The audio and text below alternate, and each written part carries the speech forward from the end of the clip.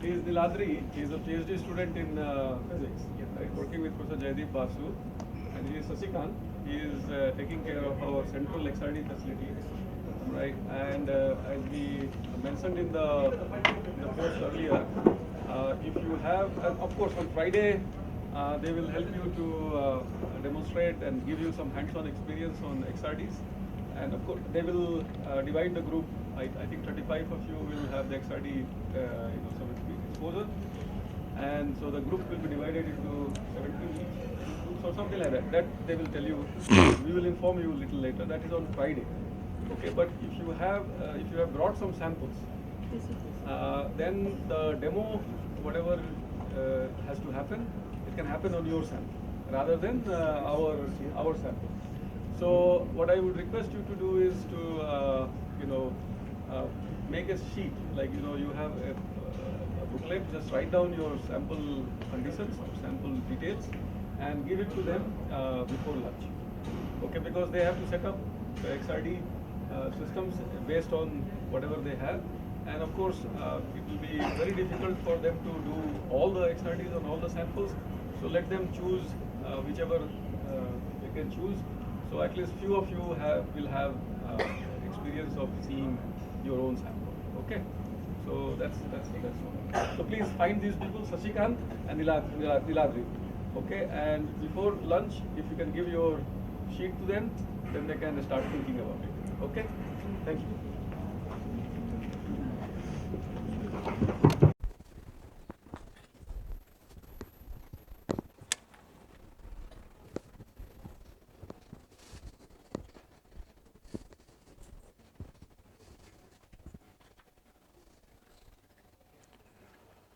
Yeah.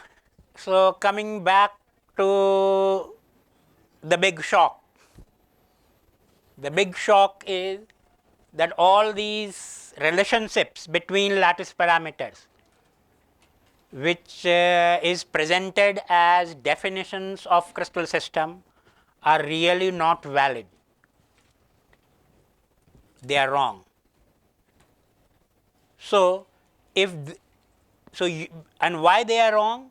Because they are based on unit cell shape. And for a given lattice, there are so many different unit cell shape. Which shape to choose? So unit cell shape cannot be the basis for classification of lattices.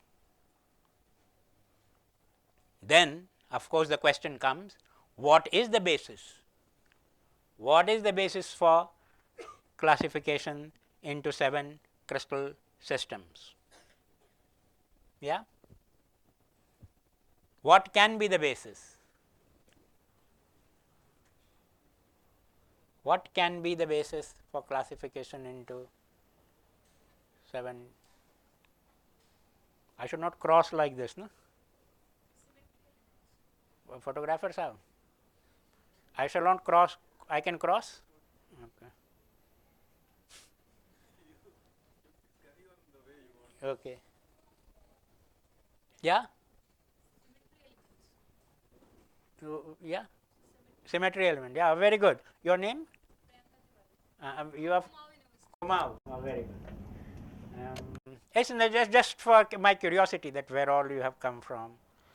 It's nice to know that I am talking to people from Nagaland, from Kumau. So, what is the basis for 7 crystal systems? So, one suggestion came that it is symmetry. Okay. So, symmetry, actually this is the right suggestion and this is the right basis, that the classification should be based on symmetry. So, what is symmetry? What is symmetry?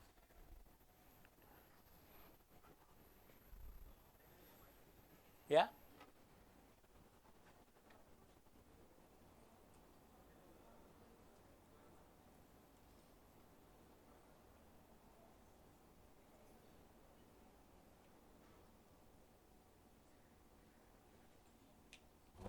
What is symmetry? Is introduced in a class 6 maths book of NCRT.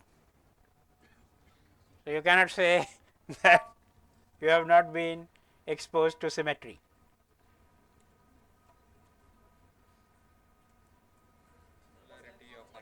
Sorry?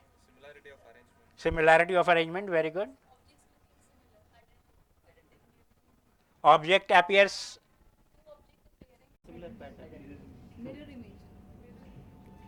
No. If I have only one object, cube, is it symmetric or not?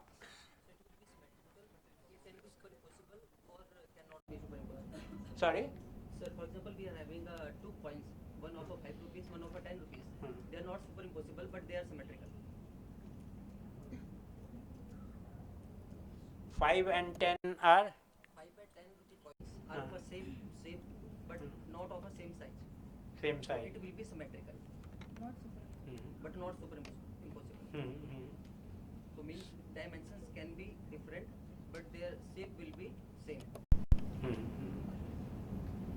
It will be necessity condition for the symmetry, I think. So you are also bringing in two objects. Yes. But can we talk of symmetry of a single object? That whether a cube is symmetric or not?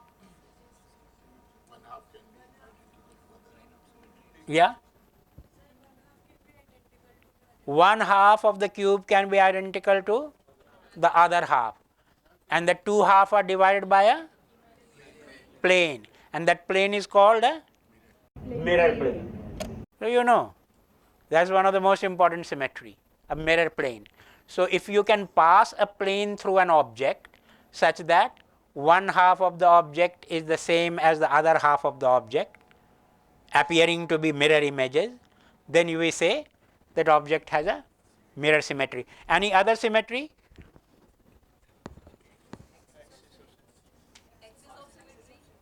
Axis of symmetry.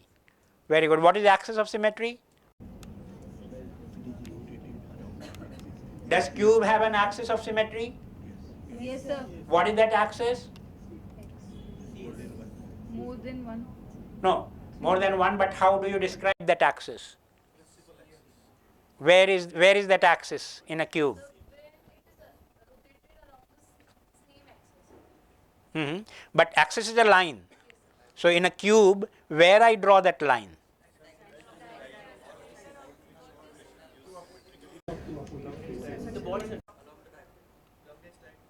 Joining, he said joining the centers of two opposite faces. That is one possible axis. Body diagonal.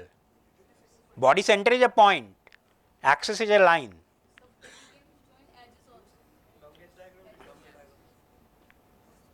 The centers of two edges. Centers of two opposite edges. Centers of two opposite edges and body diagonal. All these are axis of symmetry or rotation axis of symmetry. So when we say that object is symmetric about an axis, so consider the cube and the axis being the line joining the centers of two opposite faces. 90-degree rotation will bring the cube into self coincidence. So this is the basic idea of symmetry. So we can define symmetry that if an object is brought into self coincidence after some operation means reflection we considered or rotation. So operation can be reflection or rotation. It is said to possess symmetry with respect to that operation. Okay. So that is the definition. And what we have seen as a mirror plane is a reflection is the operation, and rotation axis, there the rotation is an operation. So after reflection or rotation about some axis or reflection in some plane, the cube comes into self coincidence. Self coincidence means you cannot tell. If I blindfold you and then rotate the cube by 90-degree and then remove your blindfold and ask you, has it been rotated or not? Will you be able to say yes or no confidently? No. You cannot say confidently because you don't know. Even after rotation, it will be the same cube. Okay. So that's the idea of self coincidence. Now, one new kind of symmetry is also there for lattices or for any periodic structure, that is translational symmetry. So if there is a lattice, you can draw any vector. I have drawn from this lattice this vector from any lattice point to another lattice point. So a vector from one lattice point to another lattice point is a lattice translation, and suppose I shift all points by this translation, will it come into self coincidence or not? All points by this translation. That means all points on this translation. So you put a tracing paper, you draw all these points and then shift the tracing paper by this vector. So will the tracing paper points coincide on the original points or not? They will, okay, because every point leaves its original position, goes to a new position, but on the new position there was already a point and that point moved to some other point. So every point, although it leaves its original position, it occupies a new position which was already occupied by some other point. So this is also a kind of symmetry, and in fact this is the most important symmetry in a way. This is the definitional symmetry of periodic structures. So a periodic structure is one which is symmetric with respect to translations, not rotation or reflection. That may be there or that may not be there, but symmetric, a lattice is symmetric with respect to lattice translations is one of the most important property. It is showing that all points will move, and this is the defining symmetry of a lattice. You can define the third definition. We gave two definitions. First definition, lattice is a periodic set of points. Second definition, lattice is a set of points such that all points have identical surroundings. Now the third definition, lattice is a set of points having translational symmetry. So translational symmetry is the required qualification. Rotational symmetry, reflection symmetry, all those are additional biodata. But to get the job as symmetry, the basic degree which you require is translational symmetry.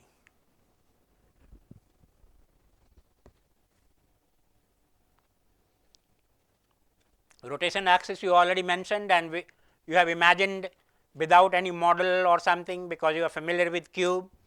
So you have already modeled. We define what is called an n-fold rotation axis. That if smallest non-zero rotation angle is theta, then n is, I have written it the other way around. If you want to define n should be 360 by theta, where theta is the smallest angle of rotation. Cube, we said that there is a rotation axis perpendicular to the faces. How many fold? Yeah, 4 fold. 90 degree rotation, 360 by 90, 4 fold. We said that the cube also has symmetry about the body diagonal. What fold? Body diagonal. 2 or 3?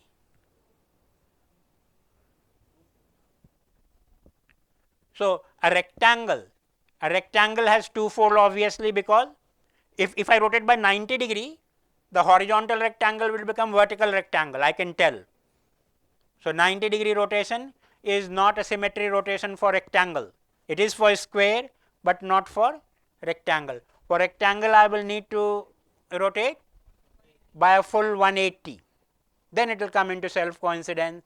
So, 360 by 180, two-fold rotation. So, fold is also another way of looking at fold is that in a complete rotation, if you keep rotating in a complete rotation, how many times it will come into self coincidence. So, square after 90 degree it will come into self coincidence. I continue rotation after 180 degree also it will come into self coincidence. Then after 270 it will come into self coincidence, and then after 360 it will come into self coincidence. So, in one 360 degree rotation it will come into self coincidence 4 times, 4-fold axis. And you can have axis of different symmetries. The English letter Z, two-fold symmetry, this symbol 3-fold, swastik 4-fold, not really drawn perfect, but you can imagine a perfect swastik which will have 4-fold. Nice flower, 5 equal petals, 5-fold, snowflake 6-fold, some geometric diagram 8-fold, 8-pointed star. So, you can have different rotational symmetry, but then a very interesting theorem is there. A very interesting theorem is there, which is called crystallographic restriction theorem. We are not going to prove because time is not there, okay. But you can find proofs. But here we just accept that only rotational symmetries for crystal is 1, 2, 3, 4 and 6. One-fold rotation means rotation by 360 degree. 360 degree, any odd object having no symmetry at all, if you rotate by 360 degree about any axis, it will come into self coincidence or not. So, one fold is really a kind of zero of symmetry. One fold, instead of saying that object has no symmetry, we do not want to be negative, we say okay, it has one fold rotational symmetry. Even for those which are having no symmetry, we want to give something. So, they are having one fold symmetry, two-fold symmetry, three-fold symmetry, four-fold symmetry, five-fold ruled out. A regular pentagon will have five-fold symmetry. Regular pentagon has five-fold symmetry, but crystals cannot have, because periodicity avoids that. These symmetries are not, because what is required?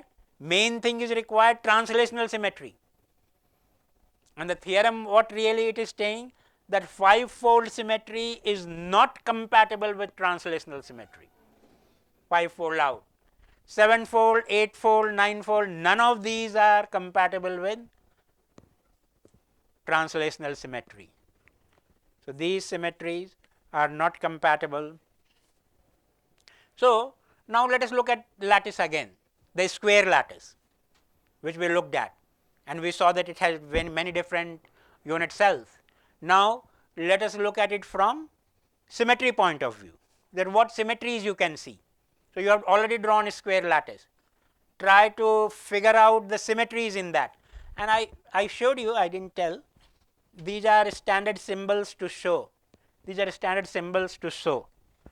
If you make a lens at a given location, that means two-fold symmetry. If you make an equilateral triangle, it is a three-fold symmetry, square four-fold, pentagon 5-fold, hexagon 6-fold. These are standard symbols in international tables, that book which I showed you, and in crystallography to show rotational symmetry. Okay. And we will use it also in the last class today when we draw the point group stereograms. So, be familiar with these. So show me in your square which you had drawn, the unit cell square, show me, yeah, show me some symmetry. Yeah, here, show me some symmetry, that where you have some symmetry. Sorry? That will be the mirror line. Yeah, and anywhere you have fourfold symmetry. Yeah. So what will be the location of the fourfold axis? No, the axis about which you will rotate is this, isn't it? So it will be passing through, the axis will be passing through this. So that's where you will put your little square to indicate it is having fourfold. Yeah? Can you show? Anybody has shown? Yeah? Where will you place? Where will you place the rotation axes? For a square, the rotation one plane, two plane. That those are the mirror lines. Mirror lines. And the rotation axis? They, through this one will have the rotation axis, right? Does it have a 90-degree rotation axis? Okay. So like we will change it. Hmm? We can go like it can go like this again. If this lattice, Yes. is there an axis about which if you rotate by 90 degree, it will come into self coincidence?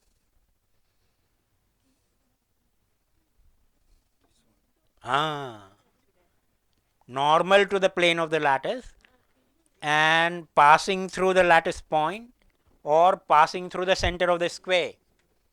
Yeah. Yeah. So draw a little square there to show that it is having fourfold. Okay.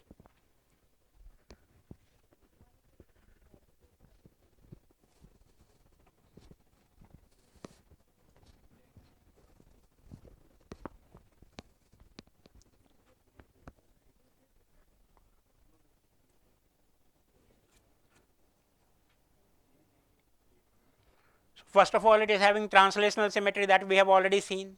Any lattice vector or a translation vector is translational symmetry. So there are many infinitely such symmetry. I can have this inclined vector or I can have this horizontal vector.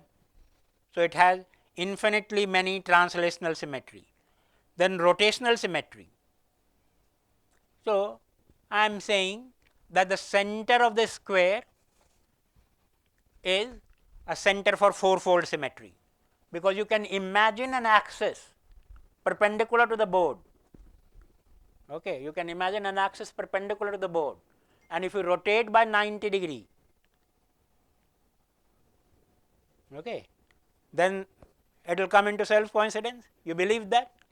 Believe me, I am not doing any magic. Or so, or if you physically want to do, in fact some tutorials when I do in a regular class, when I teach, I ask students, because there is time, ask a student to put a tracing paper on it and put the pencil here and rotate the tracing paper after drawing the lattice on the tracing paper. So if you rotate the tracing paper by 90 degree, the lattice points will come into coincidence. So that's a fourfold axis. There is twofold also. If between the two lattice points, if you rotate by 180 degree, then there is twofold. So you can see that between any two neighboring lattice points, there are twofold rotation axis.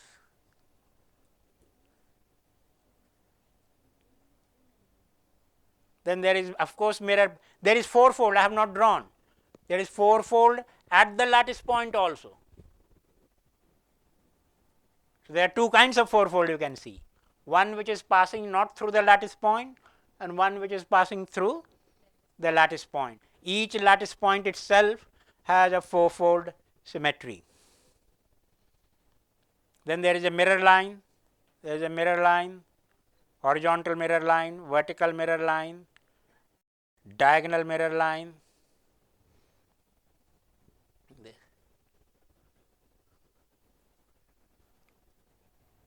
how many mirror lines passing through the fourfold?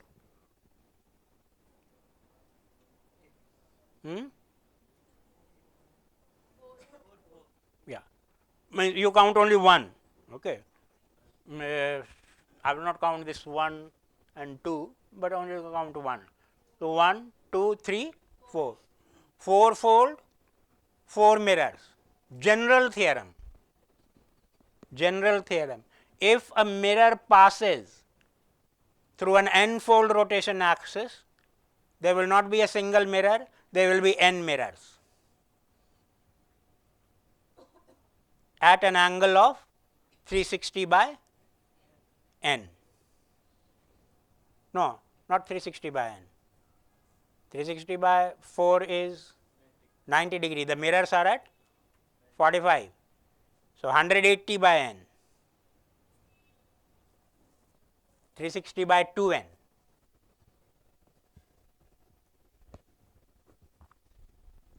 Okay. General theorem. Whenever you will see, so this is not an accident that I had a fourfold, I also had a mirror. You can't create a lattice, or you can't create any pattern, any tiling or anything. I didn't give you the tiling examples. Tilings are also very good example of two-dimensional lattices. So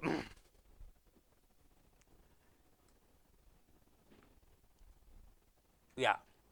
So whenever, so you can't create. Nature will not allow you. Euclidean geometry will not allow. Symmetry will not allow you. That I have a fourfold and I have only 2 mirrors. Try to create a figure. Try square. Simple square has a fourfold and 4 mirrors. Rectangle has in the center how many? 2-fold. How many mirrors? 2 mirrors. 2-fold, 2 mirrors. 4-fold, 4 mirrors. Equilateral triangle, 3-fold. Number of mirrors? 3. So you can see that. Now you will say that I will not limit myself to square, triangle and all. I will create some figure of my own. Try to create. Try to create some figure of your own which has 2-fold but 3 mirrors. Nature will not allow you. Geometry will not allow you. So this is a nice theorem. Although I have not written it here, it came to my mind, and since we are going to do a little bit more symmetry in the afternoon, I wanted to tell you. Now point group. Point group. The concept of point group. So first, the concept of point symmetry operation. A symmetry operation which leaves some points fixed or invariant. Mirror plane. Mirror plane will reflect this point onto the other side. Okay, a point on the left to a point on the right. Are there points which will not move by reflection?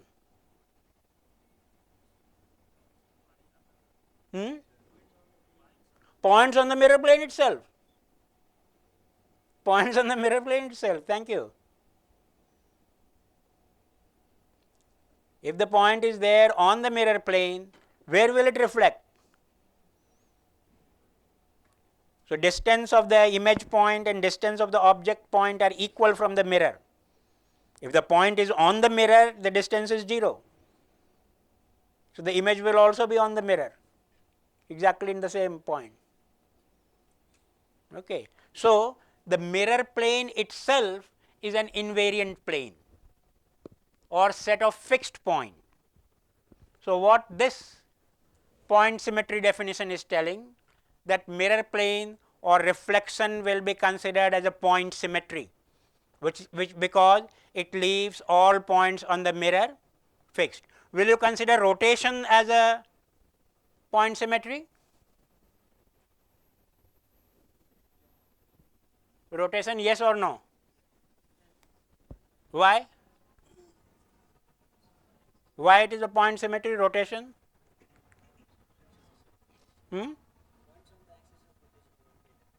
Points on the axis of rotation don't move.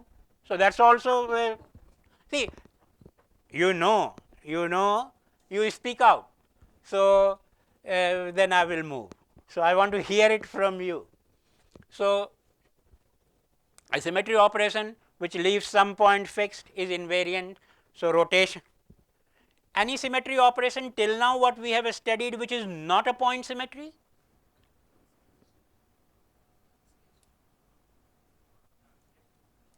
Yeah? Translation. Translation moves every point by the same vector. So it will not excuse any point. No excuses, very harsh. Master translation. So every point has to move by the same distance in the same direction. So translation is an example of a non-point group operation. So examples are rotations, reflections.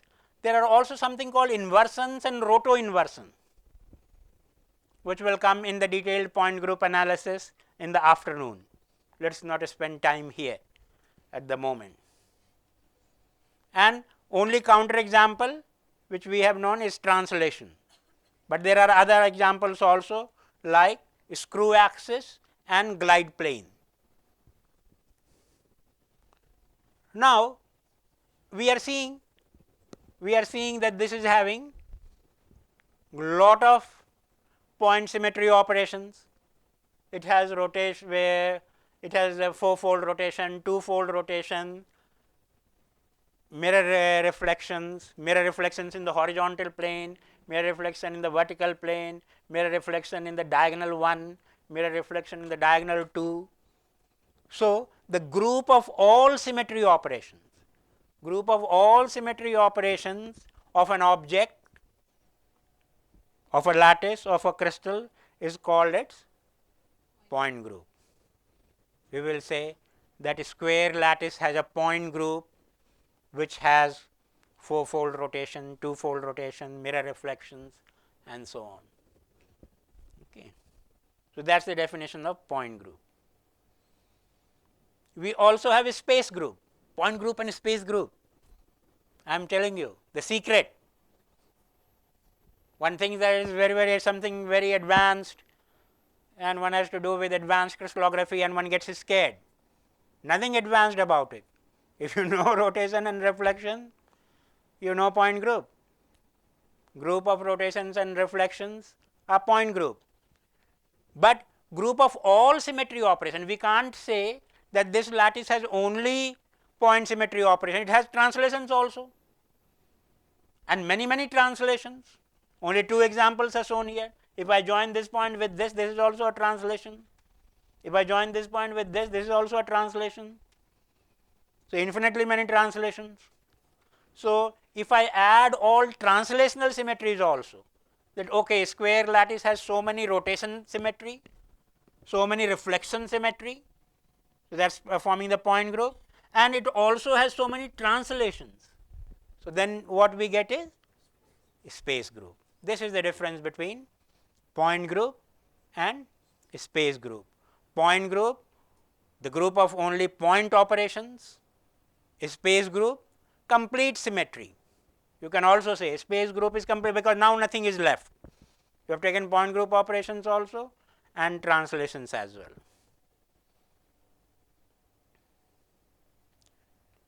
Now we are coming to the definition of 7 crystal systems. 7 crystal system are 7 types. Now this we will see in the afternoon, that we said that the crystal has only 1-fold, 2-fold, 3-fold, 6-fold axis, 5-fold is not there and there is no other higher fold. Then we saw that if the mirror passes, the number of, there is constraint in the number of mirrors also. I cannot have 4-fold with 1 mirror out, 4-fold with 2 mirrors out, 4-fold with 3 mirrors out, 4-fold with 4 mirrors keep. 4-fold with 5 mirrors out. So the number of symmetry groups which are having, if you want to combine a rotation with a mirror, there is a restriction. Similarly, if you want to combine a rotation with another rotation, cube for example, cube is having 4-fold perpendicular to the faces, also has 3-fold and 2-fold. So it is combining many symmetry operations. How many different ways we can combine the point symmetry operations which are compatible with a crystal? So the answer is 32. The total number, and that's what that circle. There are 32 circles in the afternoon, that worksheet which I have shared. There are 32 circles, one circle for each point group. So 7 types in which 32 point groups are classified. Now 32 point groups are there. These point groups are classified into 7 types. 32 is a large number, so we want to reduce the number by classification. So we say let us put them into 7 different bins. So 7 types. So we get 7 types of point groups based on certain characteristic symmetry. We will come to that. These 7 types into which 32 point groups are divided is called the 7 crystal systems. This is the definition of 7 crystal systems. What is 7 crystal systems? Not A equal B equal C alpha beta gamma. The 7 types into which 32 point groups are classified. So we got stuck with the cubic definition. What is the defining symmetry? So there is a defining what we should look for. What we should look for is a symmetry. First look for the symmetry and see in which symmetry class it belongs. That will say which crystal system it belongs. For cubic, the symmetry requirement is 4-3-fold. For cubic, the symmetry requirement is 4-3-fold. Where are the 4-3-fold? Cube having 3-fold? Or, oh, I made a mistake, 3-4-fold. 3-4-fold or 4-3-fold? So confused कर गए.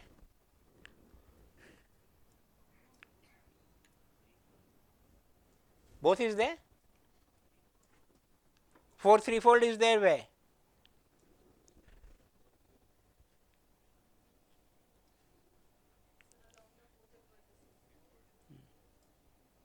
Opposite vertices, the body diagonal. The body diagonal of the cube is a 3-fold axis. Body diagonal of the cube is a 3-fold axis. Sorry? We will see. We will see. It is nice to have a model. I am sorry, we are teaching without models. I will see if Praveen can provide some cube models and all we will show. So, first look at the symmetry. That defines the crystal system. Once the crystal system is defined, then you decide to choose a particular kind of unit cell. Okay. So first look for 4-3-fold. If the crystal has 4-3-fold, it is cubic. And once it is cubic, then choose out of many unit cells. We saw infinitely many unit cells are possible. So which one to choose? So then it guides that if it is cubic, don't choose arbitrary unit cell. Choose a unit cell A equal B equal C alpha beta gamma 90 degree. There is no problem with that. The problem is to think of this itself as the definition. No, the definition is from left. Result is on the right. That because it is cubic, that so it's this way. Because it is cubic, we select this unit cell. Not because this unit cell it is cubic, right. Why it is cubic? Because it has 4 3-fold. I don't know whether I have confused you, but yeah. So this arrow, that conventional unit cell itself defines the crystal system, is wrong. The left pointing arrow is wrong. The right pointing arrow is right. And to think that cubic crystal is defined by 3 4-fold axis is also wrong. 4 3-fold axis.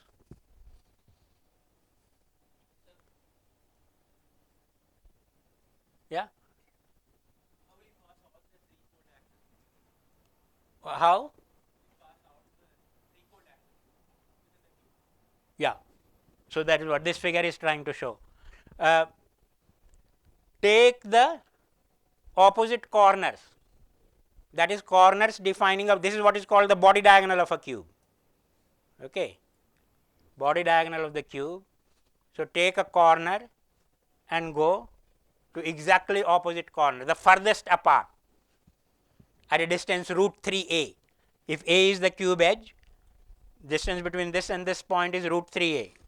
Distance between this and this point is a. Distance between this and this point is root 2a. So farthest point, you take two farthest point of the cube at a distance root 3a, that defines the body diagonal, that defines the 3-fold axis. That defines the 3-fold axis. Why? How you look at the corner, how many faces meet? 3.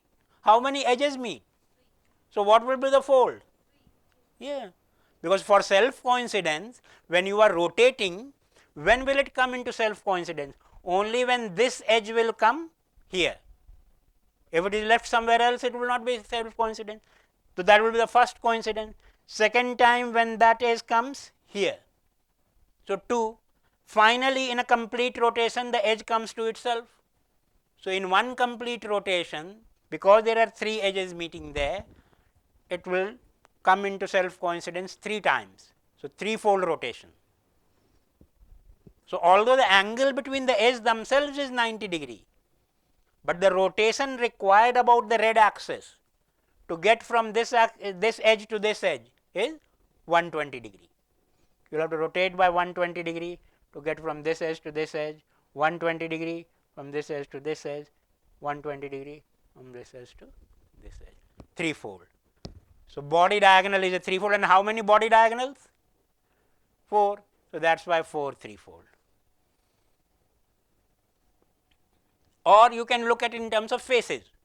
The top face will come to the front face, will go to the right face, because there are 3 faces.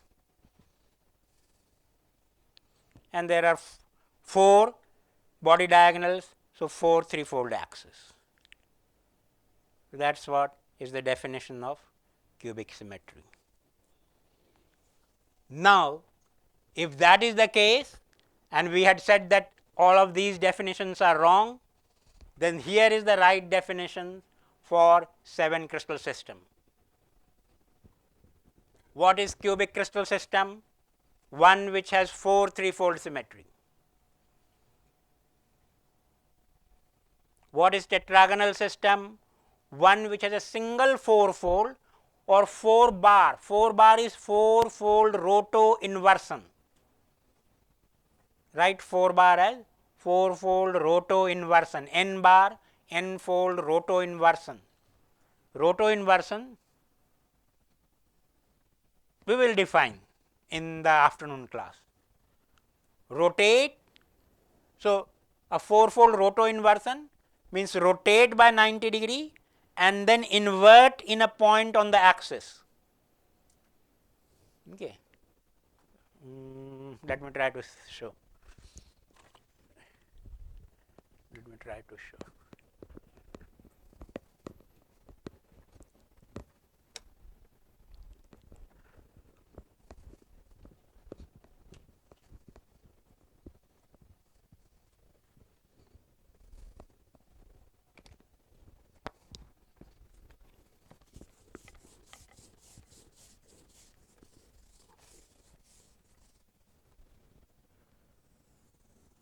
axis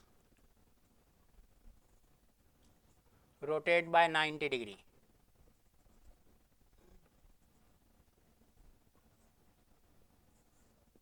So, if P goes to Q by a 90 degree rotation, we say that it has been given a 4-fold rotation about this axis. But I have an axis and I also have an inversion point on the axis, and I start with the same P, and I again rotate by 90 degree,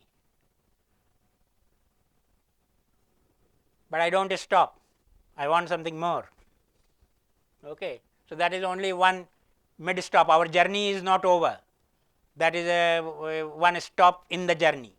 So, let me write that as P prime, but that is not the image, or really let me, P and P prime is image, that is a better notation. So, image of P is P prime, but now I have Q, 90 degree rotation is Q. Q is not the image of P because it is only half the process. The other process is now I will invert it in the inversion center.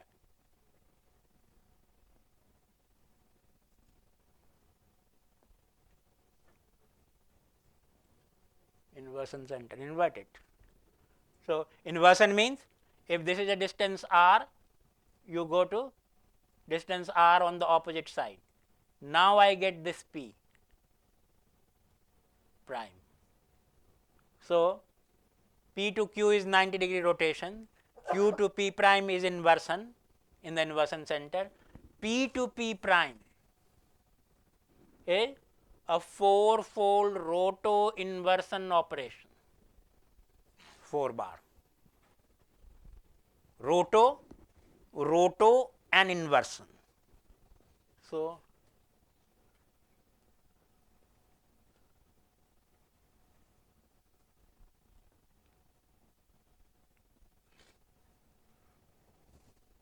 okay. Cube has the symmetry. If instead of 90 degree, if you do not stop, if you rotate by 90 degree and then invert in the center of the cube, you will still get self coincidence. So, 4 bar is not a strange symmetry, cube also possesses 4 bar, along with 4 it possesses 4 bar. So, but then cube possesses 3 4-fold axis. If cube has 4-fold axis, it has 3. So, I can't call it tetragonal. Tetragonal is having either only 1 4 or 1 4 bar. If it has 1 2, if it has 3 2-fold or 3 mirror or some combination of 3 out of the 2-fold and mirror, when I am writing these integers, we read it as fold. Okay. That is also international symbol. 3 means 3-fold symmetry. So, forget about 1 2 3 4 of the numbers. Now, these are not numbers, these are symmetry operations. So, 4 3-fold axis, 1 4-fold axis or 1 4-fold roto inversion axis, 3 2-fold axis or 3 orthogonal mirrors or some combination, a single 6-fold axis hexagonal, a single 3-fold axis trigonal.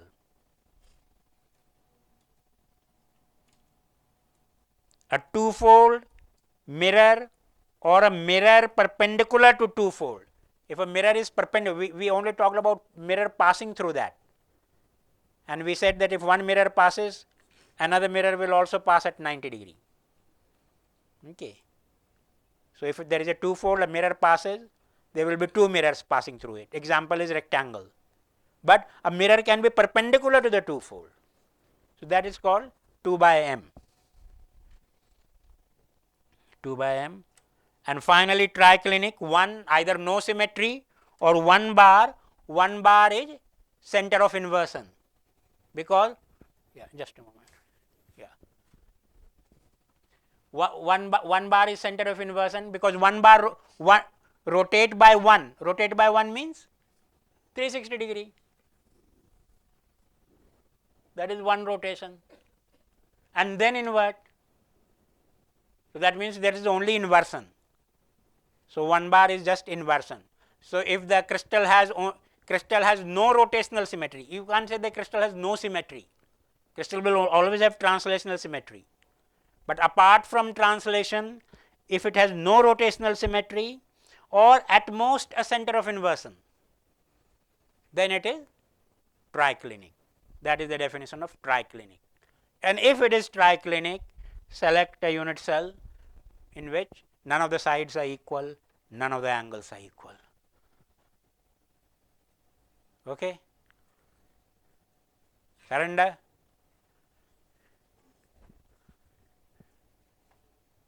Seven crystal systems fine. Any doubt with 7?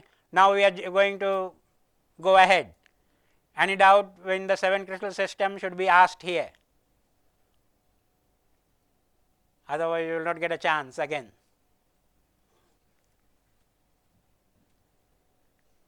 No doubt? No confusion? Okay. So, 7 crystal systems is done. Let us go back. Let us go. Now, how will you explain why end-centered cubic? If you have understood, now you answer. We said that end-centered cubic was not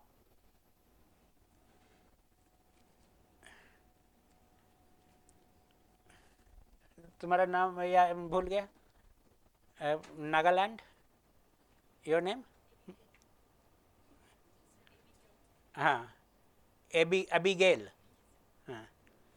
So, her message was that we can select a new unit cell, but then now we are discounting that selecting different kinds of unit cell is not the process. We should look for the symmetry. Now, you should answer the same question, that why end-centered cubic is not there on the basis of symmetry. So, tell me, when you center a cube only one pair of faces, is there a change in symmetry?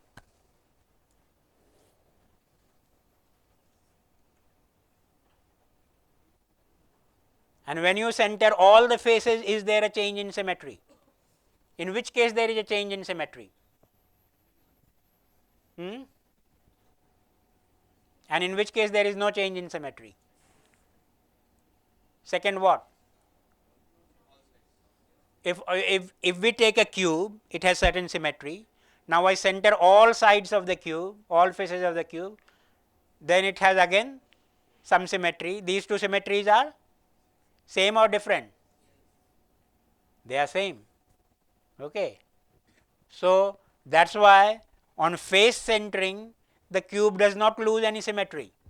So, it will remain like a cubic lattice.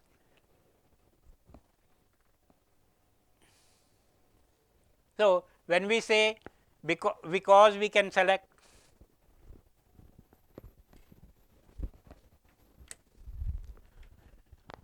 because we can select a smaller tetragonal p unit cell, that answer was not right. That was our answer 1, but that we discounted. Now, we will say that it is a lattice, so it has to be one of the Bravais lattice. But when we look at the symmetry, now try to look for the threefold symmetry. That is what we said, that for cubic it has to be threefold. But does it have threefold? The top face will rotate to the front face. Top face was centered, front face is not centered. So, is it self coincidence? So, is the threefold there? Threefold got lost. If you center only one pair of face, the threefolds are lost. Not cubic symmetry, no threefold axis. Cubic requires 4 threefold axis, 1 threefold for trigonal, 4 threefold for cubic, but this one has no threefold. All threefolds are lost because we are centering only one pair of face. So, what is the symmetry left? Is the fourfold left?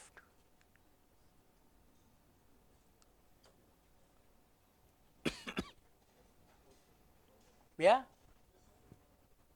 Is the fourfold left? Where? Where is the twofold? Which axis is the twofold?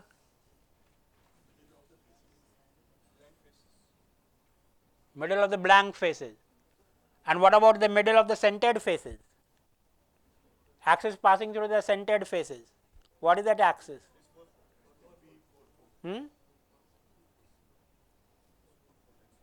That is fourfold. So this is fourfold, because you can still rotate by 90 degree, but other four folds are lost. Here these becomes twofold because you have to rotate by 180 degree to bring into self coincidence. So now if you look at your symmetry list, if you go back to the symmetry list,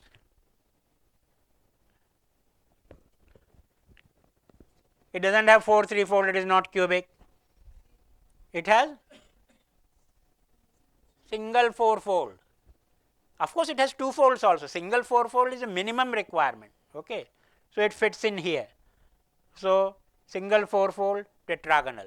So that means this lattice is no more cubic but tetragonal.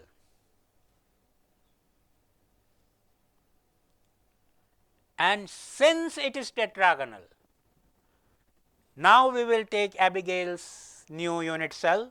We will say, since it is tetragonal, then this cubic unit cell is not conventional. If it is tetragonal, let us try to look for a tetragonal unit cell, and then we put the two together and identify a smaller tetragonal unit cell, which is tetragonal P. So that's why we select a tetragonal P unit cell.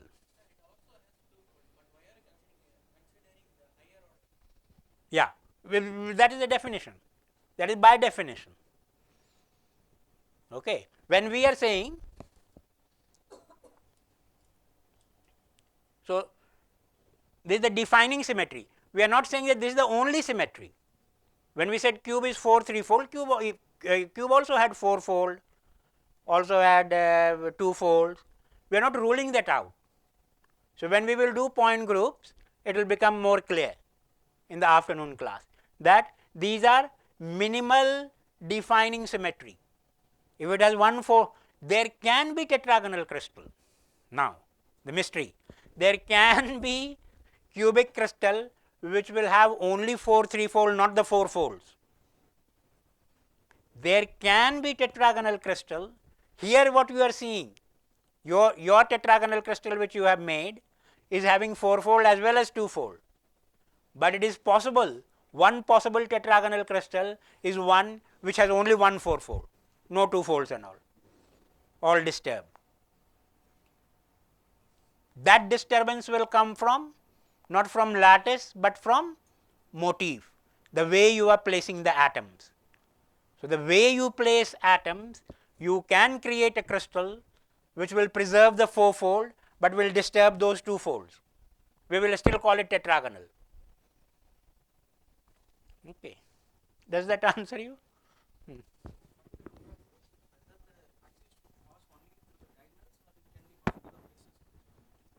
Sorry?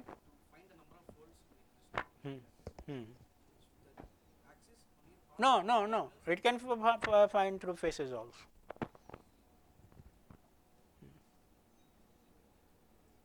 It can pass through faces. So the 4 fold is passing through the center of the face. It is not diagonal of the unit cell. For tetragonal, the 4 fold is perpendicular to the AB face.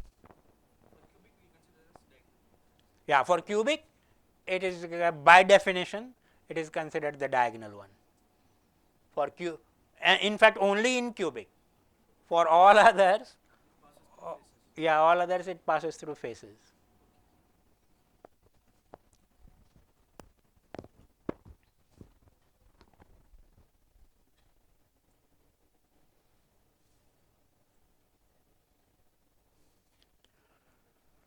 But then this big question came, if you are looking for a smaller unit cell, you can find a smaller unit cell in cubic F also. That was tetragonal I. But now you have already seen, if I have centered all three faces, its cubic symmetry is preserved. And then selection of tetragonal I unit cell is incorrect, or if not incorrect, at least unconventional. We will not do that. It is cubic, we want to represent it as cubic.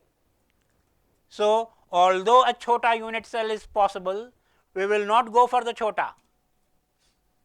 So, sometimes one thinks one should select the smallest possible unit. No, not like that. One should select a unit cell compatible with the symmetry. That is what is the conventional unit cell. The smallest unit cell compatible with the symmetry, not just absolutely smallest unit cell. So, a smaller unit cell tetragonal I is possible, but that is if I say it is tetragonal I am misinforming the world by saying that it has only one fourfold, whereas I have a system of points, system of atoms which has 4 threefold. It should have been called cubic. So, it should remain cubic, and we select cubic F.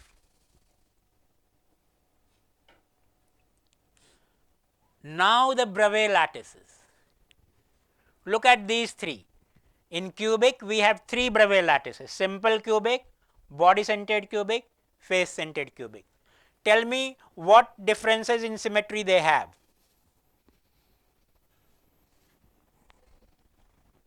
Whoever answers will get an early lunch.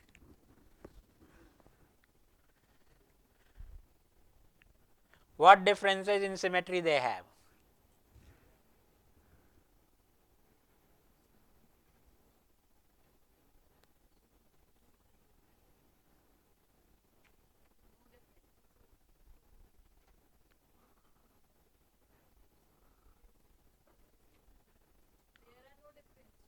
No difference, very good. Priyanka? Priyanka says no difference. Anybody wants to disagree with her?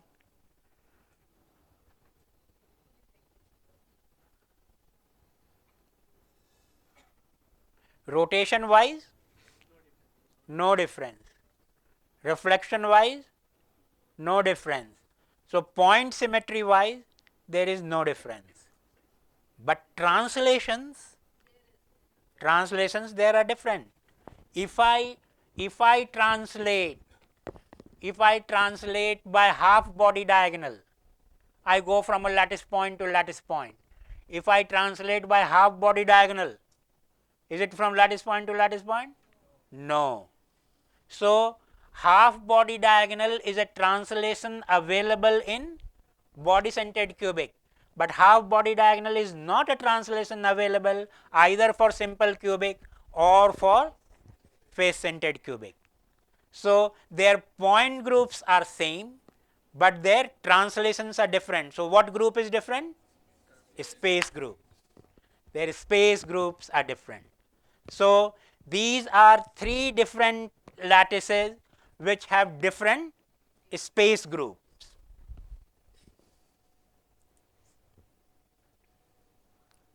All 4 have 4 threefold axis. Crystal system is cubic, but they have different translations and different Bravais lattices. Yeah. So, I missed a critical slide. So, let me try to create that. It may be there somewhere.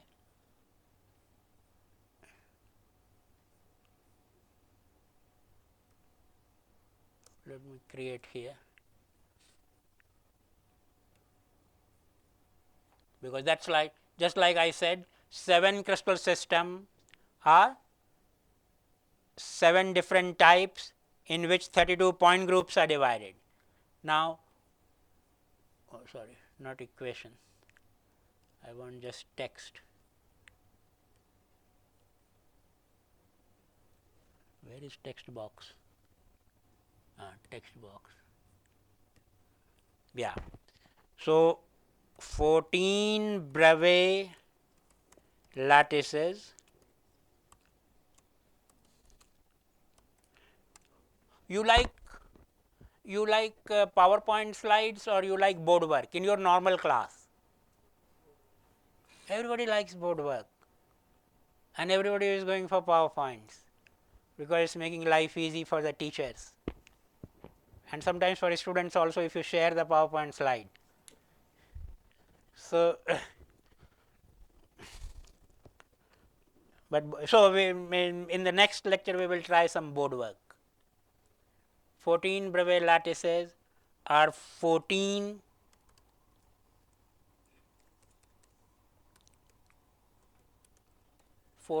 different space groups which lattices can have.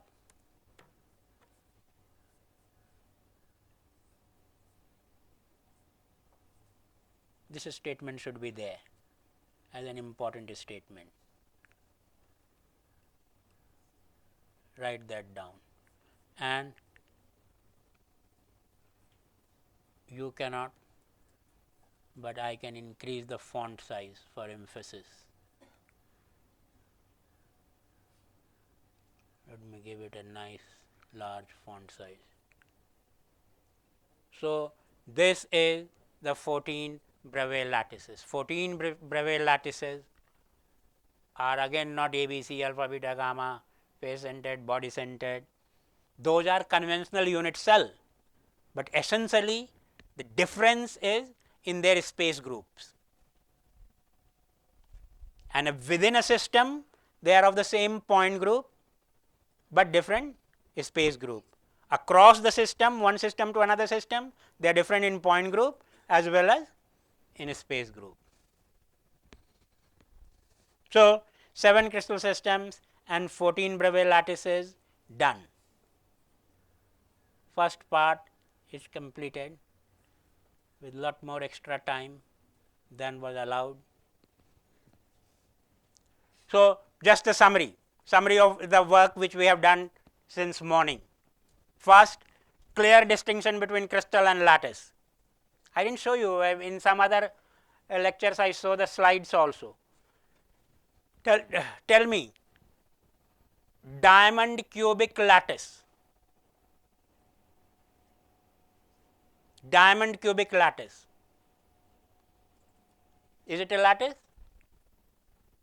Diamond cubic? Just now we said only 14 Bravais lattices and in cubic only 3 Bravais lattices. Simple, body centered and face centered. ये diamond cubic lattice कहाँ से आया? But Google search on your phones, phone allowed.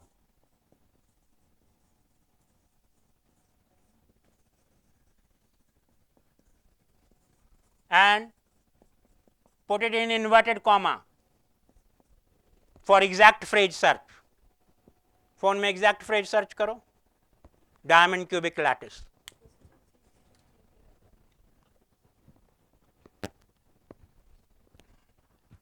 Are you getting sites?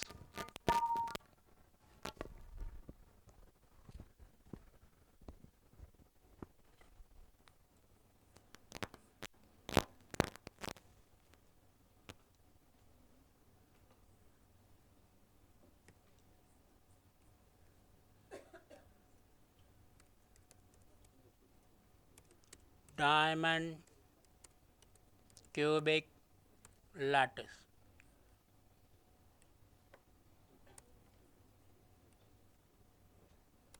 Diamond cubic lattice.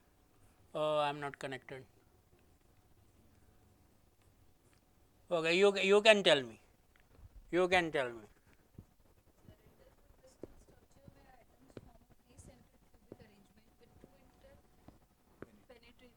Yeah.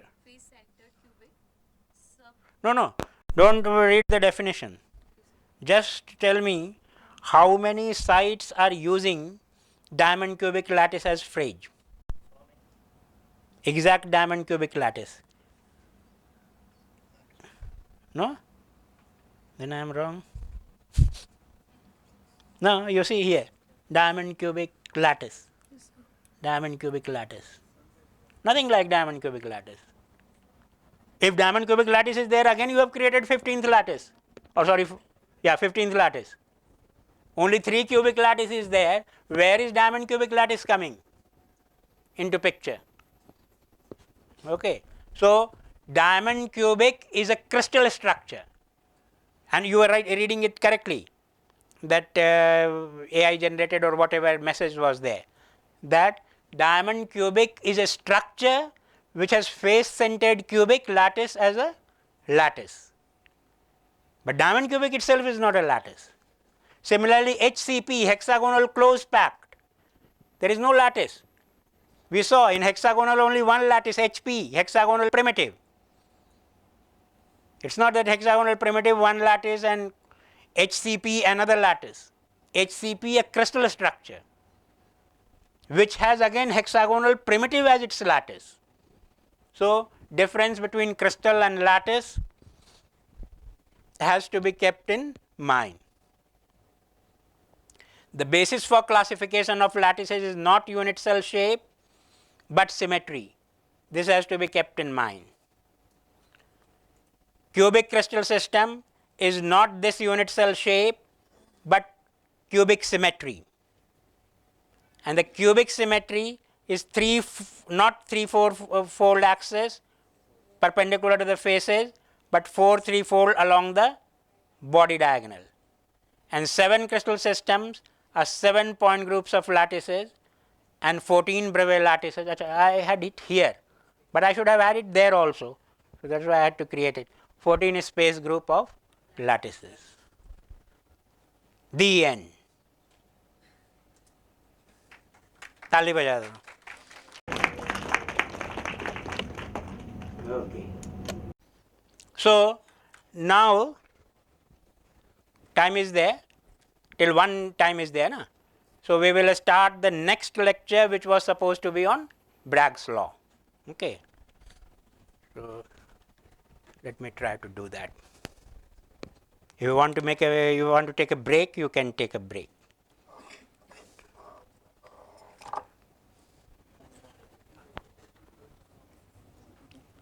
Don't know. एक बार also has its mood. You cannot dictate all the time.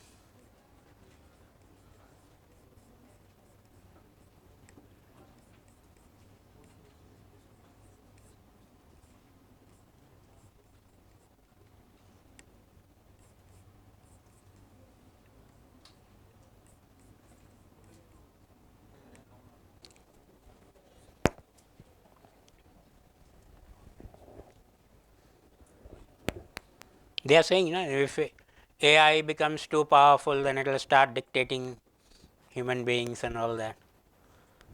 So it was an example of that. 2 times it didn't have the mood to start on my instruction. I don't like. That time, okay, since you are trying so many times. Okay, Bragg's law, a very famous law in diffraction, and since you are going to do many advanced things in diffraction, I am asked to do something more basic, which I can do, okay, because I can't do advanced things. Diffraction is a very challenging and advanced topic. What I will, my goal is to start with the scalar form of Bragg's law, which is more common and which everyone knows, which is Bragg's law in real space. Okay. What is Bragg's law? N lambda is equal to 2d sin theta, everyone knows that. So that is the scalar form of Bragg's law, because n lambda 2d sin theta all are scalars. And since wavelength is in real space, d spacing is in real space, theta is in real space, so that is also Bragg's law in real space.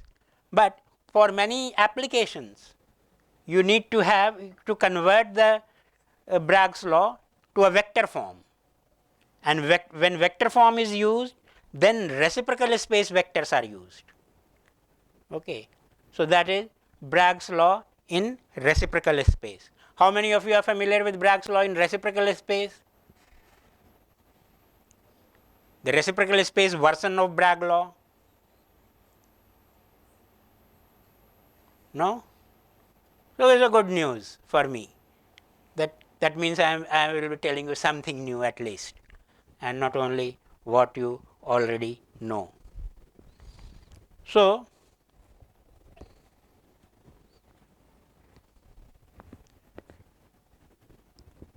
the connection between the two, if I want to go from the scalar form n lambda is equal to 2d sine theta to vector form, the concept which is required is reciprocal lattice.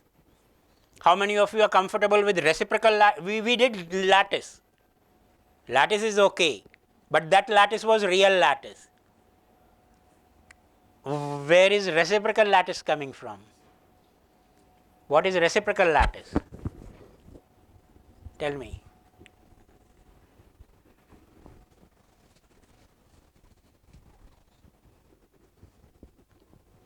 Who will tell? Who will bell the cat of reciprocal lattice? Imaginary lattice, yes. Why imagine? When real lattice is there? Who said imaginary lattice? I lost my specs somewhere or what? Without specs I am not able to see you. It was there till now, but where did I leave it? Washroom में छोड़ दिया क्या? नहीं, yeah. Yeah.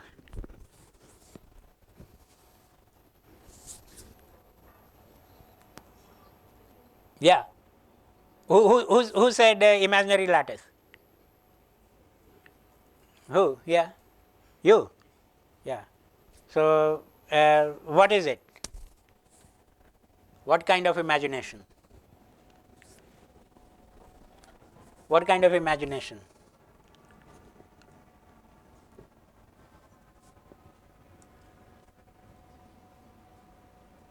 Hmm?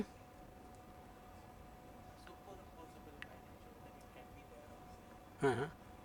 So no, we are already having real lattice. So what is the need we are feeling for another lattice? And how do we define or construct that new lattice? Reciprocal lattice.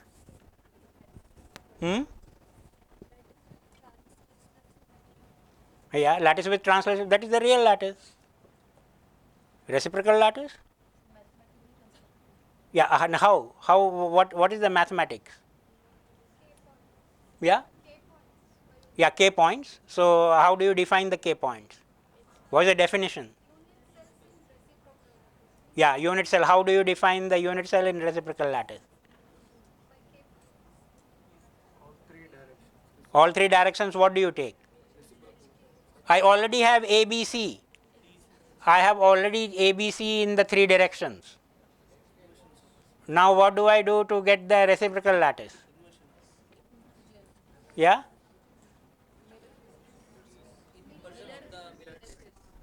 Miller indices, yeah? Okay. So we will come to that. Okay. There was only a warm up discussion to see. So you are, at least in your answers you are hesitating, and maybe you know, but in expressing you have hesitation, or maybe you don't have the clarity. So the goal of this part of the lecture is to make it very clear that what exactly is reciprocal lattice and what role it is playing, particularly in Bragg's law. So we had an equation, crystal structure is equal to lattice plus motif, the morning lecture. Now we are giving you another equation, X-ray diffraction is peak position plus peak intensities. In any diffraction pattern, finally you have peaks, and those peaks will be located somewhere. So that is the position, and those peaks will have certain intensities. So we can say X-ray diffraction is peak position plus peak intensity. So the two equations, both of them have LHS one variable and RHS two variables, are interestingly there is a very nice correspondence. between these two equations. So if you analyze the diffraction, X-ray diffraction correctly, you will get the crystal structure. To get the crystal structure, you need both lattice and motif. Now you know. If you analyze the peak positions only, forgetting the intensity, then you will only get the lattice. So peak position corresponds to lattice. If you want to get the motif also and the entire structure, you will have to go for peak intensities. So in a very simple way, what can be the diffraction? So we have an incident beam, some of it is absorbed, and we have a transmitted beam. Transmitted beam in the same direction as the incident beam.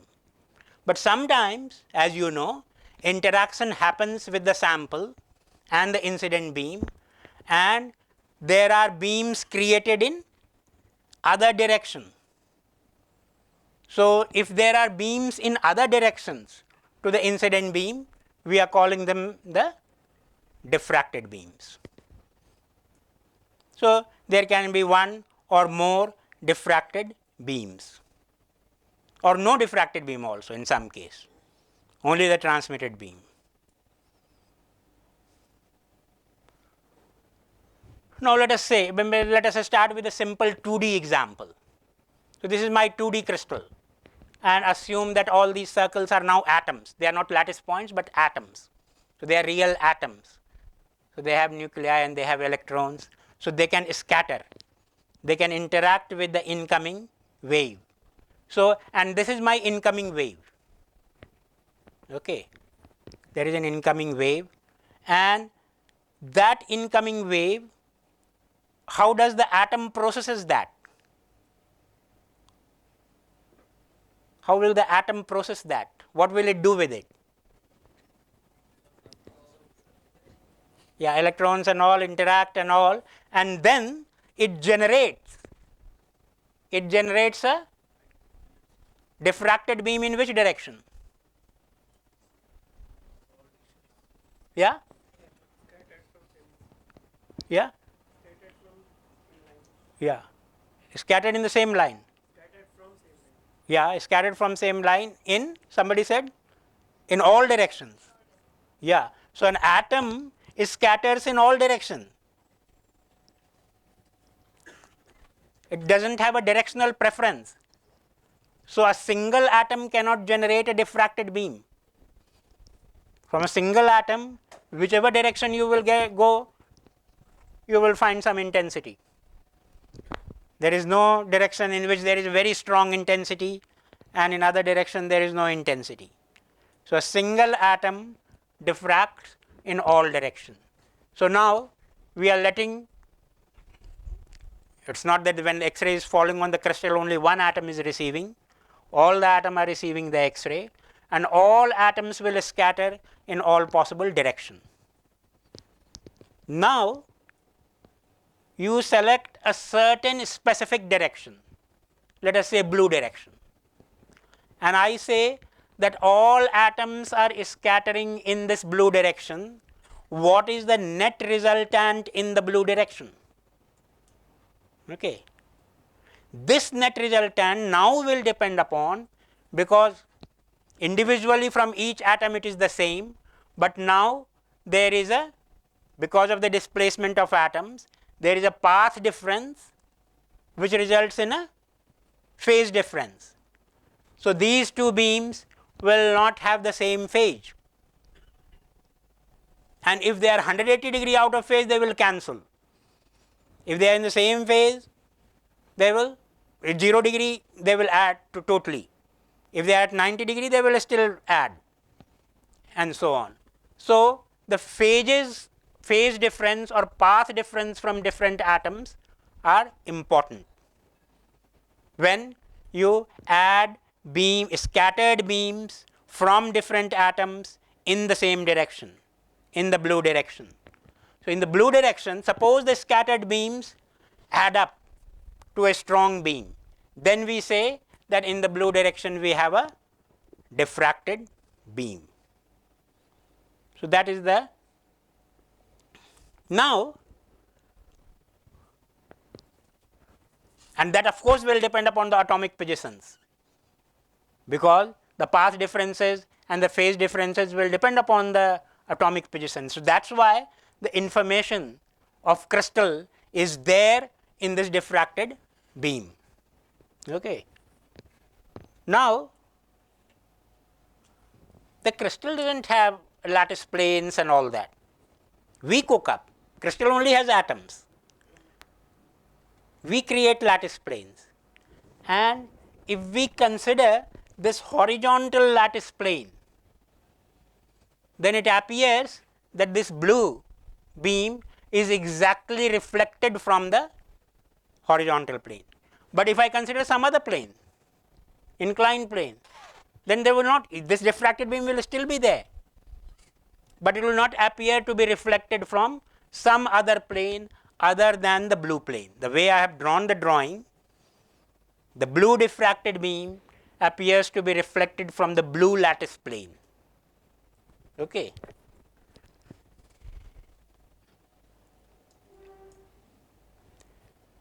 But crystal can have scattering is in other direction also. So it's there in the red direction as well. And suppose in red direction also the net result is a reinforcement. So in the red direction also you have a strong beam. Now if the black beam is the incoming beam and the red beam is the diffracted beam, they are obviously not reflected from the blue plane. So that Bragg's law, that reflection seems to be violated or not.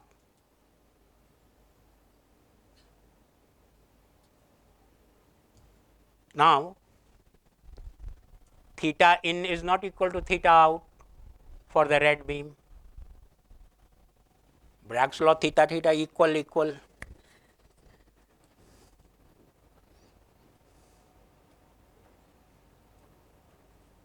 And it's also not true that there will be only one diffracted beam from a given crystal. So what will you do? How will you explain this red beam? Yeah? A little louder. Voice does not come. Yeah. Yeah. Thank you. Your name? Tilak. Yeah. Tilak from? From Nepal. Oh, so nice. Nepal. Nepal को nice बोलने का एक personal secret reason भी है, which my wife will also agree. Nepal was our honeymoon destination.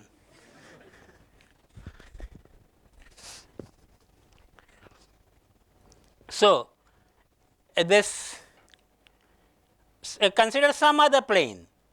This was not the only plane. I draw now the other plane, red plane, inclined plane, going in this direction. You can make these planes also. Crystal doesn't have only one plane 1 0 0. It has 1 1 0, 1 1 1, 1 2 3, 2 3 5. They are all inclined differently and their spacings are different. Now from the red plane you can see that they again make the same angle and appear to be reflected.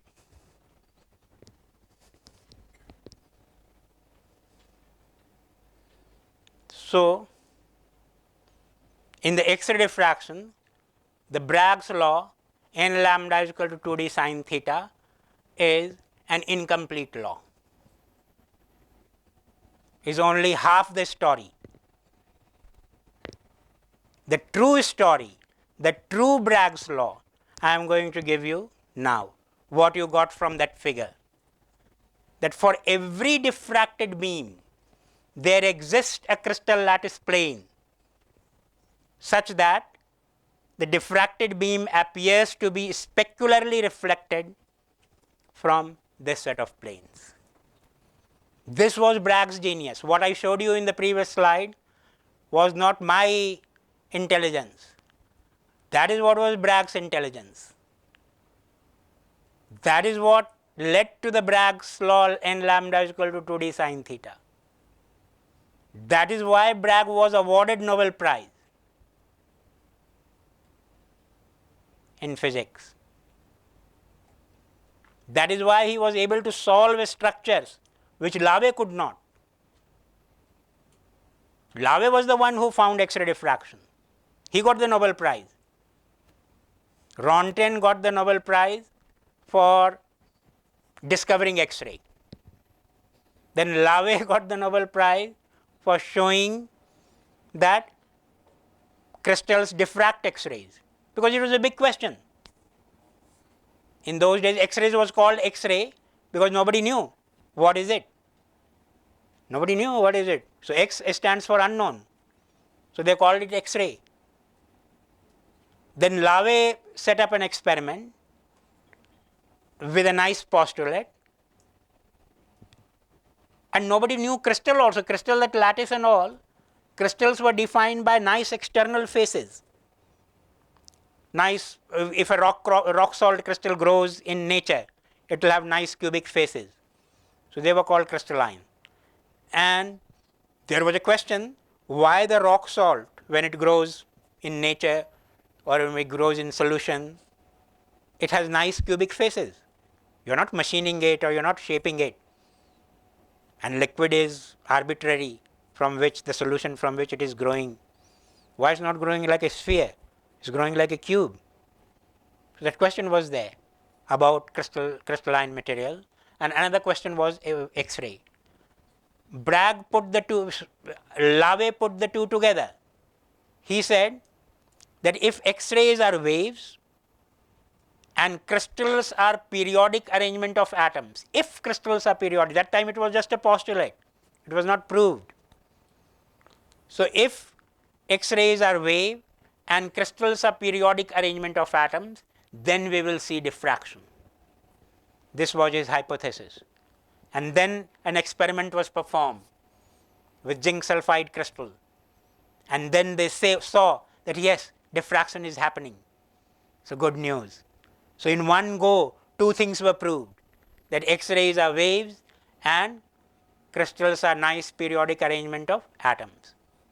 Lave got the Nobel Prize for that. But what did Bragg got the Nobel Prize for? And Lave saw the diffraction. He gave a law of diffraction also, but it was all complicated. And it was not easy to use that.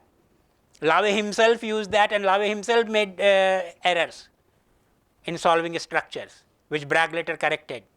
So what Bragg did was this imagination. And this is what is missed out in books or on websites. Nobody emphasizes this, that this is the real thing. I am still calling it Bragg's law first part, because n lambda equal to 2d sin theta also is important and will come. But this is more important, that for every diffracted beam there exists a set of crystal lattice planes such that the diffracted beam appears to be specularly reflected from this set of planes.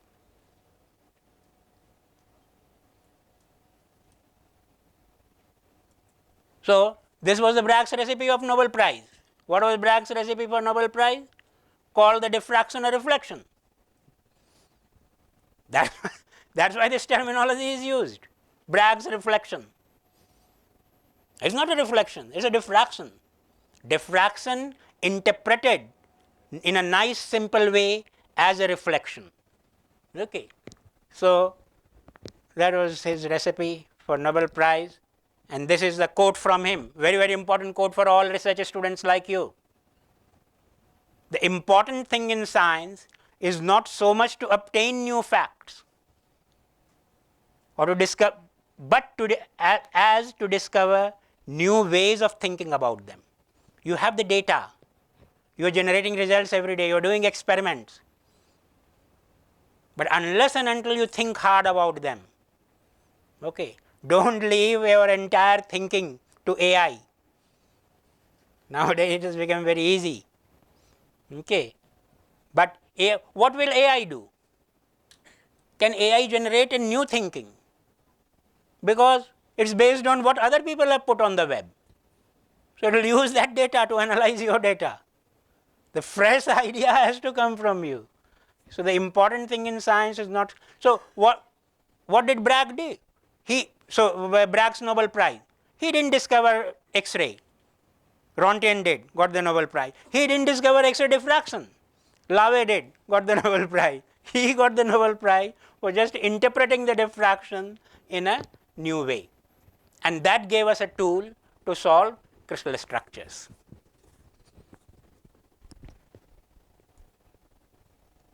W.L. Bragg. But how many Braggs are there? 2. There is not one Bragg, but 2 Bragg. The beta Bragg and the papa Bragg. So both jointly shared the Nobel Prize. And this is the only Nobel Prize in the history of Nobel Prize which has been shared by a Bap and Beta. There is no other Papa-son pair who have ever got a shared Nobel Prize. There are many other Papa-son pairs where Papa also got a Bohr, Niels Bohr and Age Bohr, Thomson, J.J. Thomson and C.P. Thomson. They got, means father also got Nobel Prize and Beta also got Nobel Prize. But the only shared Nobel Prize between father and son is this one. So International Union of Crystallography, which publishes that book, big book, also celebrated Bragg's centenary. 1913 was the discovery in which they did. So 2013 was now 12 years old. I am showing. So in 2013 they celebrated year of crystallography. They declared it as year of crystallography. So that is Bragg's law part 1. That if there is an incident beam, there is a reflected beam, you can find a plane. It's not that the plane is already there and from which it is getting reflected. It is getting, बस 2 minutes. आ जाइए. We have to have photo session after before the lunch. Okay. We are lunch time. Very good. So with this slide we will end. So it's not that the plane is already there. What is there is atoms, and atoms are already creating this diffracted beam. You have to imagine, you have to find, and this is what is called in the diffraction analysis, this is called indexing a diffracted beam. When you do an indexing of a diffracted beam, what do you find? You find an HKL. So essentially you are finding which is the plane from which this peak is appearing to be reflected. So that is the Bragg's law. First part, specular reflection means angle of incidence is equal to angle of reflection, both measured from plane and not from normal. This is important because sometimes in calculations we can make mistake, because in our normal physics angle of incidence and angle of reflection is measured from plane normal. Somehow in Bragg's calculation we always take it from the plane. So the theta is defined from the plane, not from the normal. And specular also means the second part of your reflection rule, that incident beam, reflected beam and the normal lie in one plane. So that's why you can draw a nice diagram on the board. Because just by making theta equal to theta, it does not mean that a reflected beam will lie in the same plane. If I have a plane like this, it can make a theta and come this way out of the plane, but that is not possible. So for a specular reflection it has to be in the same plane. So with this we will end. We will then after lunch you will have someone else's lecture. Then in the evening we will continue with the Bragg's law, trying to develop it through reciprocal lattice, the scalar form to vector form. Okay, that will be the evening exercise. I think we are going terribly slow, but I am happy. I should not try to cram too many things more than what I can deliver. and more than you can absorb. So we will go ahead. Maybe the point group discussion, which was supposed to be there, will now get postponed for tomorrow. Depends on how late you can stay in the evening, so we can have some extended time with you. Okay? Okay, thank you. Have a nice lunch and continue to attend.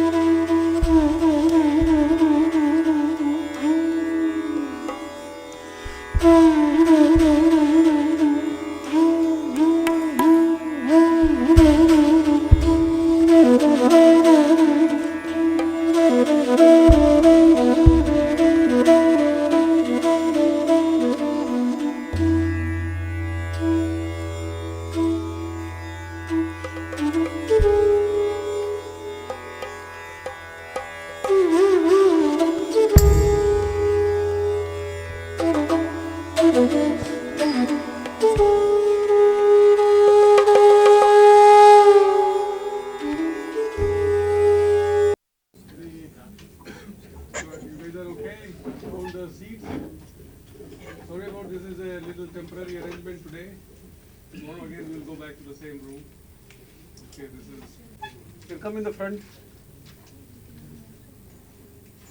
Come in the please. So just as a brief introduction, we have Professor Sunita Srivastava from IIT Bombay today. She is a professor there in Department of Physics, and she is an expert on small angle scattering. And she had plans to visit us. Actually, she had booked the tickets, everything was ready. Unfortunately, because of some unavoidable reasons, she could not come here today. But she kindly agreed that she will give a talk or her lecture online. So please enjoy it, listen to it. And whenever you have any questions, what we can do is that I can try to moderate it. I can collect your questions and then I can ask her most probably towards the end. Will that be okay, Professor Srivastava? Yeah. I'm fine with either way. If you want to take questions as and when we go through the presentation, that is also fine. Sure. So we will we'll go. Just treat it as a regular lecture. If you have any questions, just raise your hand. Let me know. I can just or you can come forward, and you can also ask the questions. Okay. So let's start. So Professor Srivastava, you can begin whenever you are ready. Okay. Yeah. Thanks. Okay. Thanks, Professor Praveen, for the introduction. And I so much was looking forward to this in-person meeting, but I hope we are able to do equally interactive session online as well. So the idea of this is actually to just introduce you about this very versatile technique which is called small angle X-ray scattering. and it is used mostly in soft matter systems, including nanoparticles and colloids for structural analysis.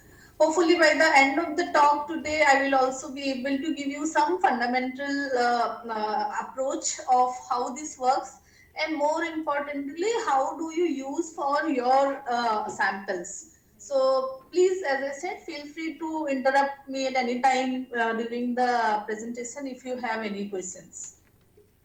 So with that, the whole idea is that by the end of the talk, if you can educate yourself about this technique and like why do we need X-rays, and learn about the basic research capabilities. And as I said, the types of systems that can be probed and its applicability for your samples, then I think my talk will be successful. That is how I look at it. So just a brief introduction. So as we are all aware of many common visualization tool. I is something that we use in day in and day out to look at things. But what kind of technique we can visualize and what is the tool that we want to use depends on what we want to see, right? For example, in this lens scale, which is unit here is in angstrom, we can use our own eyes to look at this lens scale. As we go smaller and smaller in lens scale, we must have heard of or used a technique called optical microscopy to look at things in this lens scale regime, 10 raised to power 4 to 10 raised to power 6 angstroms. Further beyond, we also know that whether a particular technique or in the optical regime, what is the limit of the lens scale that we can see depends on the wavelength of the light as well as the tool in numerical aperture of the lens that we use for in the microscope. So if you want to look at high resolution and more small lens scales, then you have to use higher numerical aperture for a fixed wavelength, right? So this is what we all aware of most likely. You can begin. Okay, so the idea I was trying to tell you here is that depending on what lens scale we want to visualize, we use different techniques. If we go beyond the optical lens scales, there are tools such as electron microscopy that we can use, and I'm sure many of you have heard of this tool also. And beyond that is in the atomic length scales, where in our MSc classes and all we have learned about X-ray diffraction, which is also the main theme of this workshop. So I'm sure you've got some idea about this in today morning talk. What I'm going to tell you is about this intermediate length scale, right? So somewhere between the diffraction, like atomic length scale, to the length scale which we usually see through the electron microscope, where most of our nanomaterials fall into place, somewhere between, let's say, 1 to 100, 200 nanometer. Then we can use some of this tool that I will be talking about today. Before I discuss that, I want to give you a brief idea of how this works, right? So all of these techniques that we talked about, either visualizing anything through our eyes or microscope, be it optical or electron microscope, the major the science behind is the light matter interaction. So we use light as an electromagnetic wave, which actually, depending on the sample, there are several phenomena that can lead to this light matter interaction, and we are aware of that light can be emitted through this, absorbed through this, or transmitted through this. Depending on at any given time, or there is reflection or scattering as well. At any given time, all of this phenomena happens when a light interacts with the matter, as shown here. Now, depending on what we want to measure in our experimental setup, we will design the hardware part of it, instrumentation part, place our sample and detector accordingly to detect these things. To give you some perspective, some of the commonly studied light matter interaction concept that you might have come across is the photoelectric effect, which actually we teach our students in the UG as well as the PG course. I'm sure if you are from the physics background, you have come across Compton effect as well as diffraction, the Bragg diffraction law. We all know about it. So again, when we have a light and a matter interacting, all of these processes are happening simultaneously. Depending on what we want to measure and where what we want to see, we place our probe accordingly, and we are able to measure this. Okay, that's an important aspect of it. However, in today's talk, we are not going to discuss this. We're going to focus on how X-rays will interact, and we will focus on the lens case that I mentioned in the previous slide. Now, if we take an X-ray and if we let it pass through a slit here, and when it falls on the sample, and if we place a detector, you see certain features in the data. This might sound very familiar to most of you, where you have learned about the diffraction. So, about the atomic diffraction, right? You have atoms which are in a crystalline lattice, and if you have X-rays falling on them, you see some interference pattern, which is basically defined by the Bragg's diffraction law that you are aware of, which is given as 2d sine theta, and is I have suppressed n here, and lambda. So if you have a crystalline lattice here, what you get in the data is a nice ring or peak, depending on what you are looking at. The aspect that comes out of this equation here, if this equation is satisfied, if I'm interested in the lens scale, you see that D here, if I bring it on one side, is inversely proportional to the diffraction angle. That's what for the time being, I want you to keep in mind.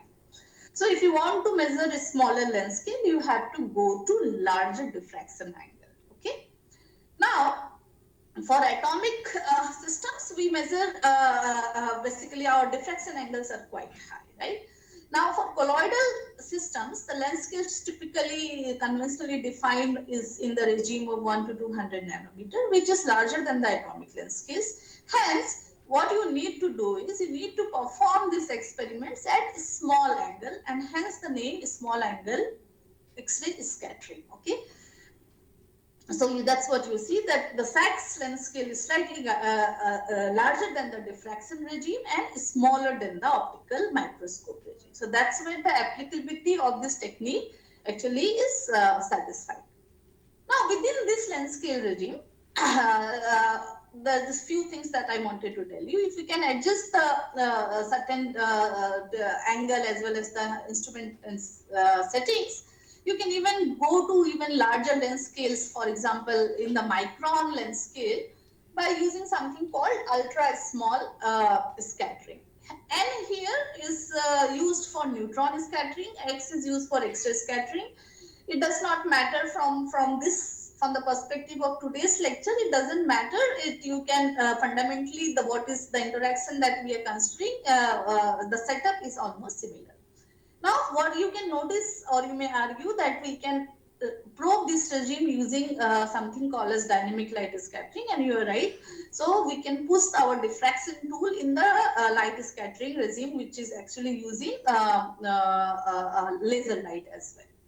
So if you have any questions, I'll be happy to clarify this. Now, I will, from here onwards, I will focus on how do we set it up the small angle X-ray scattering measurements, right? So, as the name suggests, in this case, we're using the X-ray. So, you have an incoming monochromatic beam. There are a lot of slits, etc., which happens beyond this. You have a sample, and then you place a detector which measures the scattered light from the sample. We are all talking in the elastic regime, so the component, the scatter, so K is the incident wave vector and Kf is the scattered wave vector. And in this regime, this amplitude is same, so the scattering wave vector is given as 4 pi sine theta over lambda.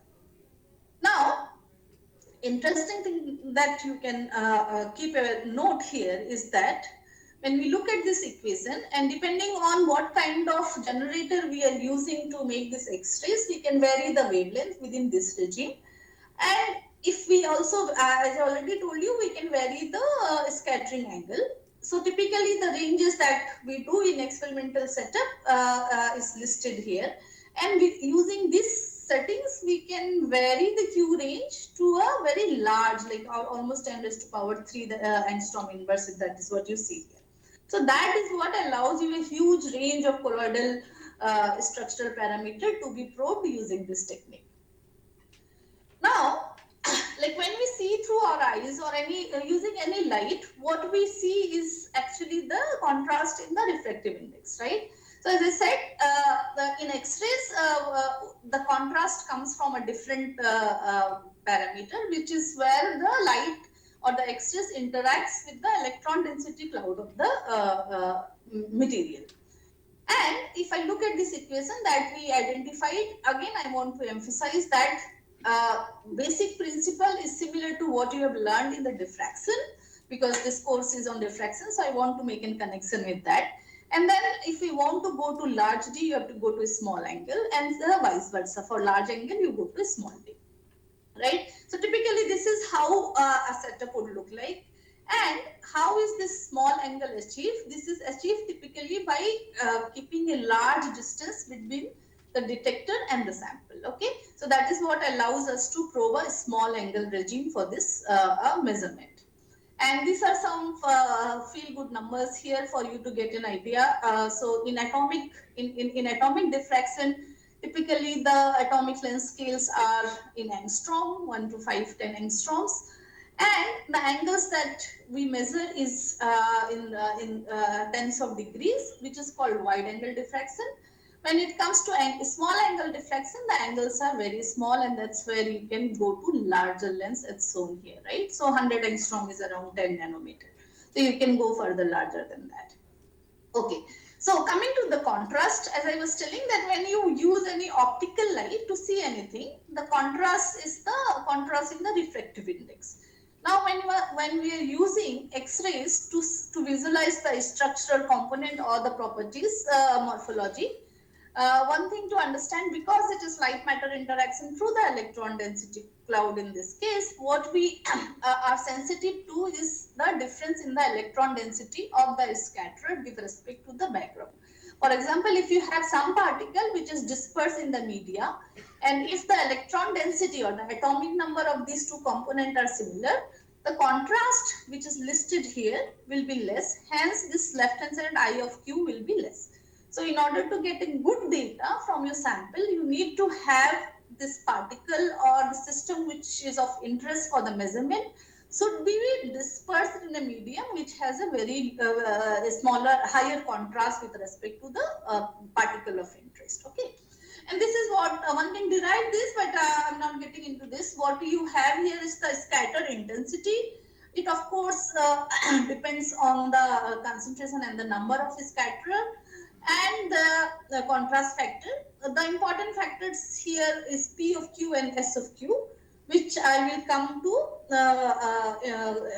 detail in subsequent slides. So I already gave you the answer of this. Like in case of the optical probing, the contrast is refractive index. In case of probing using X-rays, the contrast is the electron density cloud. Okay.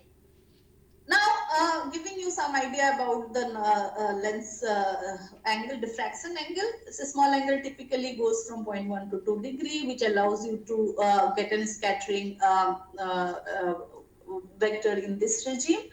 And the wide angle X-ray scattering typically is 2 to 100 degrees, and you can go from 7 to 60 nanometer inverse. Okay. Yes. So in order to get high I of Q, you need to, one of the parameter to optimize is delta Q here, delta rho here, which depends on other factors that I already told you, depends on the number density, composition, and this technique is also very, very sensitive to the shape and the size as well as distribution, and that is how it is used to extract the morphology of the system. This P of Q is something which is called intraparticle structure factor, which means it depends on the interaction between the dispersed component within this medium. If you are in a very dilute regime, then this is only the depends on the shape and size. In the concentrated regime, S of Q is basically interaction between this that you have to take into account. Okay, so that is how one can extract the information about the long range interaction through S of Q, and if you have a dilute system, this is the dominant factor.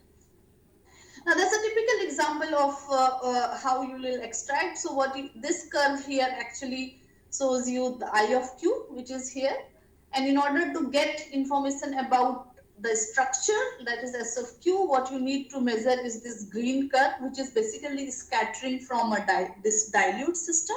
So once we have these two, we have this and we have this, so in order to get this component here, which tells you about the long range interaction between the particle, hence the structure of your dispersed particle.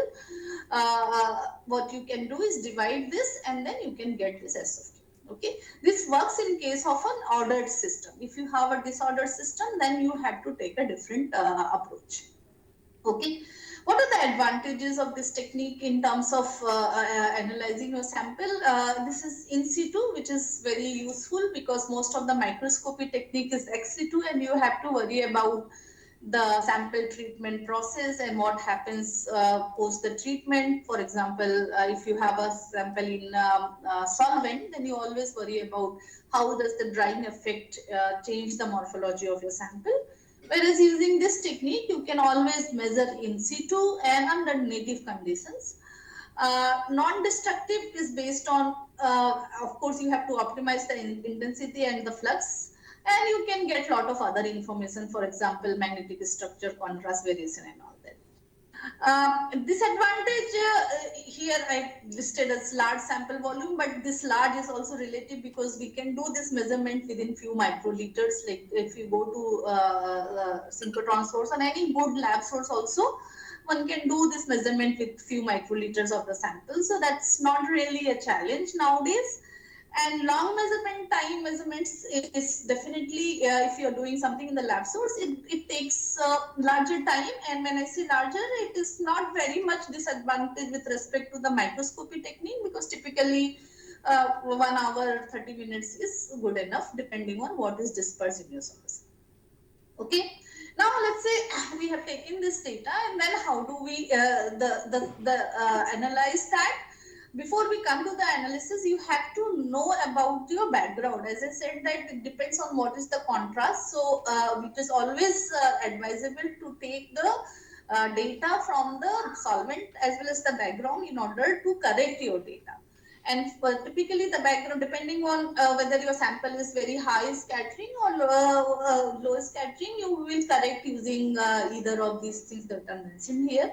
And one can write down the equation basically for the corrected intensity by doing this little bit of calculation here. And what you measure is the normalized cross-sectional data from this. Okay. Now, if you have done all this, and typically this slide tells you that if you are able to collect the data in a large regime of the scattering vector, there is a rich information that you can gather from this analysis. Okay, what is shown here is the scattering intensity as a function of a scattering vector q. That is how typically a small angle X-ray scattering data is presented. Whereas your XRD data, typically you are aware that it is presented in terms of diffraction angle. But SACS data, typically we talk in terms of Q, but that's just a matter of conversion. The information is you can extract either way. Okay. Now I want to spend few minutes on this slide and tell you about the different regime of the scattering intensity and the information that you can get. So I told you that when you are in a very low Q or here, what you get is the information about larger structure. So this regime tells you about the size of your particle. Okay, and when you, as you go a little bit higher in the intermediate Q regime, you start measuring the form factor, and that also tells you not only size but shape, also shape of the particle. And further in this regime, what you get information is about the surface structure.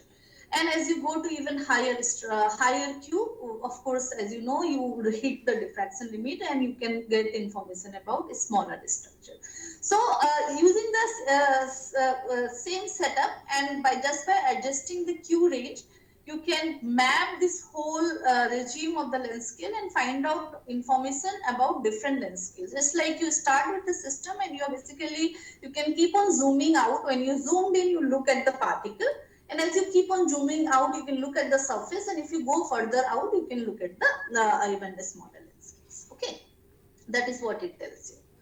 Now, as I told you, these are different regimes in the sacs. Now, if I look carefully, as I told you, that this is also sensitive to the shape and size of the particles. So, this particular data here shows you a representative scattering from a very nicely monodispersed system with concentration adjusted well enough so that you get this nice oscillations in the data. The idea of showing you this is that depending on how the scattering intensity changes in this low Q regime and the intermediate Q regime, you can fit the data or analyze the data to get idea about the shape. For example, if you have a disc-like particle, right, the intensity in the low Q regime is expected to go as 1 over Q square. As the morphology of this your dispersed particle goes from disk to spherical, you see the scattering scaling actually becomes weaker, and for sphere this is independent in this regime. This is also called the linear regime, where you get information about how the size of your system is by looking at the scaling of your scattering intensity with Q. Now, when you again you can look in the intermediate Q, this will tell you information about the surface, and in this intermediate Q will give you information in this regime about the shape and the surface. So primarily, if you want to know about the size and the shape, you have to actually combine the data, analyze your data overall throughout the Q range, and for the surface, you can look into the what is called as the porod regime, where this is what is shown here. Okay. Now, this is an example of data which is collected from 3 different samples, which are spherical in shape, because you see for the spheres I told you this in the low Q it will be independent of Q, and that is what you see here. However, what is shown here is that as you increase the size from 1 to 3, we are going from 25 to 100. What is happening is this oscillation peak is shifting towards a smaller Q, which means that larger structure. Okay, so that's how a typically data will look like. And if you take the same data and kind of try to see how it will change with respect to the symmetry, or when we go from sphere to disk, that is what is shown here. In this case, the longer axis, one of the axes of the sphere is varied, and you see that you start seeing a dependence of scattering in low Q with respect to the scattering wave vector. That's what's shown here actually, and these are again taking an example, we try to show it here. Okay, so the thing is that information about this P of Q, which is actually scattering from a dilute sample, is very important for studying the ordered system. As I told you that in order to extract this S of Q, which is the information about the lattice or ordering in the system, you need to know this P of Q. Okay, and then also by analyzing the data, you can get information about the shape, etc. Now, let's say, so what I've told you so far, that how to set, how your instrument setup should be, and what should be the your sample like, right? Now, once you have done this, you have collected the data and you have the raw data, and then you have collected the background, you have the corrected data from there. Then there are 2 approaches that's typically taken to analyze this data for your sample. One is model independent data analysis, where as you realize that all this information that you are getting from your sample is in the reciprocal space. So what you can do is you can write a code to convert your do the Fourier transform of your data and obtain the information in real space for the P of R, which is the radial distribution function. And other approach that's typically taken in the community to understand this data is the model dependent data analysis, where you assume a model. So you basically use some complementary technique to find out the basic information about your sample, and then you assume a model, write down the equation for that, and then you try to fit your data using the experimental curve and extract the information. This is how you approach the analysis of the data in order to understand the structure morphology. Okay. Now, this is what is summarized here. So when you are taking a fitting approach, as you might be all aware that you have to do multiple iterations to find out what is a good fit, and that is what is listed here. So you basically start with certain baseline parameters, you do the fitting, you just check whether it is a good fit or not depending on what chi-square parameter you are getting in your fitting, and then if it is not good, you go back, you change your model, and you again iteratively try this fitting. Okay. And if you want, and this is an example of using model independent analysis where the intensity is capturing its own, and then you can use the Fourier transform, which is shown here, to obtain the information about, by taking the inverse Fourier transform and obtain information about P of R in real space. Okay, so there are certain softwares, those are available that one can, I think the SASFit is something which is freely available. You can use this website to download this software and analyze your data. There are other things also, ScienceView, Genome, and these are the commonly used software that people use to analyze the SACS data. If you are now familiar with all these things, you can be more optimistic or adventurous, and you can write your own code and do the fitting to as for customize your fitting for your own samples. So that's fine.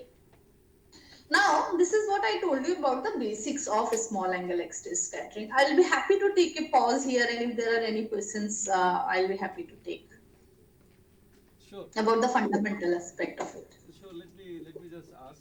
Any questions at this point of time, Professor Srivastava? Any questions? Yeah, please come. You can come here. You can ask directly.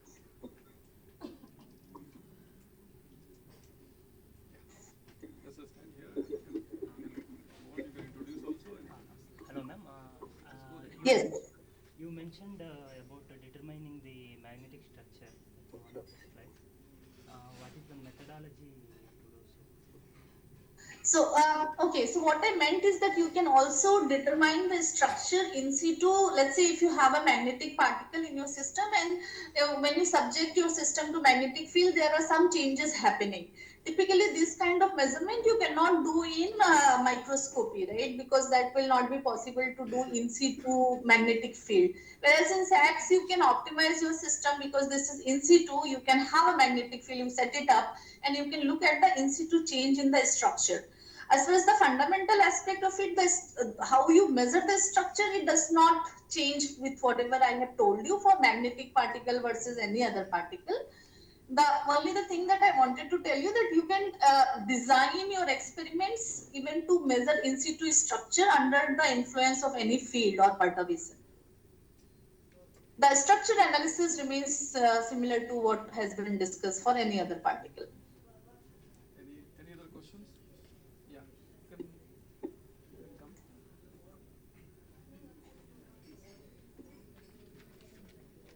Hello, ma'am.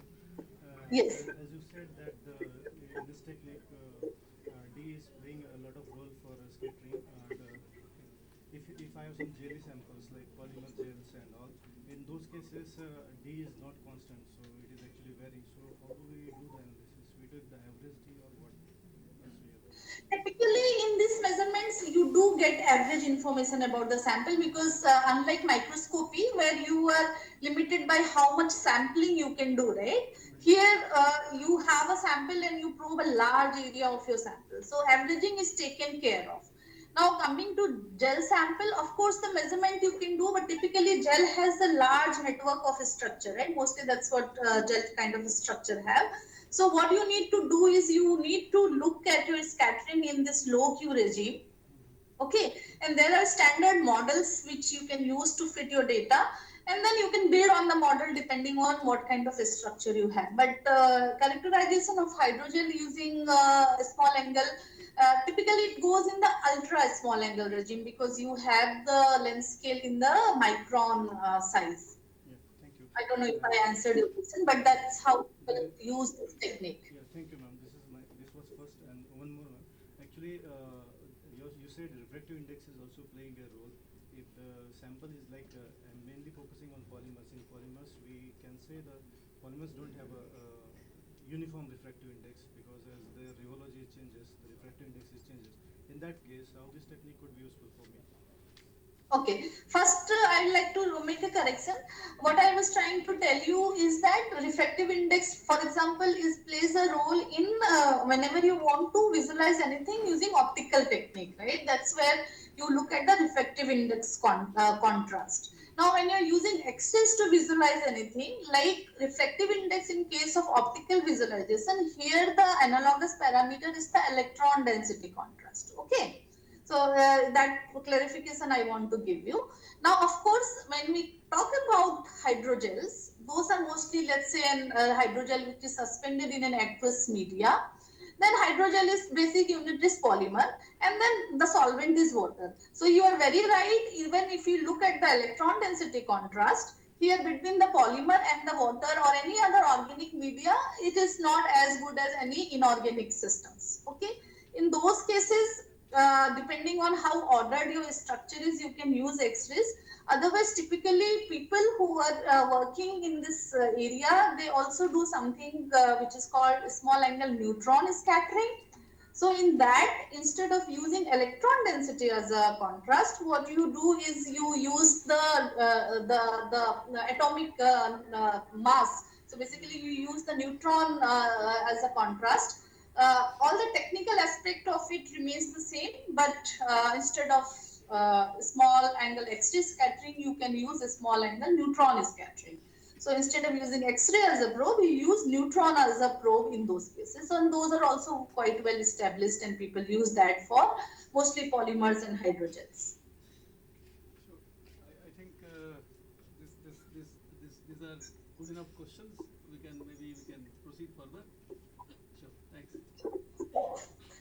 Okay. And if you need, I can send you some papers on neutron scattering as well later. Right. So yeah, so we talked about some basic measurement aspect of it. Now I want to tell you a little bit more about what are the advanced measurement you can do with the small angle X-ray scattering. And one of the thing I already told you briefly about getting large sense scales. So basically, if you combine this small X-ray scattering with DLS and other measurements, you can get idea about radical structure and anisotropic structure also. You can use similar techniques. So far we have we have discussed about using X-ray scattering in the transmission mode. But these techniques can also be used in the reflection mode. I think we have a speaker tomorrow who will tell you about this aspect, where you can use this scattering from the surfaces and interfaces to characterize thin films and ordered structure at the surface. Okay. And then you can do microbeam X-ray scattering, where you can also get idea about the inhomogeneity of nanostructures and of course the kinetics part of it, how the structure evolves with time. And those are some of the details that I'm not going into. And so yeah, so basically the idea is not only structure, equilibrium structure, but as well as the kinetics measurements that you can do. You can characterize your sample in solution, as well as thin film and surfaces also you can characterize using this. So those are some of the advanced application of X-ray scattering methods. Okay. Now, having had this basic idea, I just want to give you a roadmap of how do you plan your experiment. Let's say you have some sample and you're not sure how to approach and you want to get idea about the structure. You typically start with a good literature surveys. You want to know what are the features of your system and what kind of scattering profile you are expecting. And you should have some information about your system using complementary measurement, as I told you earlier, because this technique is based on measurement in the reciprocal space and also fitting. So it always gives you more reliability if you know a little bit complementary methods to have some idea, right? And then you should also be sure about what kind of information you want to get, right? You want to know about the size, shape of your system or interaction. That's how you will design your modeling of the system. And depending on this, you will also, as I told you, that there's a huge range in terms of scattering vector or size that one can measure. And that's, you need to have some idea to basically know where to place your detector for measurement. And this is a very important aspect, as previous question was there, that if you have a polymer, you will have a low scattering length density. In that case, you require larger measurement time. So some idea about how much scattering is happening from your sample is also essential. And of course, depending on the scattering, you have to tune the concentration of your sample to see good signal, at the same time avoid damaging of your sample. Okay. So briefly to summarize, this is what you measure. This term here, which is also known as the form factor scattering, which comes from scattering from a dilute system, and S of Q is basically tells you information about long range interaction between the particle, which happens mostly if you have a high concentration of the sample or ordered systems. Okay. So this is what, let's say, typically you have in data. I think this I already showed you, but just to re-emphasize. So if I take this is from a spherical particle, there is the data shows some peak around 0.035 here. Now the same sample is diluted and P of Q is extracted from the measurement. Now if I take this orange curve here and the blue curve there, and I divide them, what I see is this structure factor. Okay, that is what is dependent on the interaction of the particle. Now, this is what was shown in the previous slide. Now, the question that you might be coming to your mind is that how do I know whether my sample is dilute? Right? So, one way of figuring this out, because you want to measure this quantity here accurately, this curve here, in order to extract this curve, the S of Q with accuracy, you need to know that you are in the right regime. And for that, what you can do is that you measure the form factor as a function of concentration. And once you are in the dilute regime, where basically you don't see the nearest neighbor interaction, your P of Q should be independent of concentration, and that's where you, that is the graph that you take for extracting the structure factor curve. Okay, now more or less the fundamental part I have told you. Here onwards, I will try to explain the things that I have told you theoretically using some data from real system. Okay, so what is shown here is this scattering from a silica nanoparticle, which has a concentration of 1 to 8%. Now the expected model to fit this data is sphere, because I have already complementary measurement to know that these are spherical particles. And since we do not see any correlation peak or any oscillation, we can say that this is a dilute system. And then we can write down the, we can assume that S of Q is equal to 1, because the data doesn't show any peak in here. And so this part can be assumed to be 1, and then I can write down the form factor for a spherical particle. Again, these derivations are available in test books. One can look at it, but this typically for a spherical particle, this is how the form factor depends on Q, which is the scattering vector, and R, which is the length scale in the system. Okay, this is what you will use typically to fit your data. And if I fit this data using this equation here, what we find that this can fit, but you get a polydispersity in the system. And this is, again, you can include this in the model. Okay, so again, some more set of data that I'm showing you here. And so if I have these 3 sets of data, one major difference that you see here as I go from sample S1 to S3 is that there is an appearance of this peak here. Right, so I don't know, maybe I can pose a question that what if I just give you this data and ask you to say something about the characteristic of your sample in this from this, is there any answer that one can say, like comparatively how is S1 and S2 and S3? Okay, so what you see here in S3, that there are these oscillations appearing in the data, right? And whereas those two are missing in the in S1 and S2, right? So, and also if I look carefully in the low Q, what you will see that the profile width is for S1 is smaller than S2, and S3 has the largest profile width. And of course, the intensity you can clearly see is going down, right? So if I use this information to fit the data, what you will find out using the P of Q that I showed here, when I fit this data.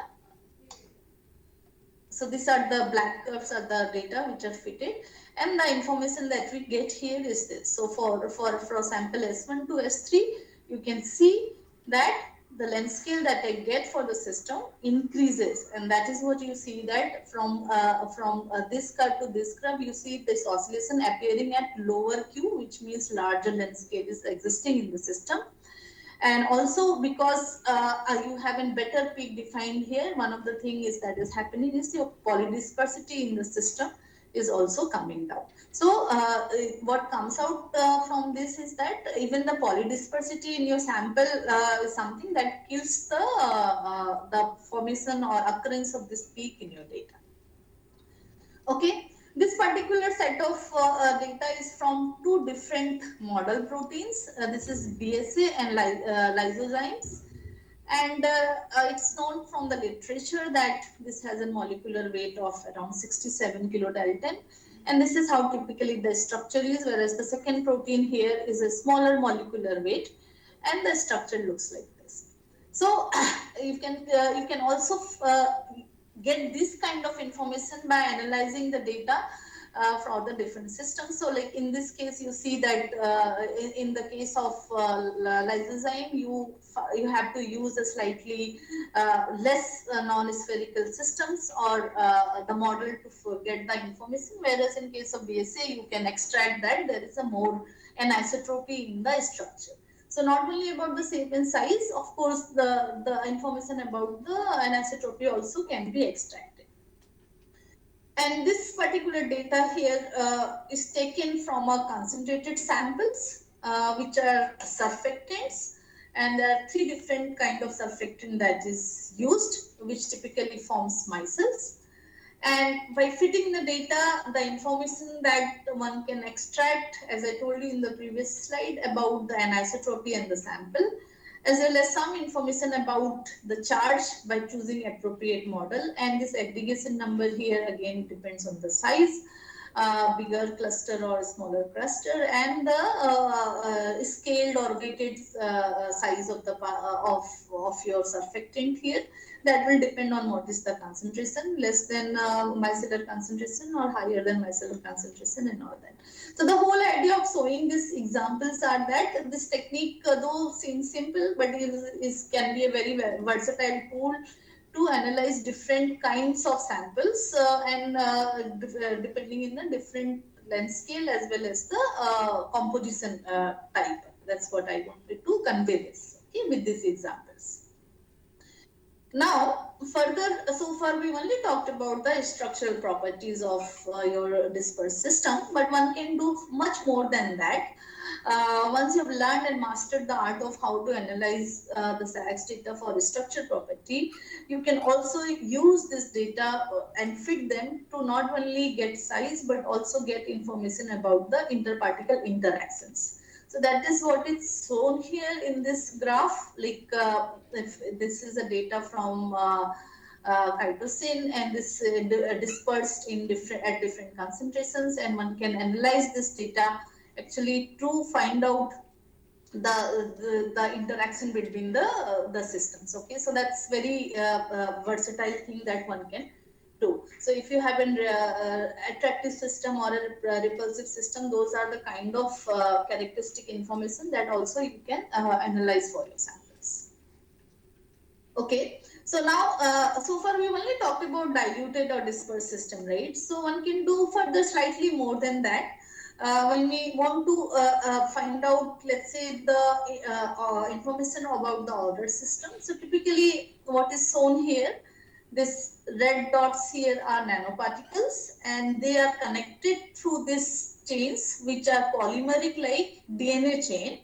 And what is shown here is that this DNA, by using some chemistry basically attached to the nanoparticle, and one can adjust the schematic ratios of this DNA to tune the lattice that is formed. So, so what you see here, that each of these particles are gold nanoparticles, which are 10 to 50 nanometer. They are connected to the DNA and forced to go into a crystalline organization, forming lattice, which is BCC here. Okay.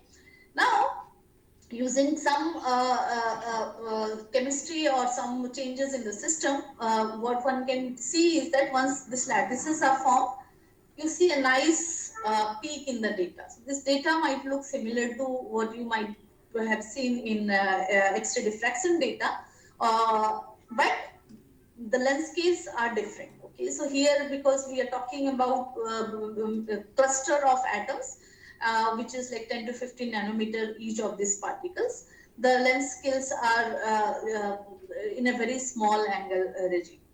Now, if we compress this, you can see that though the lattice symmetry remains the same, that is what is shown here, but this diffraction peaks in the data shifts towards higher value, indicating that the symmetry remains the same, which also you can see from this ring formation in the scattering data. But the lattice, the unit cell actually is squeezed because these peaks are now appearing at larger scattering vector, which means smaller distances. So that is again something, this is what you have seen here is the structure factor, which is extracted from Sachs measurement. So it can give you idea about what kind of organization is happening in your sample if you have a highly crystalline lattice.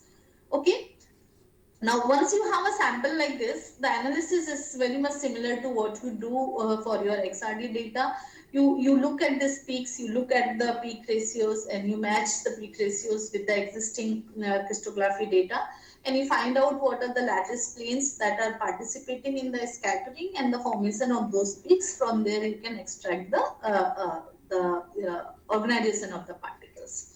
So those were the data. The squeezing of the BCC structure were obtained through gradient in the osmotic pressure.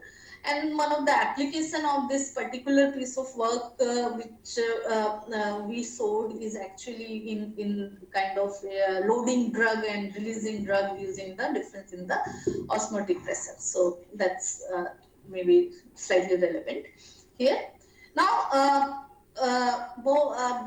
apart from long range order structure, you can also find out information about the hierarchical structure. This particular example here is a binary system where we have the lipid, which are liposomes here, and a mixture of some DNA coated nanoparticle. I want you to look at this data here. So you basically mix them together in certain stoichiometric ratio again. And when you measure the scattering from the sample, what you see is this peak occurring. And clearly you can see that this red peaks have certain symmetry, and this black, the peaks marked by this black color have certain symmetry, which means there are two different length scale and organization happening at two different length scale in the system. And you can use that to basically predict what kind of assembly is happening in your system, and that is what has been done in this particular work. Now, not only that, as I told you already, you can find out whether your particles are in a square lattice or an hexagonal lattice, and this is what is shown here. So, though the higher order peak remains the same, like the ratios here, what you see in the low Q is this peak ratio changes. And in this particular study, the square lattices was changed to the triangular lattices by increasing the interparticle repulsion between the particle. So that's something expected. Like if you have a repulsive particle, they are more likely to go into this hexagonal lattice. And what you see here is an overriding peak, right? That's the interesting aspect that I was talking about, the form factor. So even at large Q, you always see the scattering from the single particle. And that's why these peaks, which are form factor from single particle, that you can see. So this is a very good example of, trying to understand how the Sachs data can give you information about different length scales. So these peaks that you see, then gives you idea about the ordering at the lipid length scale, because they are appearing at large wave vector.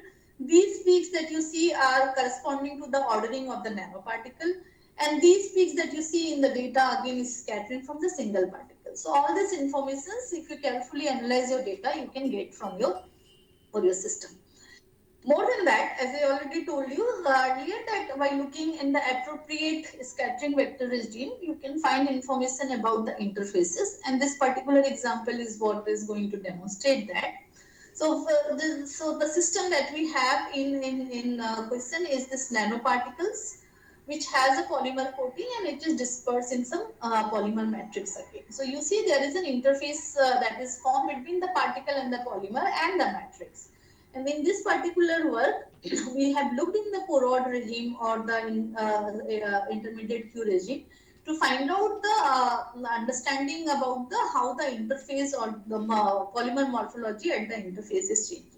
The way, I mean, the details are in this paper, but very briefly, what you need to look at is how the scattering intensity scales or changes with the scattering vector in this regime, and there are standard exponent relation that is given that tells you whether your interface behaves like a fractally rough surface or a smooth surface or a diffuse interface.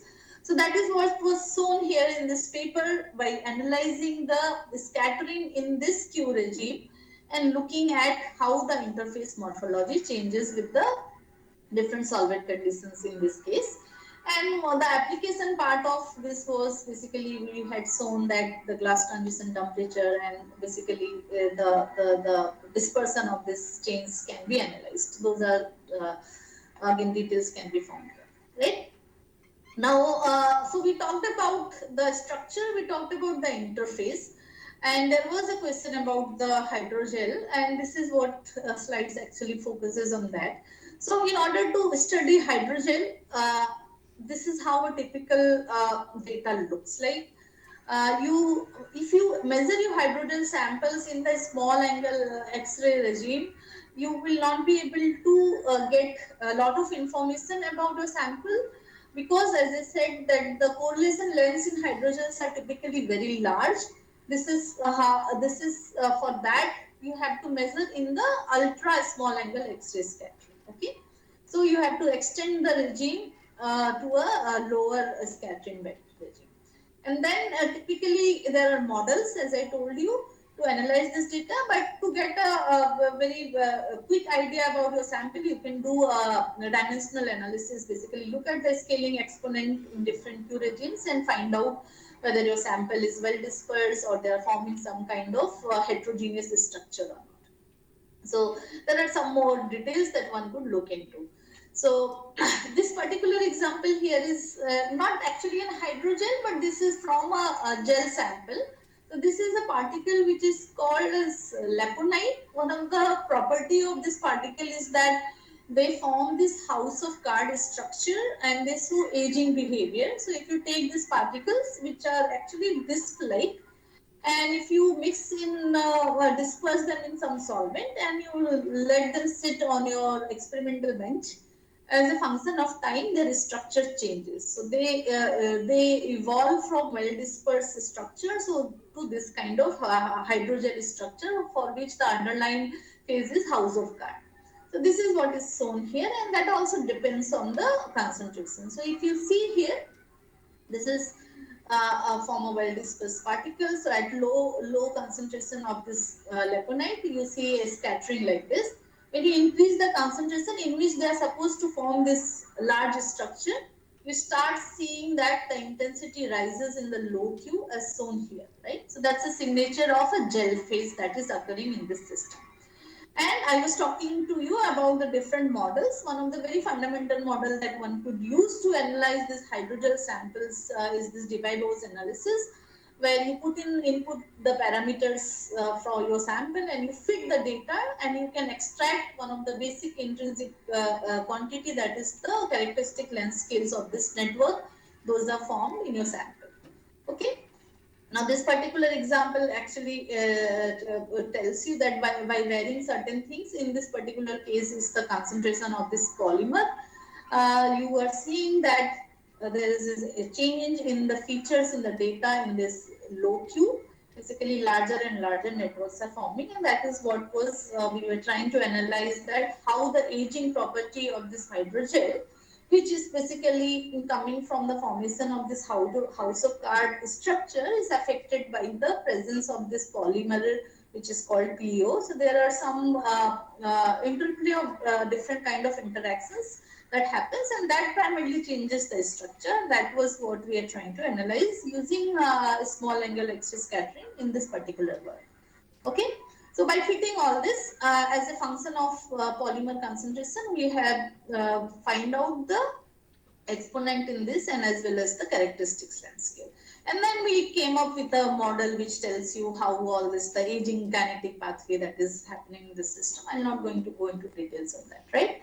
So yes, I think more or less I tried to give you through different examples, the different regimes. And in conclusion, what I like to say that small angle X-ray technique in general, but small angle scattering in general and X-ray scattering or neutron scattering in specific is a useful technique to study the structure interaction and kinetics as well at this large length scales. And you can not only find information about shape, size, and morphology, but also do a little bit comprehensive study and find out information about interparticle potentials, stability, ordering, and morphology. And to hopefully through different examples, I've tried to cover each of these cases and show you how a data will look like or how you can analyze them. And to conclude, just important points is that once you have a sample, you have to make a plan of experiment. A prior basic knowledge of your sample, as I said, is very important because this is a measurement in a reciprocal space and that always helps to model or understand your data. Depending on the contrast of your matter of interest as well as the solvent, you can either use X-ray scattering or neutron scattering. And of course, you need to have an intelligent guess of the model that you need to use, depending on what kind of shape or size you have in your system. Of course, the size you always extract, but whether it is sphere or a rod or a disc, that is something you need to have some idea. Okay, and yeah, you need to vary the contrast, and you should check your data using different approach, as I said, using model dependent and independent fitting. And with that, I will end the talk here, and I'll be happy to take questions if there are any. Thank you. Thanks, Professor Vastav. So now, if you have any questions, please feel free to ask. We have time for discussions.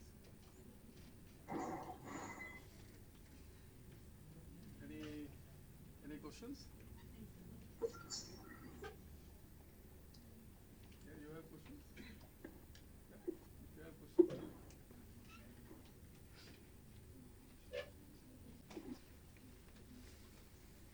Hello, ma'am. I have a question on sample heterogeneity or hybrid. During Speak this, a little louder.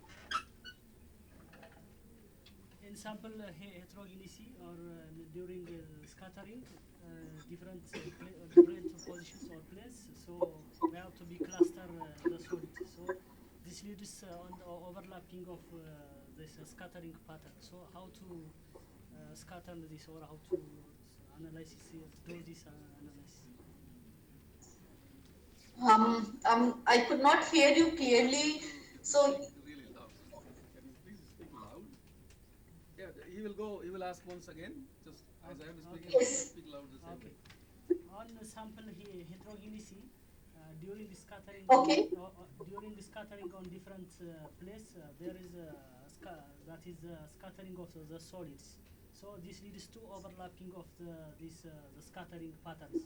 So how to solve this or this analysis? So okay, let me try to repeat your question. So you have an heterogeneous sample, is what you are saying, which is not where the size is not well defined, right? No, no. There is a on a heterogeneity of the samples.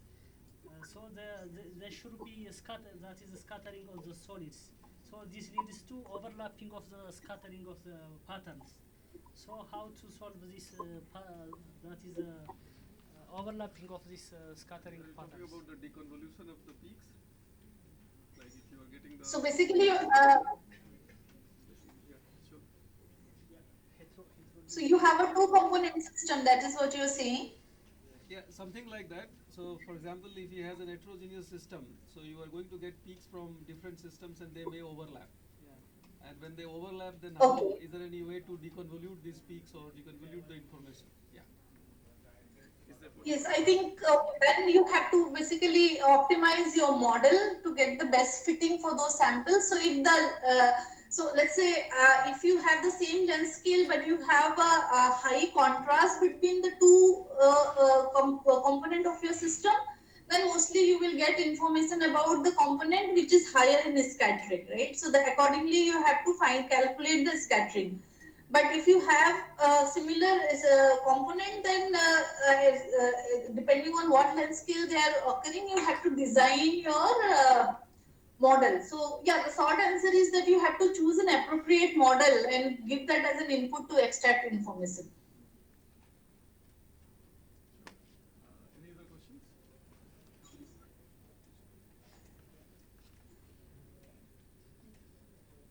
Okay, don't feel hesitant. You can ask questions.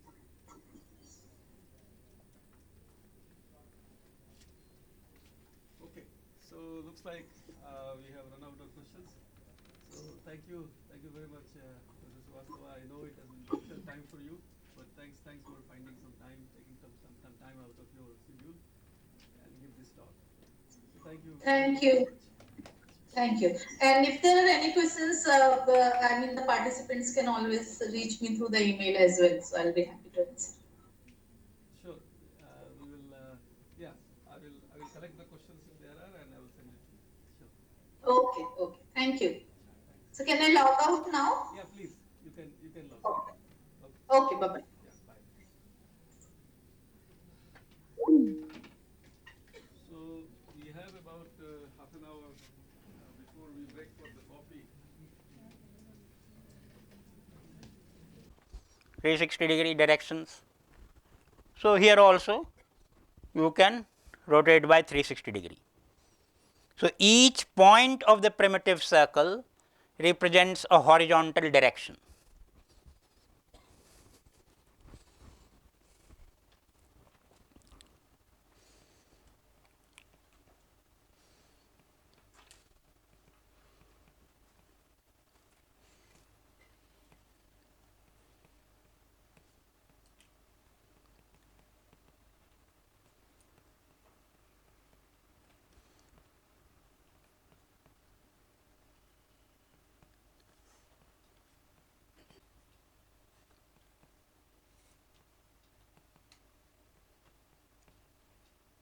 Horizontal direction,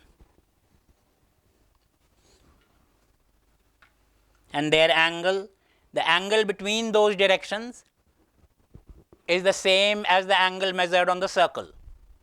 So if I take this direction, dimensional crystal, and then it is going into 3 dimensions. So here for simplicity it is drawn as a line or as a plane perpendicular to the plane of the board, and then the incident beam and the reflected beam satisfying Bragg's law, so they are appearing to be reflected, so incident angle and reflection angle are the same.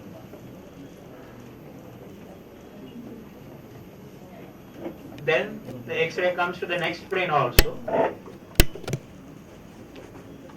and is reflected from the next plane. The question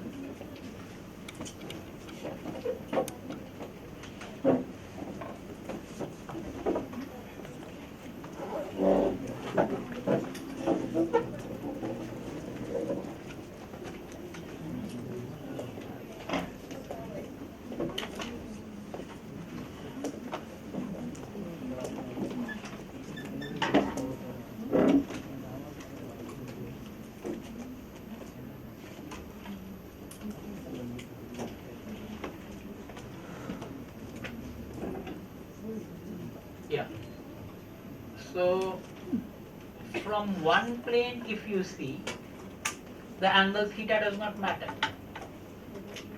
At any theta you will get a reflected beam, because for any theta all the beams from this plane. This is only one beam. This plane also is extended. There is an atom here also. That also receives and reflects. And there is an atom here also. That also receives and reflects. All these reflected beams are in constructive interference. Then only we say that you get a reflected beam from this plane, which we have now represented as a single beam. So that constructive interference from all atoms in a given plane. So let us put it this way. All atoms in a given plane will give you a constructive interference in a reflected orientation for any value of theta. Then the question comes that for a given value of theta, if we now consider the next plane, and that will also give you again at a reflected beam at theta, whether these two beams are in constructive interference or not. And that's where the Bragg's law comes from, the second part of the Bragg's law. So if you want to consider whether these are in constructive interference or not, you want to find the phase difference for them, or the correspondingly the path difference. So you drop perpendiculars. Let us call this point O. So OP and OR are the perpendicular. So before OP, the two beams have travelled the same distance. After OR, the two beams have travelled the same distance. So the path difference between the two beams comes from this extra distance which the lower beam is travelling. So that is PQR. And this PQR now you can easily solve, because this is D, this is theta. So PQ is D sin theta, QR is also D sin theta. So you get total path difference as 2D sin theta. And the condition for constructive interference, you know, is that the path difference should be integral multiple of wavelength. So that gives you condition for constructive interference, and lambda is equal to 2D sin theta, which is what is presented as just the Bragg's law. Now this N and D and N and HKL are interrelated. So we have to understand it little bit carefully. So for that, let us look at the definition of the Miller indices of plane. How is Miller indices of plane defined? Yeah. So suppose there is a cubic unit cell and I have this plane. What is the Miller indices? Yeah? 1, 1, 1. How do you find? Yeah.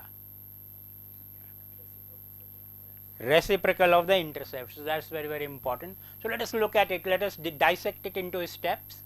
That first step in indexing any plane is to have a coordinate system.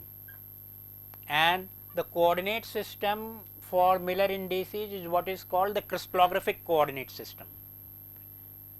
The crystallographic coordinate system is different from Cartesian coordinate system in the sense that the axes are aligned to unit cell edges. So in triclinic, you know, alpha, beta, gamma, none of them are 90 degree. Apart from cubic, in no other system all three axes are mutually orthogonal. So the axes will not necessarily be orthogonal. Axes will be aligned along the unit cell edges, and the distances, the unit distances along the three axes are also not equal like in Cartesian, and not unity. So unit distance along x is the lattice parameter A, unit distance along y is lattice parameter B, unit distance along z is lattice parameter C. So you select a crystallographic coordinate system. So the origin is one of the corners of the cell and the axes are along the cell. Then you find the intercept along the axis in terms of respective lattice parameters. This is also important in terms of respective. So, intercepts are not being found in angstroms or in millimeters or centimeters. Intercepts are found in terms of respective lattice parameter. That is why I said that the measurement units along the 3 are different. So, when I say intercept along this is half, that means half of A. Intercept along this is 1/3, that means 1/3 of B, whatever is that B is, and A and B are not necessarily equal. Here apparently I have drawn a cubic, so they will be equal, but that is a different thing. And then along C similarly. So, the intercept of the axes in terms of the respective lattice parameter. So, in this case I write 1 1 1, which means 1 times A, 1 times B and 1 times C. So, you can see this is interesting. I have drawn a cubic unit cell, but it does not really matter. I can draw a very distorted unit cell, a triclinic unit cell, let us say.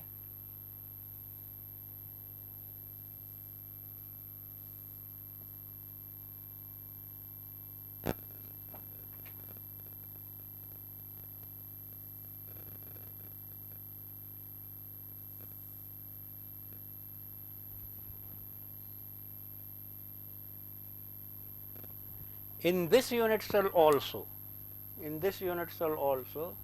if I have a plane, so A, B and C are not equal, angles are all not equal and are arbitrary. So, this is alpha, this is beta, this is gamma. Still, if the plane cuts at the end of the edge here, if the plane cuts at the end of the edge here and the plane cuts at the end of the edge here, this plane will also be considered to have intercepts 1 1 1. That is the power and that is the simplicity which the Miller indices bring in comparison to normal Cartesian geometry. If you were writing the equation of the plane, why we develop Miller indices? Why not have equation of plane which we have already learnt in coordinate geometry? So, equation of the plane will be very different. There it will be a simpler equation, here it will become very complicated. An equation of the plane will have will become a function of A, B, C and alpha, beta, gamma. Okay. It will depend upon that. But in crystallography that is not so much important. If the plane is cutting the end points of the unit cell like this, this is also 1 1 1 plane, this is also 1 1 1 plane.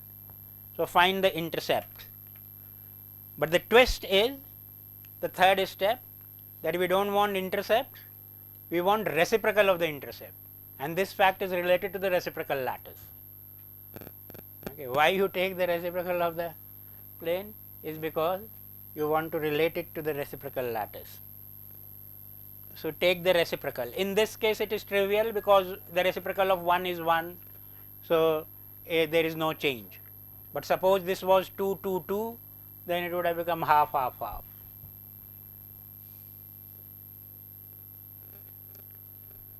Then this also is not important now. Convert to smallest integer in the same ratio. So, if it came out to be 2 2 2, we will make it 1 1 1. In this case it is 1 1 1 itself. So, we leave it, but all these steps are 0, and then finally it should be enclosed in a round bracket parentheses. That is also important. In crystallography we distinguish round bracket for plane and a square bracket for directions. So, if you change the bracket in my exams, the marks are deducted for a student, then they are very unhappy. If the concept is clear, fundamentals are clear, you are deducting marks. So, this is the convention, you have to follow the convention that the round brackets for plane.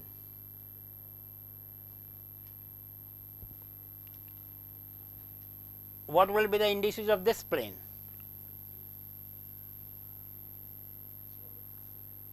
Yeah.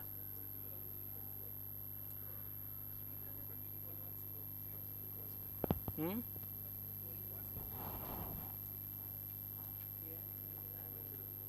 Front face of the unit cell. 100. So this is where taking the reciprocals make life simpler, because if you think in terms of intercept,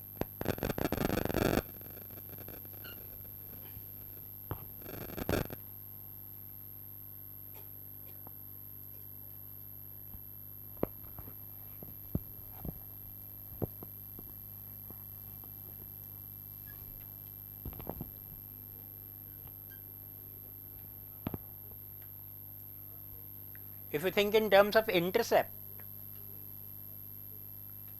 1 on the x-axis, really A on the x-axis, okay, there is A on the x-axis, but A in terms of A is 1, so relative intercepts. So 1 on the x-axis, it is parallel to y and parallel to z. When it is parallel, we assume the intercept is infinity. So that gives infinity. Now taking reciprocal makes sense. So the infinity becomes 1 by infinity, so that's 0, and then the Miller indices becomes 1 0 0. So whenever you see Miller indices 0, which means the plane is parallel to those particular axes. So in this case, plane is parallel to the second and third axes. So 0 represents parallelism. Now index this plane.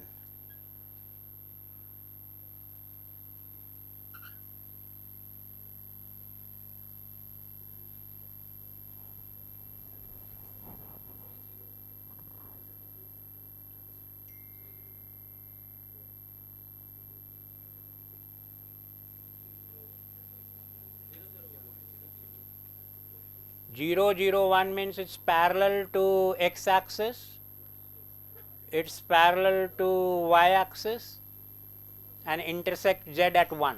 Is it true? Is it parallel to x axis? I told you 0 means represents parallel. So 0 0 1 will mean parallel to x, parallel to y. It's neither, it's inclined to both. It's inclined to both.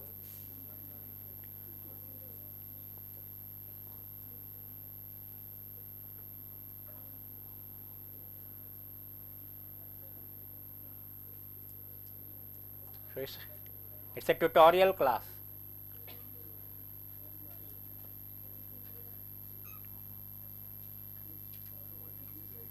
Actually time नहीं है, नहीं तो इनका एक tutorial भी करा दे सकते हैं. हाँ हाँ, नहीं वो तो लेक्चर में ही करा रहे हैं ना. कुछ और भी ट्यूटोरियल के एक्सरसाइजेज इनको करा सकते हैं.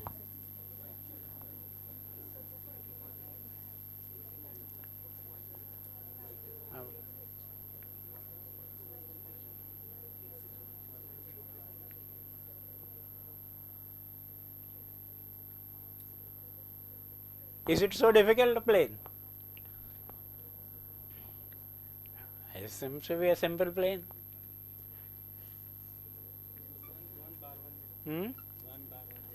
1 bar 1 0. How? Shift the plane.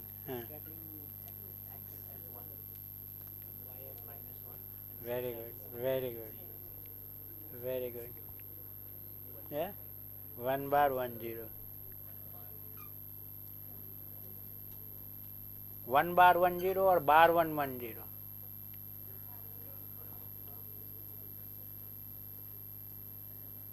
Yeah.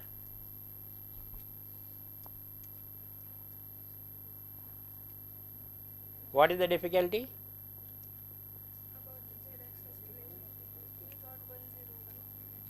We have to find the 3 intercepts. What is the intercept on the x-axis? What is the intercept on x-axis? Okay, 1 by 1 you say. What is the intercept on x-axis? No, where it is cutting the this is x axis, where is plane cutting an x axis? At the origin. So the intercept is 0. The intercept is the cutting distance of cutting point from the origin. The cutting point at itself is at the origin. So the distance is 0. Where hmm?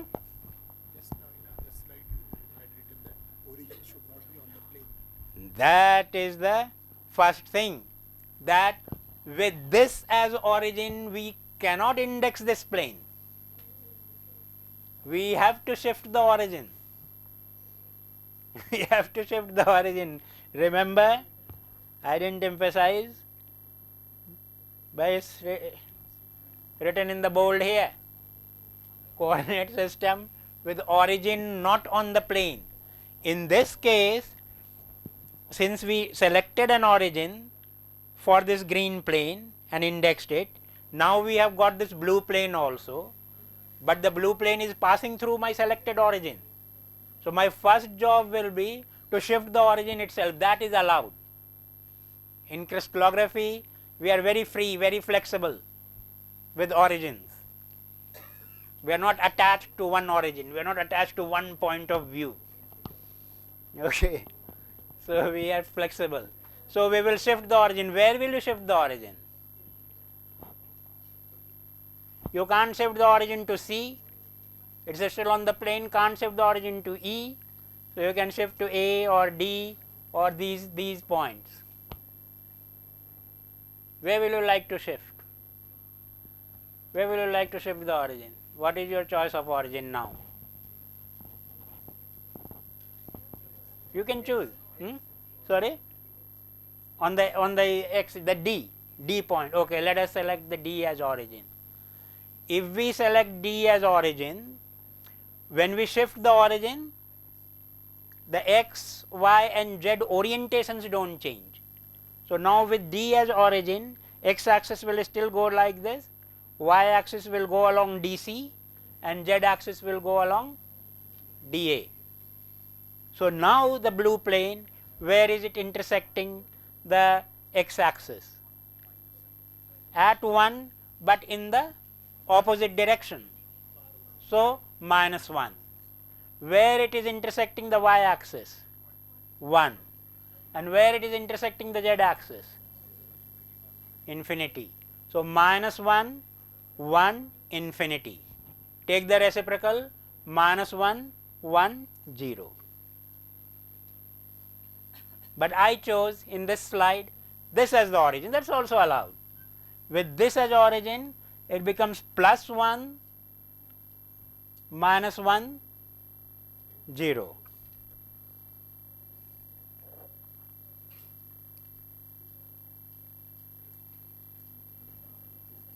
+1, -1. So you can see that 1, bar 1, 0 and bar 1, 1, 0 are actually the same plane, but with different origins. Different origins. Any plane divide the space into two halves. Okay. And by Kanun of the Desh, does not allow you to take the origin on the plane. So you will either take on the left or you will take on the right. From one side you will get one index, from the other side you will get exactly the negative of the other index. So -1, 1, 0 or 1, 1 bar 0, depending on which side is the origin.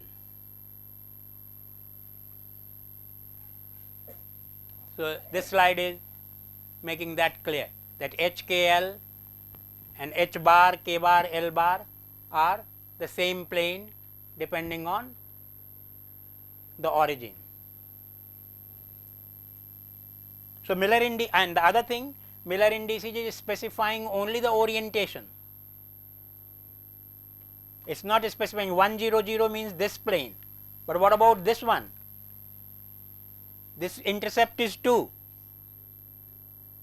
So intercept will become 2, infinity, infinity. So the reciprocal will become, for this plane, intercept 2 infinity infinity, intercept half 0 0. But then the last step, remember, reduce it to simple integers. So we will multiply by 2, it will become 1 0 0. So 1 0 0 is a set of planes, set of parallel planes. Any plane parallel to the cube face ABCD will be 1 0 0, including the one which is passing through the origin. It's only that we are not able to index it with that origin, but this is also 1 0 0 plane.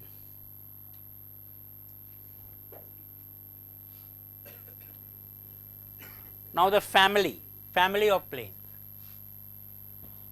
Why brackets are important? Now the third type of bracket, square bracket direction, round bracket plane, curly bracket, family of planes, family of symmetry related planes. In the cube, one face and the other face are all symmetry related. By the symmetry operation of the cube, I can go from one plane to the other plane. By threefold rotation about the body diagonal, this plane will become this plane and will become this plane. Okay. So they are all symmetry related. Symmetry related planes have the same properties. If there is a surface energy, this will have the same surface energy as this one and this one. Whatever surface properties is there will remain same for these surfaces. So it's important to categorize symmetry related planes. So that is done by this. So you will have certain symmetry related planes, all of them will have some indices. Pick out any one of those planes and put it in the curly bracket. So that will mean that plane HKL and all other planes which are related by symmetry to that plane. So in the cube case, front and back face is 1 0 0, the left and right face is 0 1 0, top and bottom face is 0 0 1, and all these are symmetry related. So I will represent by 1 0 0 all these three planes. If I were to put 0 1 0 here, that will also mean the same thing, or 0 0 1. So there is no head of the family here. All members of the family are democratically equal, and you can choose any. There is another family. Those who are interested in mechanical behavior or plastic deformation. So the slip plane. So slip plane is 1 1 1 type. So which can be any of these four planes: 1 1 1, bar 1 bar 1 1, bar 1 1 bar 1, or 1 bar 1. So you can see that their orientations are different, but in terms of their property, in ability to create plastic deformation is the same. So all of them are belong to one family. So you can represent all of them by 1 1 1 in angular brackets. Your PC is turned off. Please confirm shut down. Oh, really turned off? Ah, okay. That's good. See? This is called AI. Okay. This is called AI.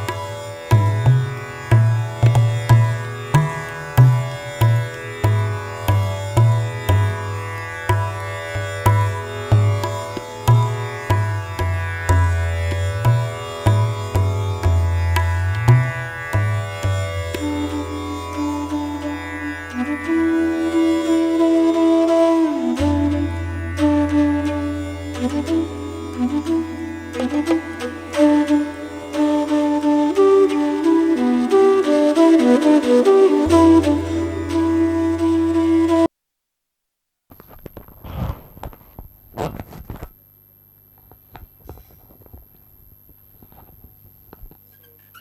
before this I can announce that you have to tell him when you guys are tired, because he won't get tired. Okay, so you let him know when you think that this is enough, we need some break, we need to,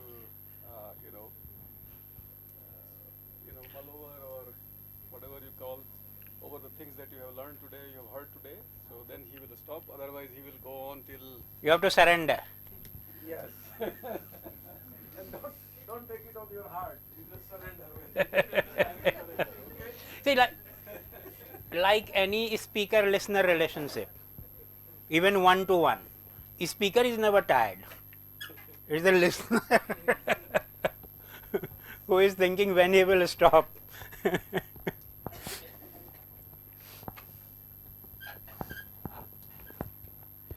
Yeah. So, family of symmetry related planes. So, the symmetry is important. Okay. So, it is not that sometimes you will get an impression, because we keep thinking of cubic, that 1 0 0 means 1 0 0 0 1 0 0 0 1. That is all possible permutation of 1 0 0. That is not true. If from cubic we go to a tetragonal, then 1 0 0 tetragonal will only be 1 0 0 and 0 1 0, because the top face, these are rectangular faces, they can be turned into one from other by the fourfold symmetry of tetragonal. Tetragonal, remember, not A equal B, not equal C, alpha beta gamma 90 degree, tetragonal 1 4-fold. So, there is 1 4-fold along C, and that 90 degree rotation of 4-fold can only make 1 0 0 to 0 1 0, it can never turn this way. That is one way. The other way, you see the geometry, this is a rectangular face A and C, this is another A and C, this is a square face A and A. So, this can never be mapped to that, this can never be equivalent to this. Okay. So, 0 0 1 will go away if I am writing 1 0 0 tetragonal. So, this subscript usually is understood and is not mentioned, but it should be there in the back of mind that for what symmetry, for what system I am writing this. Clear? So, when and with the definition itself is symmetry related planes. So, if symmetry related planes, what is the symmetry? And different crystals have different symmetry.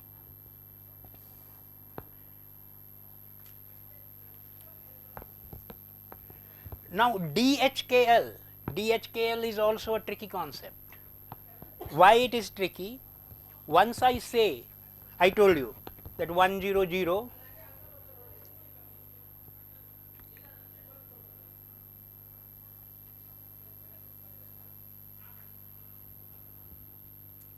1 0 0 is not one plane, this is x, this is y, this is z, this is 1 0 0, but I said this is not the only 1 0 0 plane, the one passing through the origin is also 1 0 0. If you have a plane halfway through, that is also 1 0 0. If you have a plane quarter way through, that is also 1 0 0. Then how do you define what is D 1 0 0? It is this or this or this, the spacing, interplanary spacing. So, the definition of Miller indices automatically does not assign a DHKL. So, DHKL requires a different assignment, and that is important. So, now let us start with HKL plane. The very definition of Miller indices we said HKL are reciprocal of intercepts, not intercepts, reciprocal of intercept. So, the intercepts will be 1 by h, 1 by k, 1 by l. but they are relative intercept. Relative to what? The lattice parameter. So the true intercepts are a by h, 1 by h of a. So a by h, 1 by k of b, b by k, 1 by l of c, c by l. Actual intercepts. So which means OA, the intercept length is a by h, OB, b by k, OC, c by l, right. The intercept, the plane ABC is HKL plane, x, y and z are the crystallographic axes, A, B and C are the lattice parameters corresponding to that. So OA, OB, OC of an HKL plane will be this.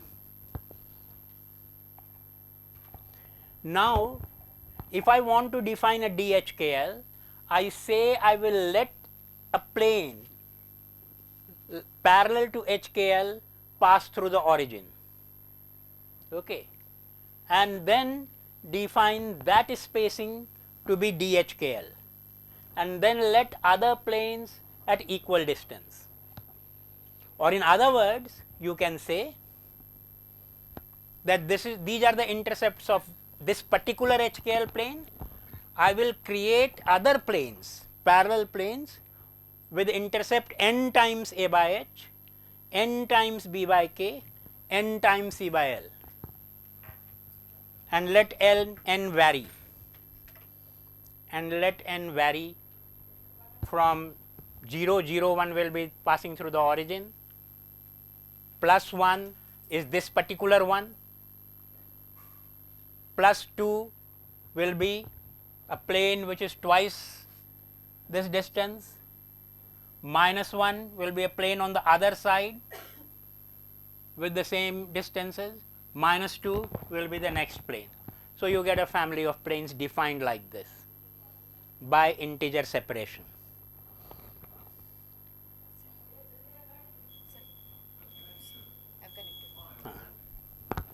So DHKL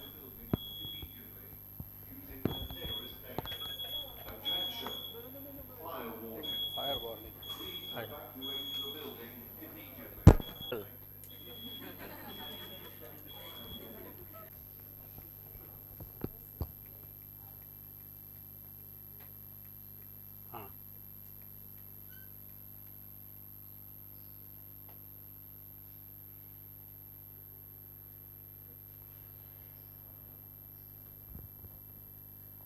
If you're getting confused, I am myself getting confused with all this presentation. So let us simplify. Let us simplify. This much is okay. That I have an HKL plane. It has an intercept 1 by h, 1 by k, 1 by l. So the actual intercepts will be a by h, b by k, c by l. So I draw the plane. I know. So if you give me any three numbers, I create these three numbers a by h, b by k, c by l, go a by h on x axis to find a, b by k on the y axis to find b, and c by l on the z axis to find c. So a, b, c is my HKL plane. This much is fine. Algorithm for drawing an HKL plane given the three numbers. Yeah.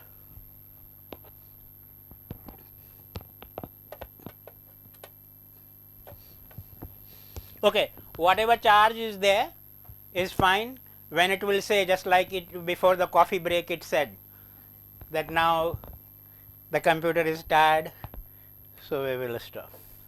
It's your luck when it is. So ABC is the HKL plane. That much I am able to draw. I know the crystallographic axis x, y and z. I know the lattice parameter a, b and c. I know the plane indices HKL. So I create the intercept points a, b and c by OA is equal to a by h, OB is equal to b by k, and OC is equal to c by l. My plane is drawn. Then I say that the distance of this plane from the origin, distance, so you just drop a perpendicular, that is what is more important. You drop a perpendicular from O to the plane ABC, the length of that perpendicular is DHKL, and after that I will use that distance as my rod to create other planes further up and other planes further down. So, that is my set of HKL planes, and that is my set of, and that is the value of DHKL. So, DHKL is defined. Given any HKL, DHKL is defined. Just attempting to do that for a particular HKL value. So, let us say that I have a unit cell and I have repeated that A, B and C. I have repeated some unit cells in a row and one unit cell in the back, and I draw this plane, green plane. What plane? Yeah, 1 1 1 0 1 1 0 plane. So, now what will be the, so this is n was is equal to 1, n is equal to 2, we will have intercepts 2a and 2b. So, that is the second plane. N is equal to 3, we will have 3a and 3b. So, that will be the third plane. N is equal to 0 will be a parallel plane passing through the origin, minus 1, minus 2. Okay. And the spacing between them is D110. So, the other interpretation which I told you, forget about all the planes, from the origin drop a perpendicular to the first plane, n is equal to 1, that is the spacing D110. So much of right. Now the mystery of missing n, where the n goes. In Miller indices, we take NH, NK and NL. If I get 3, 3, 3 in Miller indices, what will I call the Miller indices? 1, 1, 1, I will divide by 3, but no more in indexing of HKL reflection. This is very, very confusing. After so much of work of saying that 3, 3, 3 plane is same as 1, 1, 1 plane, now we are saying that no, 3, 3, 3 is different from 1, 1, 1, we will not divide by 3. But in context of a diffraction, NH, NK, NL is not equal to HKL. So, what is NH, NK, NL? Is the index of nth order reflection. Remember, lambda is equal to, n lambda is equal to 2d sin theta. So, nth order reflection.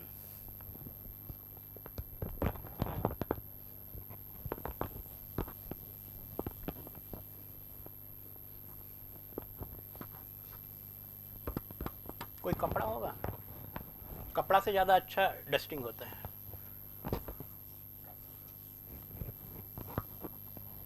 Duster से.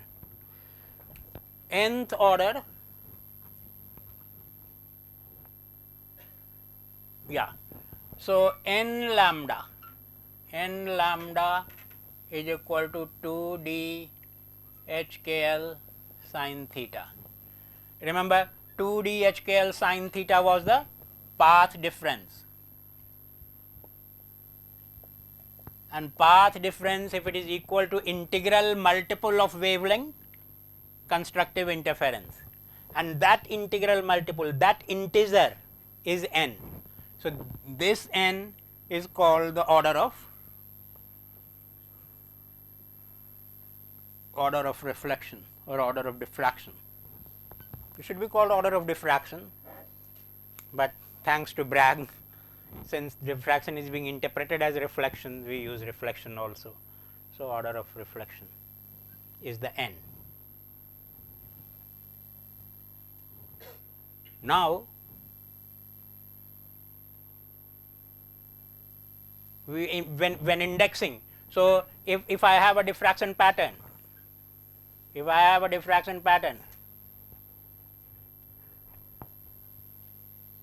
theta 1, 2 theta 2 intensity, then for this peak I want to know two information.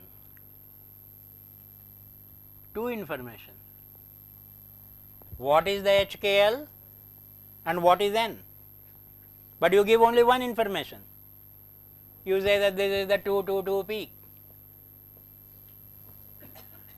When you say 222 peak, the information about the order is already there, because 222 means second order from 111. That is why N is not written separately, and that is why Bragg's law is also reformulated in this language.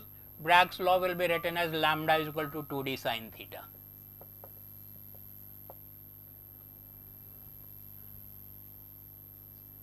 And this will become 2d nh nk nl sin theta. ये एक mystery है. This mystery is very confusing for any beginner, and sometimes experienced people also don't bother about it.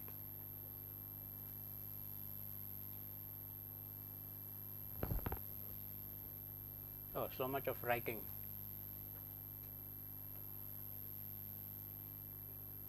One convention. We said that Miller indices we write in parentheses. So, to distinguish Miller indices from the index of reflection, some authors do not use parentheses at all and write the index without parentheses. So, I write 111, that means it is index of reflection. If I write 111 bracket, it is a plane. So, 111 without parentheses is first order reflection from 111 plane. 222 without parentheses is a second order reflection from 111 plane.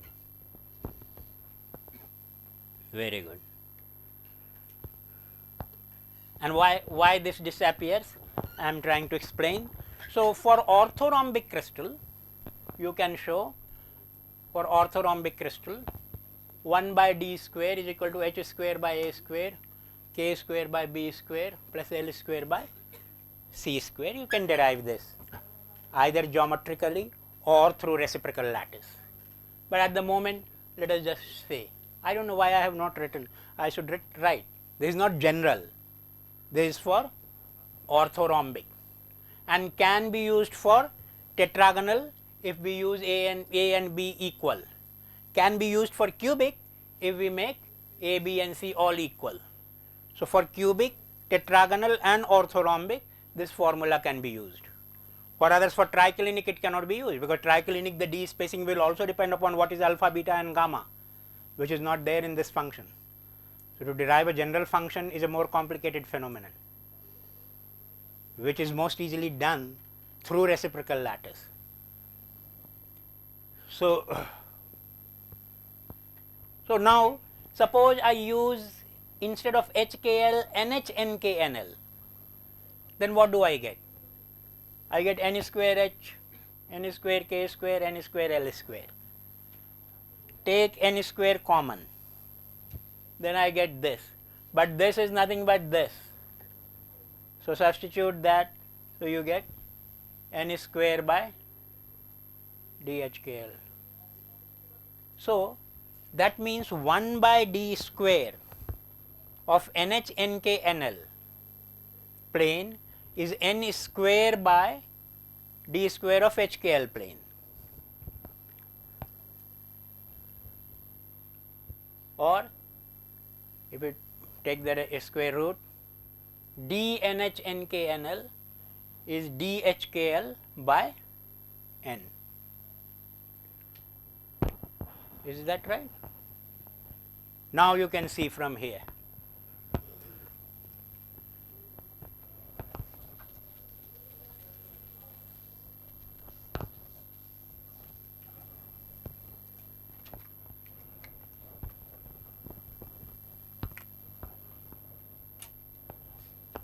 Now you can see how n is disappearing. N lambda is equal to 2d HKL sin theta. So, lambda is equal to 2d HKL by n sin theta. This much you will allow by mathematics, and dHKL by n is nothing but 2d NH NK NL sin theta. So, moral, nth order reflection from HKL plane can be treated as first order, now n is 1, first order reflection from NH NK NL plane. That is another way of looking at it. So, all planes, so I do not have to worry about order, all my reflections are n, or n is equal to 1 first order. If it is any higher order, I will change my indices, I will multiply by the indices. So, D200 is D100 by 2, D333, is just some simple example.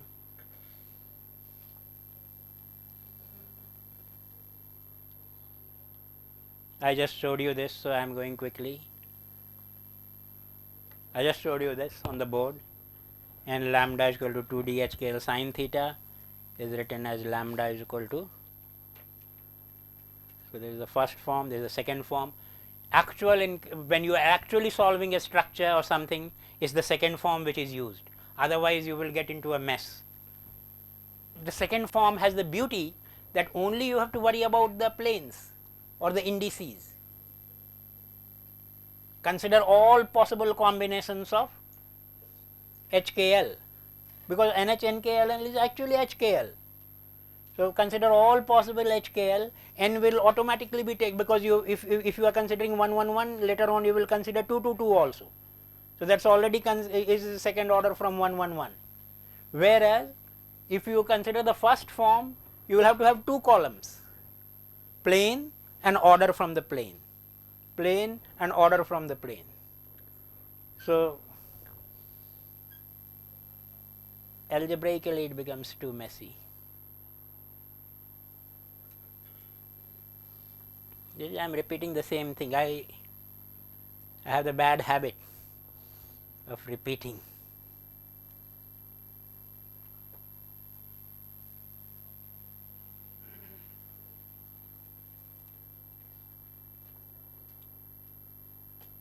My kids also criticize me for this. You are telling this story 100th time.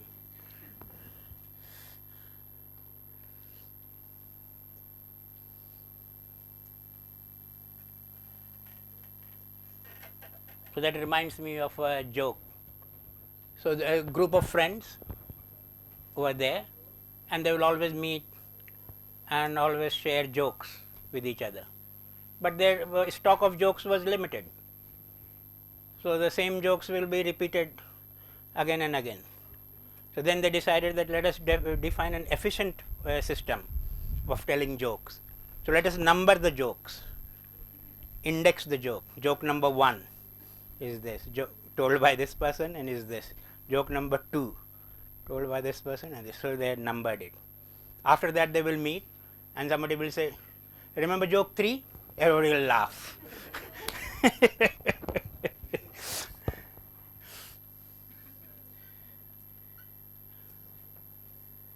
Now,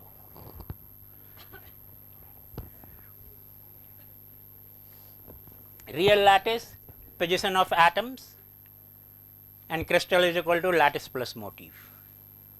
Reciprocal lattice, which is the worrying thing, which is the dangerous thing. Reciprocal lattice, what does it do? It helps us in crystallographic calculations. I told you the kind of formula which I showed you can be easily derived by reciprocal lattice, the formula for DHKL. And more importantly, reciprocal lattice helps in interpretation of diffraction pattern. So, that is also very, very important. And one of the interpretation of diffraction pattern you might have heard, evolved sphere construction, very important in TEM. TEM diffraction pattern very important, but also true for X-ray diffraction. Evolved actually developed it for X-ray diffraction. In Evolved's time there was probably not TEM, I think.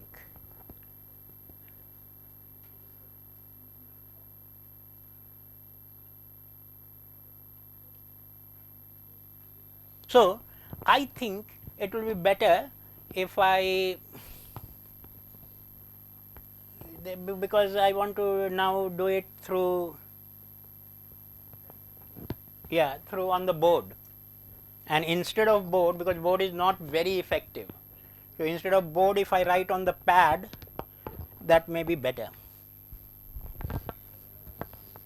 because this is a sort of derivations which can be quite boring if I show it on the slide, and will become too fast also. But if I write, it will be under control. So, what I will do,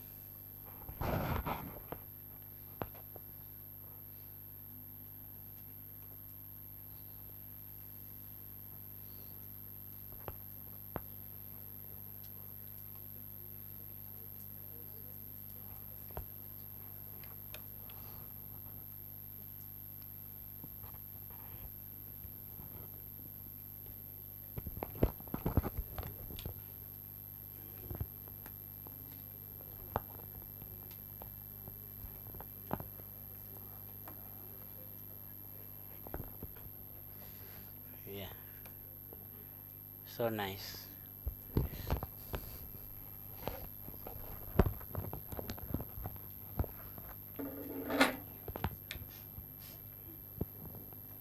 We need to have a standing lectern. Am I blocking for you?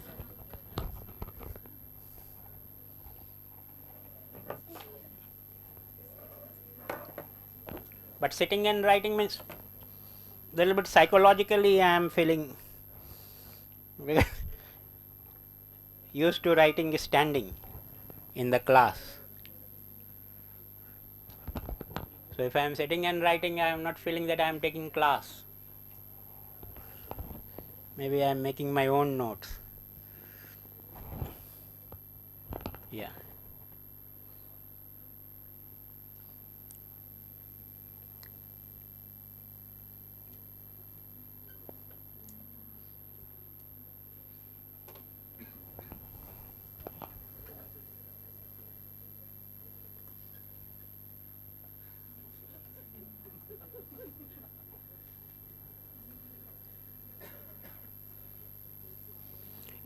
If you have any doubts till now, you can ask, or if you have any future doubts regarding reciprocal lattice also, you can ask.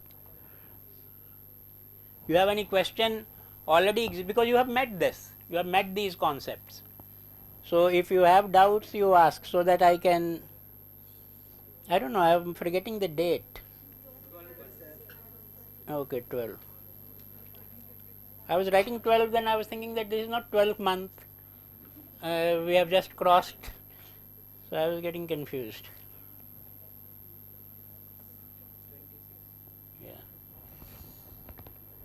Yeah. Yes. So, any doubt or confusion regarding reciprocal lattice, which if possible I will try to counter.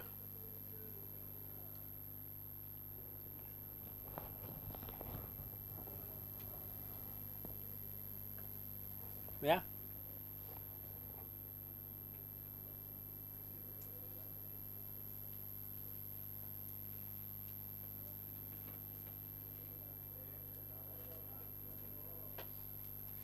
No doubt.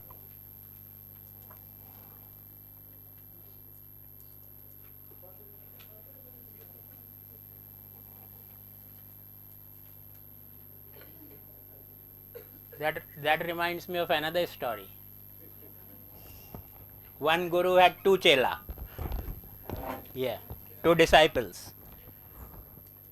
So after years of training, in those days there were no computer based exam or even written exam, only oral. So oral viva voce. So the first disciple was called, and the only question asked, you have any doubts? No, sir. You are such a great teacher, and I worked so hard all these years. I clarified my all doubts. I have no doubts. Okay, send the other one. The other one, you have any doubts? Thank you for asking, sir. Actually, I have made notes of what all doubts I have, but I was not asking. Now that you are giving me opportunity, I can ask. Okay, you need not ask. You have passed, you go. The other one has failed, has to do another year of workshops. So you have any doubts? You have no doubts? Another 2 hours of lecture.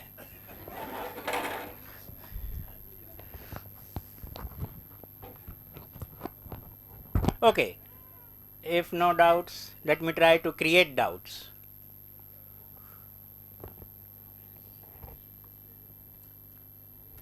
See, in real space we had, what was a real lattice made of?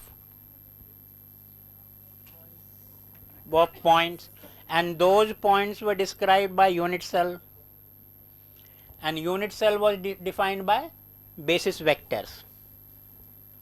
So real lattice basis vectors A, B and C. So once you give me the A, B and C, so there is the vector A, there is a vector B, and there is a vector C. I have started drawing in this kind of crooked way from now onwards, because I don't want to give you the impression that we are dealing with cubic. I want to remind you that we are in a general system where A, B and C are not equal, alpha, beta, gamma are not 90 degree. So this will define a real lattice. This is the origin, these are the lattice points, and then you will define a parallelepiped unit cell. I just drew that some time back, and then you will repeat that, so you will get all the lattice points. So the entire information of real lattice is there in these three vectors.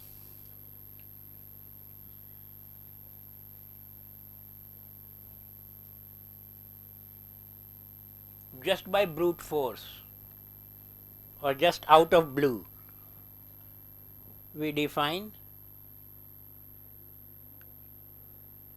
reciprocal basis. So this one was the real basis vector. Now we are defining, not defining, imagining.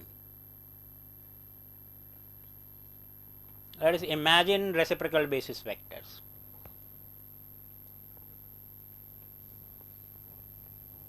And what we want? So we are giving a wish list that let us have three basis vectors, A star, B star and C star. We are asking crystallographic God a boon that give me these three vectors such that, पहले stories में आता है ना वर मांगो. So the God came, God is happy and is asking, ask what blessings, what boon you want to have. So we say, give me three more. I am not satisfied with A, B and C. Nobody is satisfied with what one has. So has to ask for more. So I want three more vectors, A star, B star, C star, such that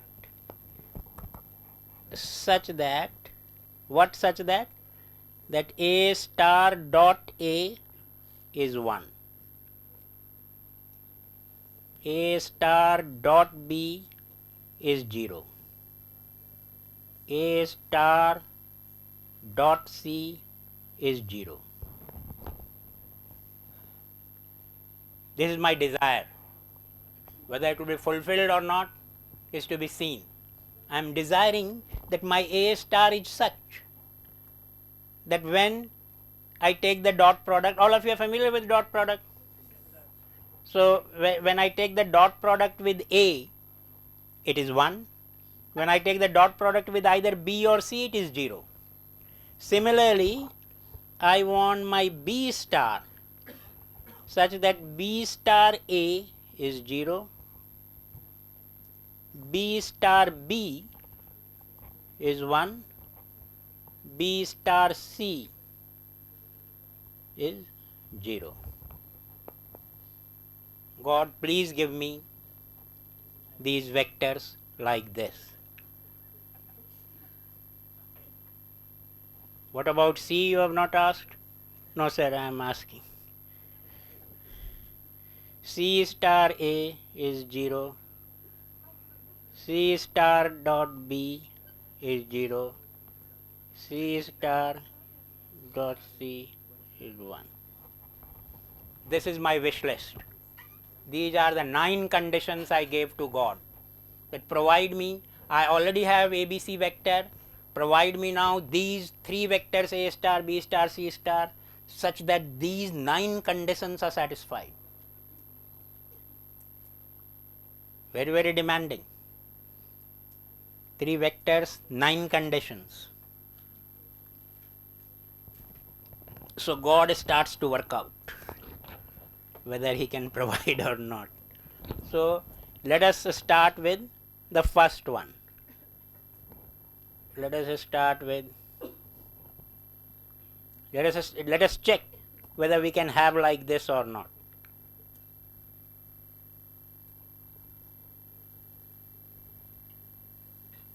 Anywhere you have any doubt, please ask me. Okay.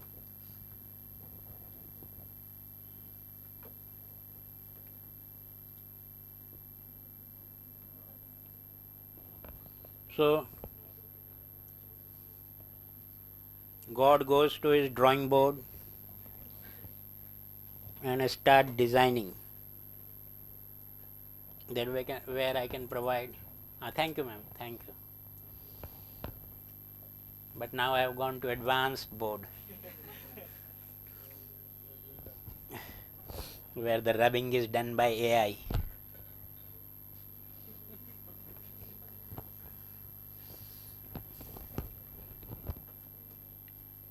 So A star. Now see, I have to focus only on these 3 relations, because other relations that does not involve A star. They involve B star and C star. So for A star only 3 relations are there. So using these 3 relations I should be able to construct A star. How can I construct using these 3 relations? So first of all I have some simple information.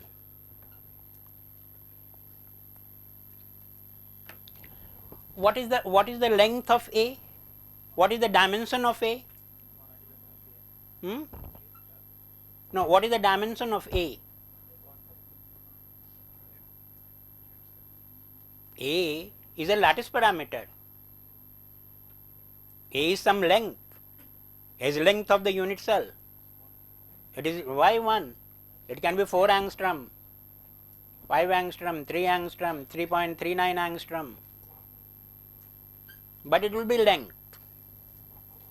A has a dimension length.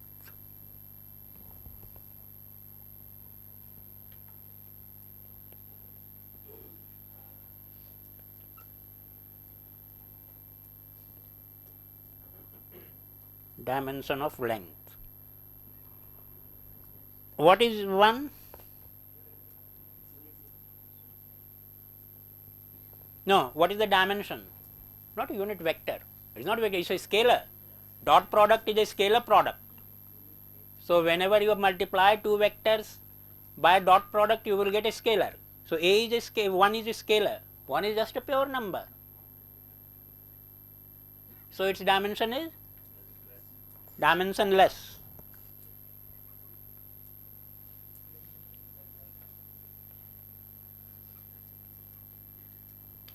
So, this itself tells me now that what will be the dimension of A star. Yeah. L to the power minus 1, 1 by L. Then only if I have to multiply angstrom with something such that I get just a pure number. So, I have to multiply angstrom by angstrom inverse to get a pure number. So, A star has dimension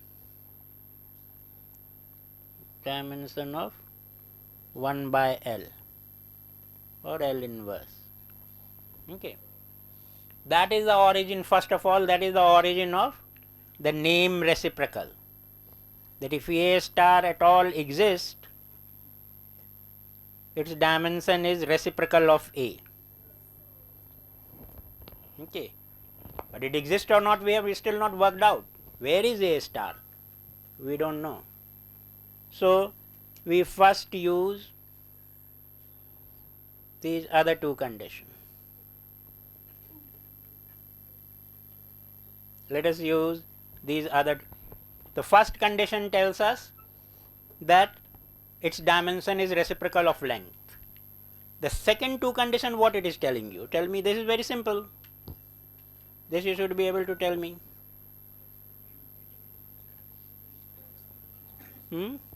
A star dot B. A star dot B is 0 means?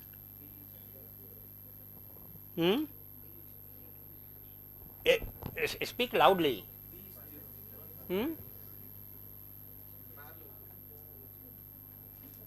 When two vectors B is 0. B cannot be 0 because I am having a 3-dimensional unit cell. So, all lattice parameters will have to have something, otherwise it will become 2-dimensional.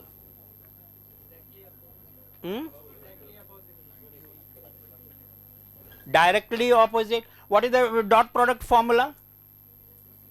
AB cos theta. If they are opposite, cos theta is cos 180 degree. Cos 180 degree is minus 1. So, minus AB. AB minus 1 is minus AB. That is not 0. Cos 90 degree. Remember that. When ma'am was teaching or sir was teaching, then you should not be sleeping. Dot product AB. So, A star. So, I come to know that A star has to be perpendicular to B. So, this is some good information which I can use.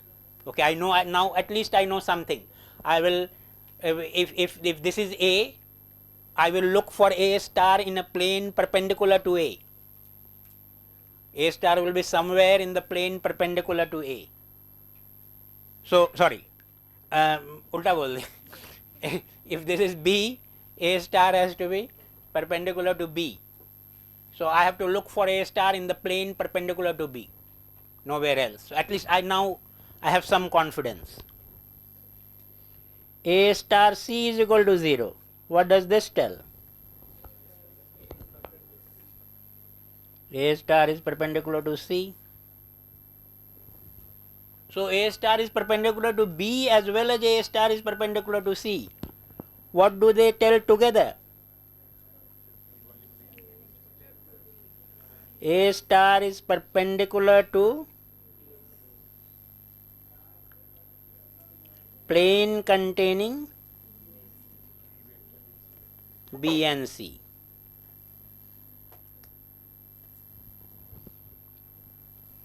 Again, your vector teacher was teaching you once several years ago a vector which is perpendicular to two given vectors. Cross product. So A star should be parallel to B cross C. Now we are getting little bit more confident and we are getting closer to A star. Now we actually know the direction. So B is here, C is here, B cross C, along that I have to find my A star. So direction, the line has been fixed, the length has not been fixed, how long, but the line has been fixed, and these two information cannot give me length. But unless and until I have the length, I have not fixed the vector, but I have fixed the line of the vector. Okay. So if this is B, no, let me go back to the figure which I had made, a little complicated. Yeah. So if this is B and this is C, then this is the plane containing B and C. So my A star vector will be somewhere along this line which is normal to this plane. So the line is fixed, but how long? How long? So what is the other information? The third information, which at the moment we have used only for dimension, but now we will use it for actual length. So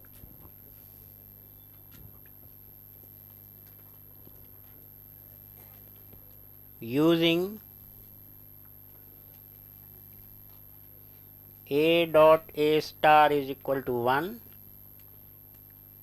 So no, before this, one more step is required. So let us bring it here. Yeah, one more step is required, that is, if the vector is parallel to B cross C, it is some scalar times B cross C.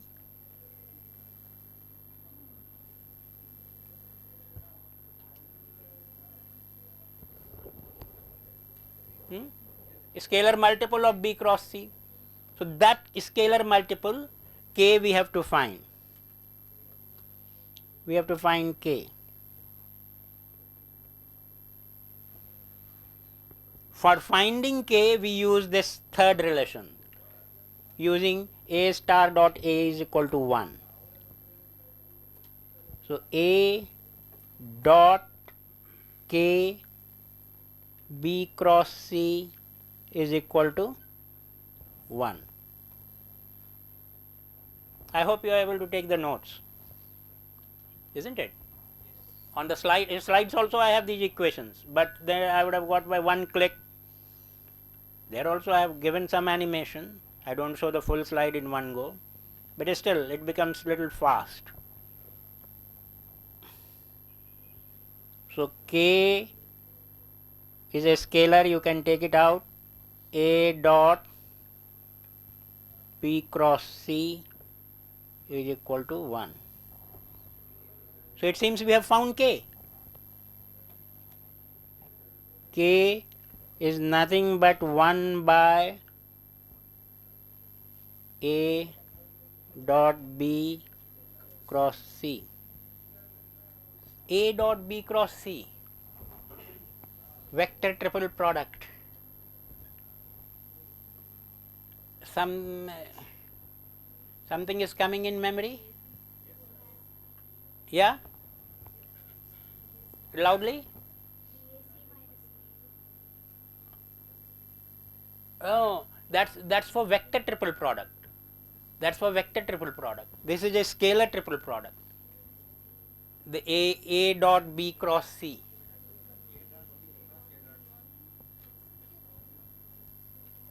A dot B cross C. Whoever says, gives the answer. First correct answer, free ticket to Singapore. all expenses paid by Praveen Kumar.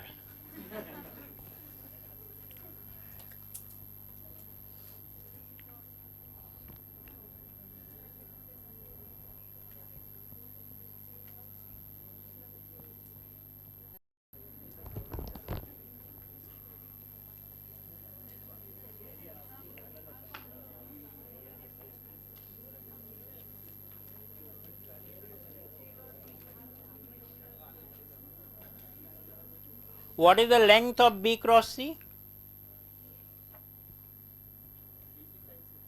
BC sin theta. So B C theta. What is the area of this parallelogram? BC sin theta. So B cross C, length of B cross C is the area of the parallelogram. Now A dot B cross C. Okay. So,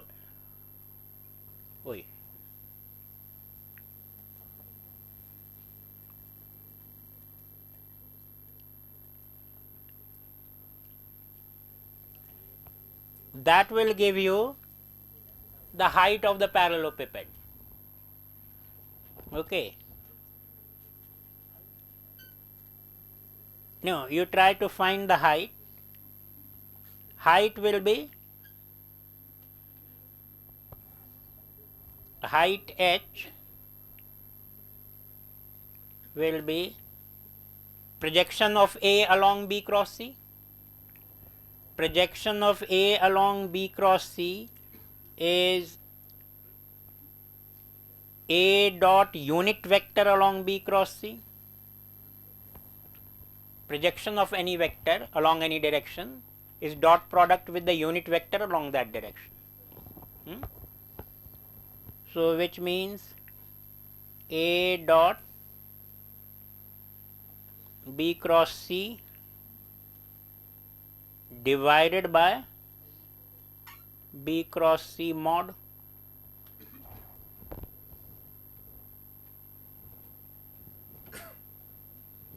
Is that fine?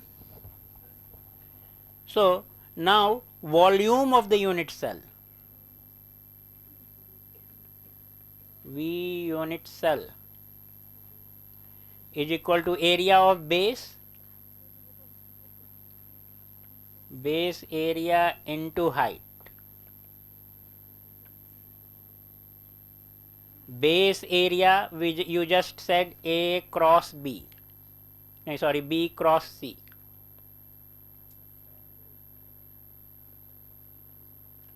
Base area was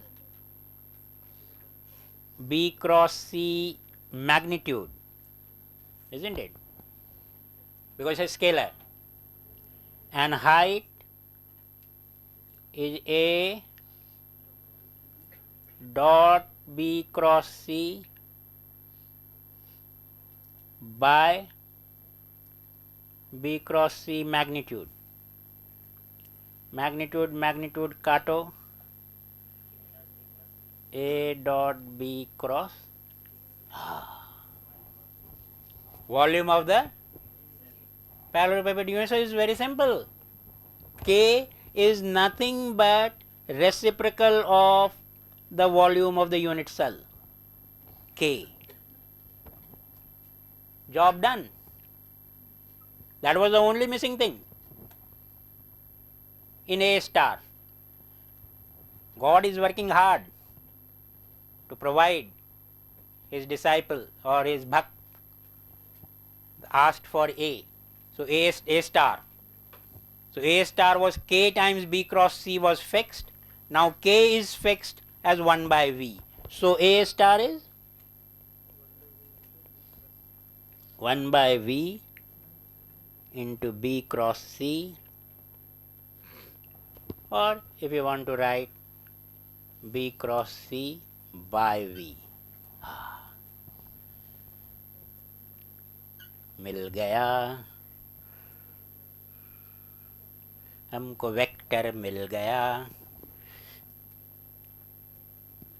B cross C by V. Similarly, if you make efforts for B star will turn out to be C cross A by V, and C star turns out to be A cross B by V, where V is volume, parallelepiped, unit cell A, B and C. Unit cell defined by A, B and C. Happy? Everybody should be happy.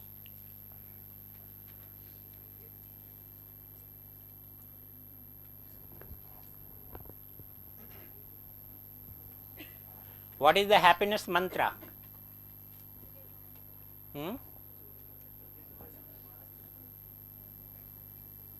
How to be happy?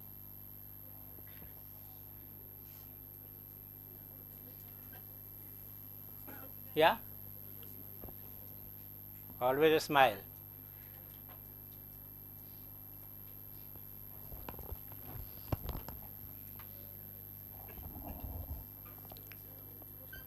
Happiness mantra is to get the 3 reciprocal lattice vectors, A star, B star and C star. So,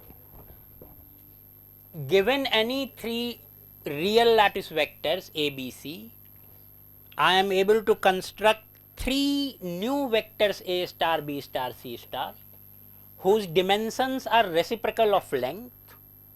We have seen that, which is again visible from here also, from the new formula, because B cross C has the dimension of area, L square, because B has dimension of length, C has the dimension of length. Just now we said that B cross C represents the area, BC sin theta. So, B cross C is dimension of area divided by dimension of volume. So, here also we are indicating that A star is having dimension of reciprocal of length. So, I have found 3 new vectors. Given 3 vectors A, B, C of dimension of length, which was representing the real unit cell, real lattice unit cell, I have now constructed 3 new vectors, which I am calling reciprocal basis vectors, who I can construct using A, B and C. I have exact formula, I know where to look for. So, for A star I will look for perpendicular to B and C, and I will divide B cross C by the volume V. I have constructed A star. So, I know exactly where to draw A star, B star and C star, their length, their direction, their everything. So, I have 3 new vectors and I call them reciprocal basis vectors. So, A star, B star, C, and what is their property? The most important thing is what was our original wish list, that they have to satisfy this property, D9 property, because the new formula is based on this only. So, those vectors which we have found are satisfying these 9 dot product formula. What is the use of all this effort? Let us try to derive some properties.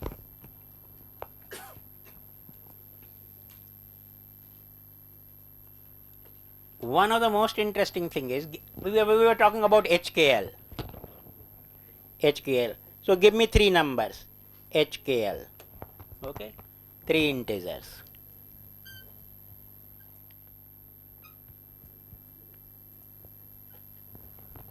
You just now saw that from these 3 integers I can construct a plane HKL in real space.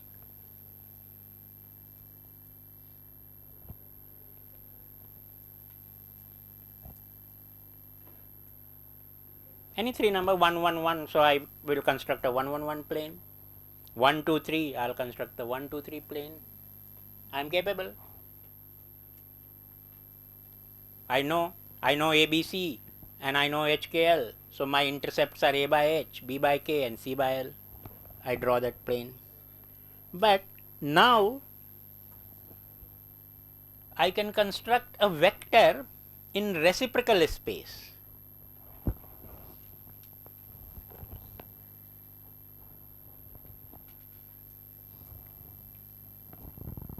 I have to do some cheating.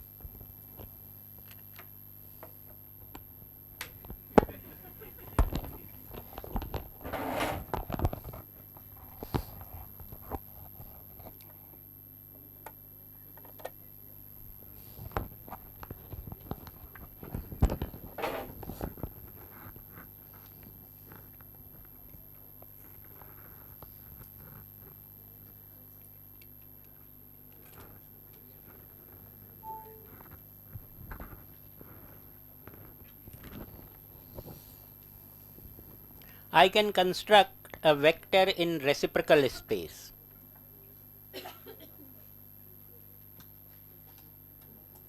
Which we call reciprocal lattice vector H star HKL. And what is that vector? Nothing but H times A star plus K times B star plus L times C star. Okay. See, go back. I am not actually, see, along this. So finally what happened? We found that A star will be perpendicular to B and C, so it will be along this line. And now I find that I just have to divide B cross C by the volume and find the length. So I found a length, and that is my A star.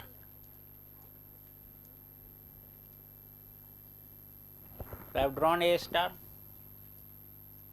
Okay. Similarly, I will draw B star and C star. So I have three vectors, and now I can combine those three vectors. So H times A star, K times B star, L times C star. I will get a vector.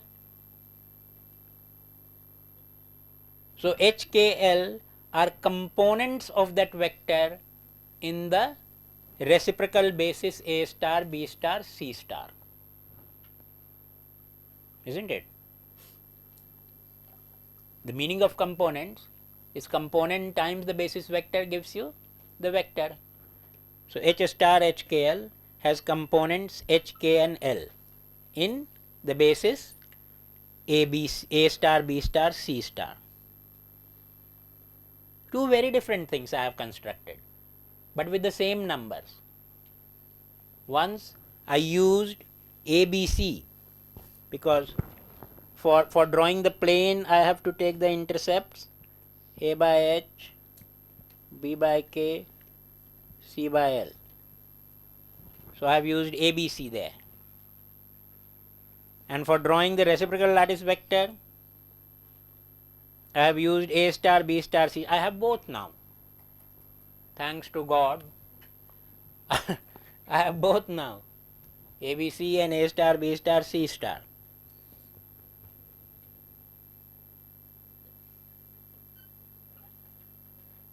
There is a very, very beautiful relationship which is going to come between the HKL plane in real space and H star HKL vector in reciprocal space.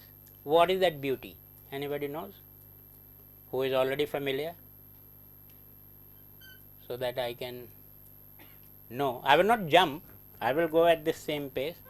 I just want to know if someone is already familiar. No? Okay. So, very, very beautiful relationship.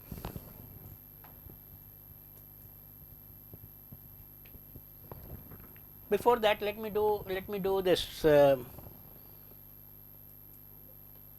Let me try to do a two-dimensional example, because without example it may be looking too strange. Okay. So let us say that we have a hexagonal basis 2D. A dot B, sorry, A and B. Oh, why? This is my bad habit. Sometimes I use underscore for vector and sometimes overscore. That can be confusing. But if I do somewhere, please excuse me and please assume that both are the same. I am not use. Sometimes people use differently. That overscore means something and underscore means something. But in my case, it is a mistake. Overscore underscore is the same thing. It is a vector. I am only trying to indicate that it is a vector. So two vectors A and B equal in length and gamma 120 degree. Since it is 2 dimensions, you have only 2 reciprocal basis vectors A star and now only 4 relations. A star dot A is 1, A star dot B is 0, B star dot A is 0, B star dot B is 1. So A star dot B is 0 means A star should be perpendicular to B. So I draw a line perpendicular to B. And then A star dot A is 1. So this eraser got selected. Yeah. What is this angle?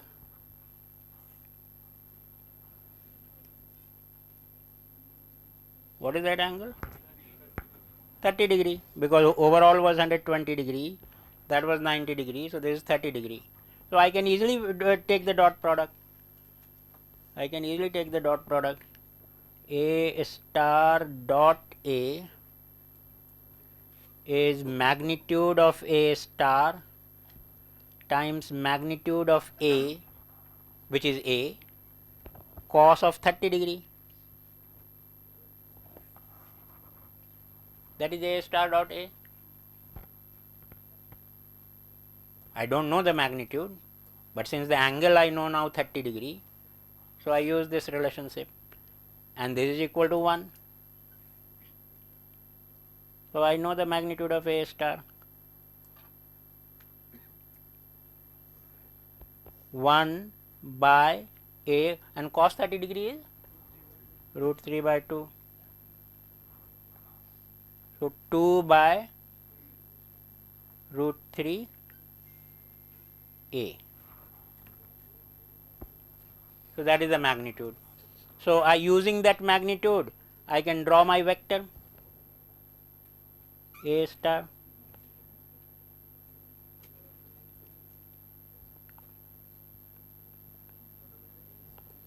Similarly, you will find that B star, sorry, this doesn't seem to be perpendicular. It should be perpendicular to A.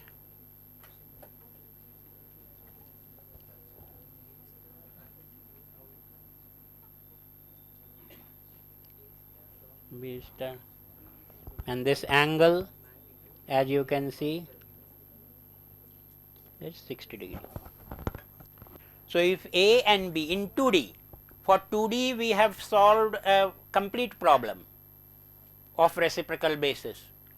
In 2D hexagonal system, I have two basis vectors A and B at 120 degree. Their reciprocal basis vectors are also two vectors of equal length, A star and B star, both of length 2 by root 3A, and their angle between them 60 degree. Now if you give me H and K, now you can give only two components, H and K. So 1 1. So if you want 1 times A star and 1 times B star, so 1 times A star and 1 times B star, so A star plus B star will be this vector, which I will call H star 1 1. Clear? Meaning of H star 1 1. Generalize it into 3D. In 3D, if you have A, B and C, I will make A star, B star, C star, and then you give me 3 numbers.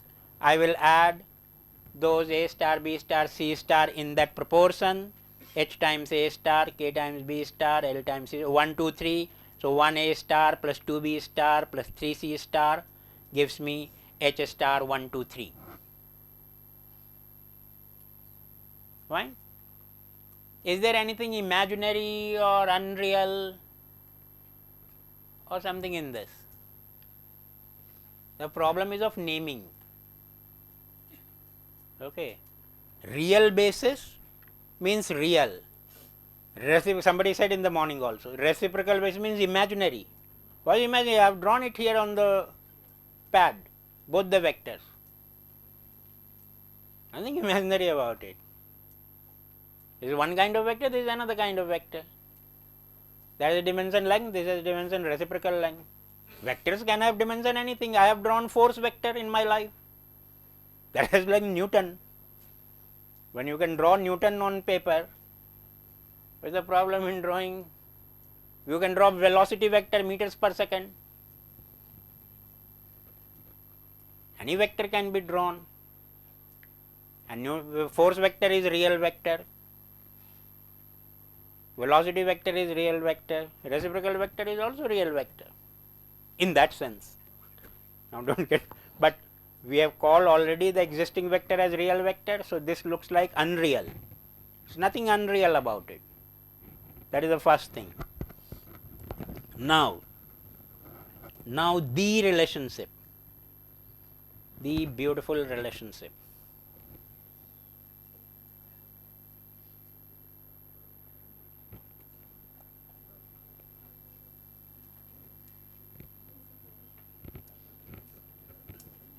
Five 5:30 तक तो regular time ही था ना, अभी तक तो regular time है, extension तो अब शुरू होगा, अभी तक के लिए कोई एक्सक्यूज नहीं दे सकते.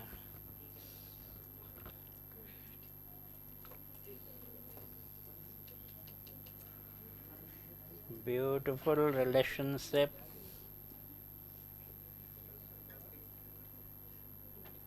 between real plane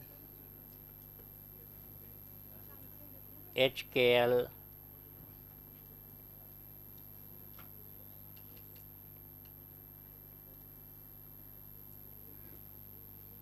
and reciprocal vector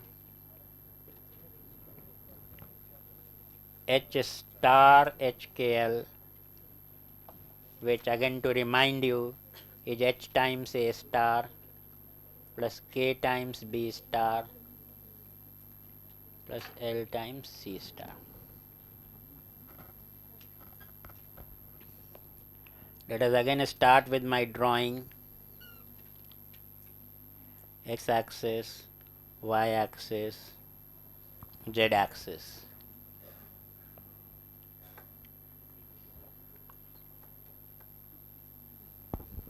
Not orthogonal.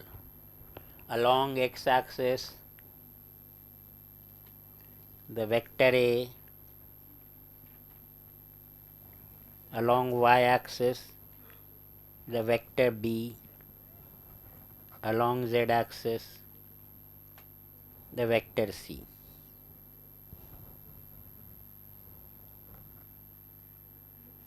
The HKL plane.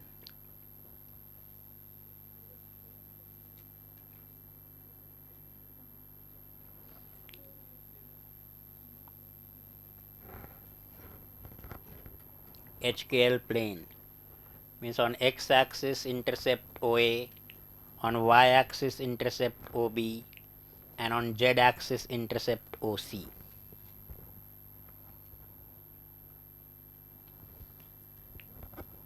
This is my HKL plane. So since this is my HKL plane, I know that OA is equal to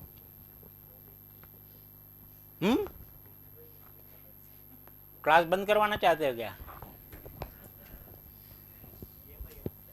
A by? Yeah. Now the class will go. OA is A by H. OB is equal to B by K. And OC C by L. If you want to write it as a vector OA, so that will be vector A by H, vector OB, vector B by K, vector OC is vector C by L. That's okay?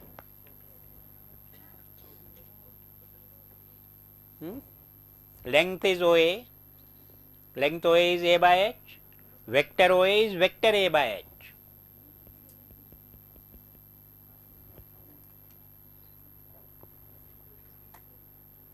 If that is giving you any doubt, let me try to write.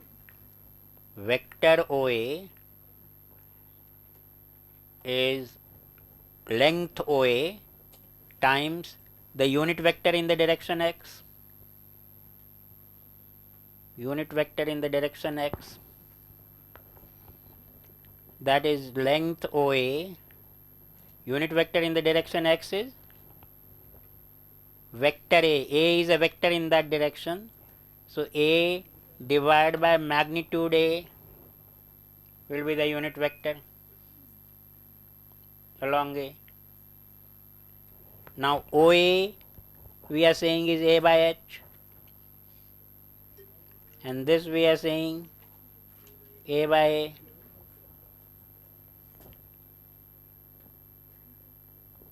So vector OA is vector A by H, right? Vector OB, vector B by K, vector OC, vector C by L. Why I am finding these vectors? I want to find two vectors in the plane. So let me find one vector in the plane. So AB is a vector in the plane. AB is a vector lying in the plane. So tell me, what is AB? If you want to continue the class, tell what is AB. No answer, class end. 30. You want 50, I think.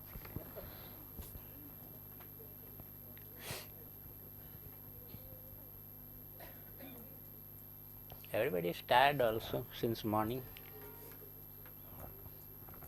Yeah, what is AB?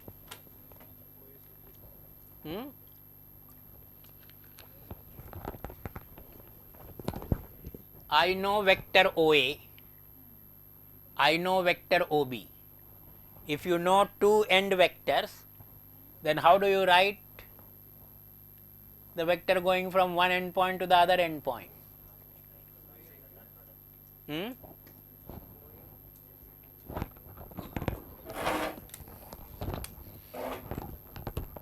Okay, let me write it this way.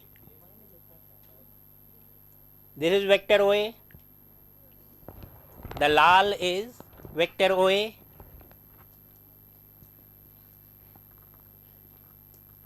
the hara is vector OB,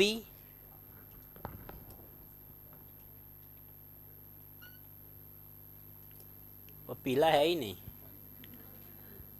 चलो brown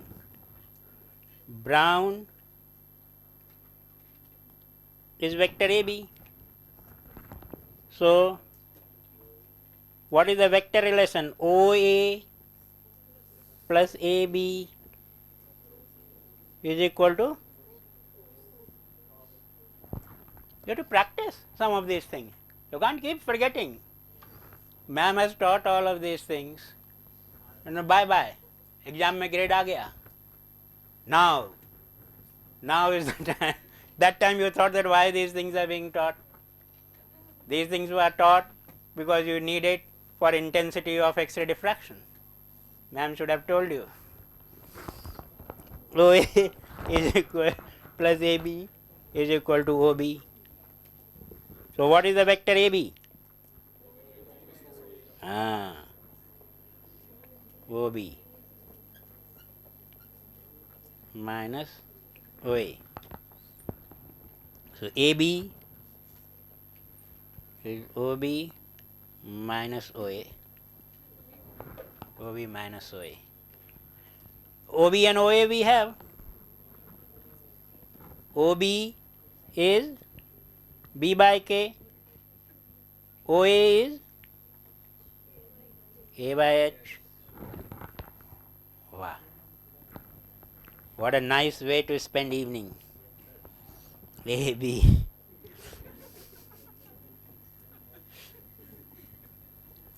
Now BC or AC, anyone, any two vectors we want.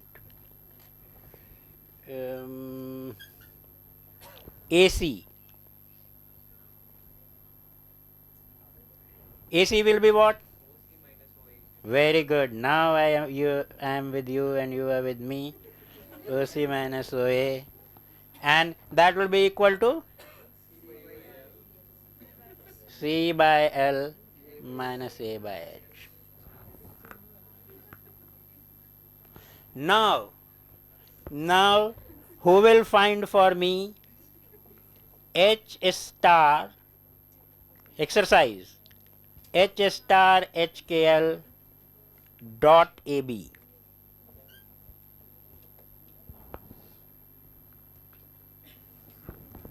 Use the definition of H star. HA star plus KB star plus LC star. I am going to now I am not going to do this on board. I am going to take a round to have a look at your notebooks who is doing what.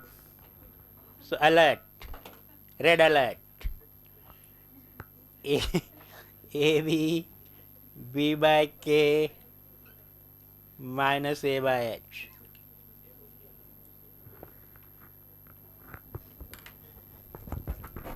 Red alert starts now.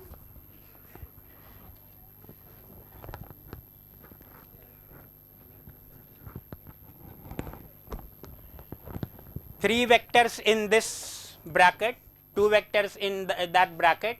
So 3 into 2, 6 products will be there. The final thing will be sum of 6 products. HA star dot B by K minus HA star dot A by H plus. So karo.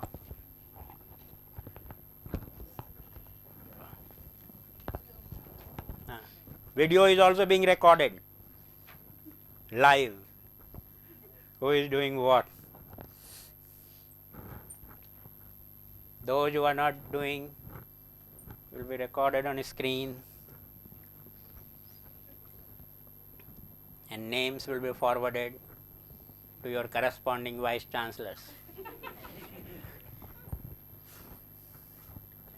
Yeah, what? Zero.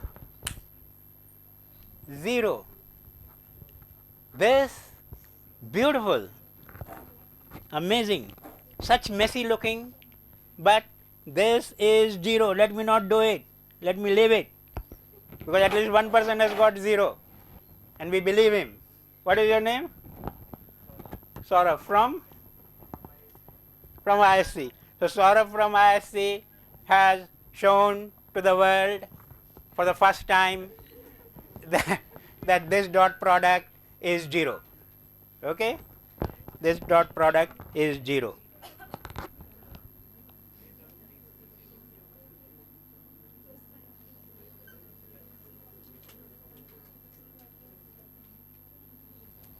H star H, now you will be able to guess. H star HKL AC. again is 0. Shall I do it? I don't think there is need, but let me do it for my own satisfaction. HA star dot B by K minus HA star dot A by H plus KB star dot B by K minus KB star dot A by H plus LC star dot B by K minus LC star dot A by H.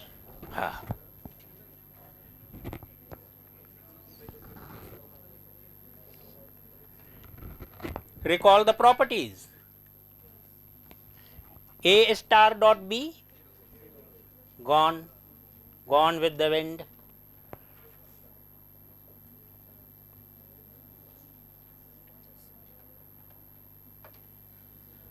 B star dot A, 0. C star dot B, C star dot A, 0. इतने तो ऐसे ही उड़ गए. सो बचा क्या? कुछ न रहा. Minus H by H A star dot A star, नहीं A star dot A, and plus K by K B star dot B. That is what you have asked God to give you. A star dot A 1, minus 1 plus 1. All the effort goes down the drain. Null, 0. And do that same exercise. Now you will have no problem in believing, even if we don't do and write, that H star HKL dot AC is also 0. So H star HKL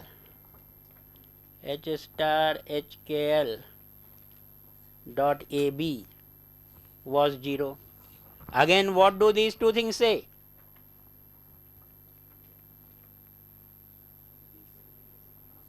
What do these two things say about H star HKL? Perpendicular to what? Perpendicular to the plane ABC. But what was the plane ABC? ABC, how did you draw ABC? You are on an HKL plane. So H star HKL is perpendicular to HKL. H star HKL. Just one more relationship and I think we will break. But have patience for one more relationship. But that will be very, very interesting. So see, it looks so arbitrary here. 3 integers. First of all, A star, B star, C star cooked up in a very arbitrary way from ABC, some formula. And then 3 integers thrown at us. I cook up a plane HKL using 3 integers. I cook up a vector H star HKL, and then now I find that this vector is perpendicular to that plane. This vector is perpendicular to that plane. That's not all. Something more interesting is going to come. Something more interesting. Now, I also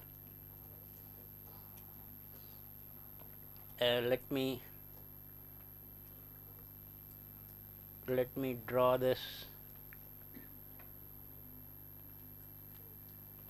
Let me draw this picture again.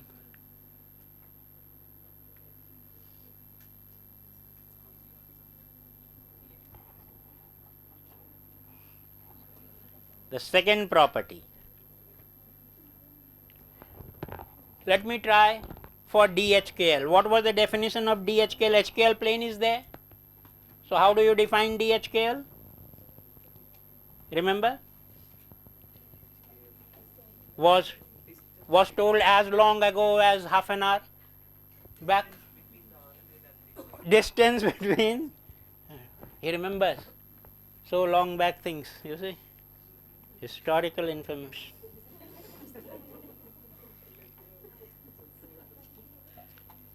Thank you. What is your name? Gopi. From? Pondicherry. Pondicherry. So let me drop perpendicular OP. OP perpendicular to HKL. P for Pondicherry. Okay. So OP perpendicular to HKL. Right? And let me join PA. And let me extract this triangle. Let me extract this triangle O, P and A. Vector OA you know. What is vector OA? A by H.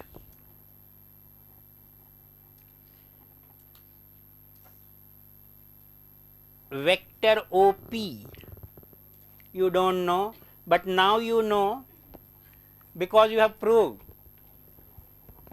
What did you prove? H star HKL is perpendicular to HKL. OP is perpendicular to HKL.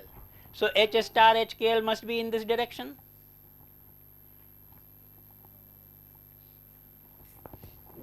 How long I don't know at the moment, but it is in this direction.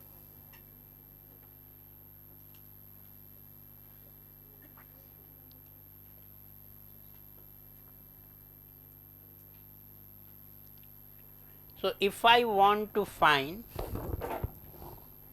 so OP, and OP I know that the length of OP is DHKL by my definition of DHKL. All these things I am knowing. So DHKL is OP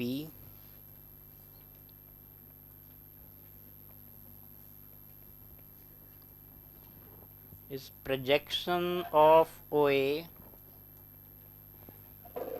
along H star HKL. Agreed? To take the projection of any vector along any other vector, you take the dot product of the vector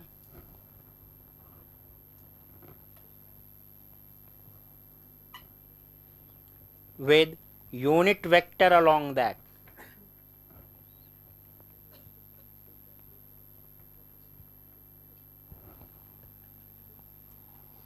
Let me not write this, unit vector along OP.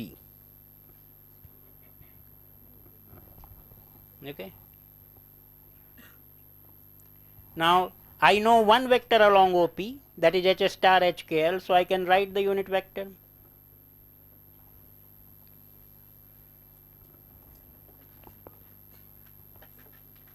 You can leave, no problem.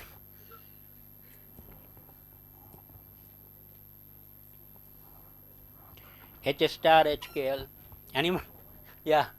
So there is another alert that I should end now.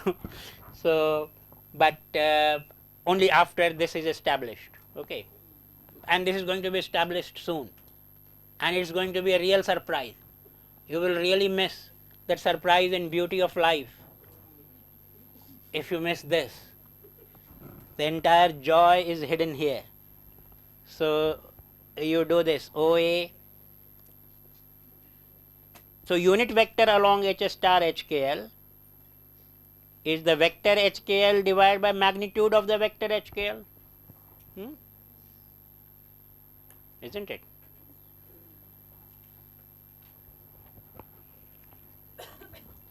And OA anyway you know, A by H. Now, and H star HKL you know, HA star plus KB star plus LC star. Now, whoever finds this, as you find and show the answer to me, you can leave the room to enjoy MG Road and Brigade Road and whatever new roads have been created. आजकल कहाँ जाते हैं बच्चे? हम तो सीधे MG Road जाते थे. हाँ, how do he? No, he is telling how do you reach MG Road and you get the chutti. First person to get chutti. So the answer is chutti means leave. Sorry for my Hindi. Means first of all I am an Hindi wala and then have taught in Delhi for so long. So Hindi comes. So this Priyanka, yeah, Priyanka has shown that this is equal to, everything disappears, this is simply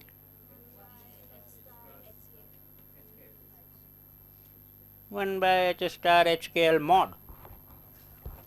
Not very difficult to see. Remember what we had asked for A star. A star dot A is 1. B star dot A उड़ गया. उड़ गया means उड़ गया का मतलब English? Yeah, it has flown away. LC star flown away. Only thing remaining on the ground, the only bird which is remaining. I am also bird watcher. So 2 birds flew away. Only 1 bird remaining, HA star. But there is an H here to cut that also. So वो भी उड़ गया. 1 by H star HKL. Amazing. Amazing, isn't it? Nice way to end the day. Amazing that what we have shown, that DHKL is 1 by H star HKL. Or in other words, so length of H star HKL is nothing but reciprocal of 1 by DHKL. These are, so 2 properties. Length of H star is reciprocal of DHKL and the vector H star HKL is perpendicular to the plane HKL. These are the 2 properties.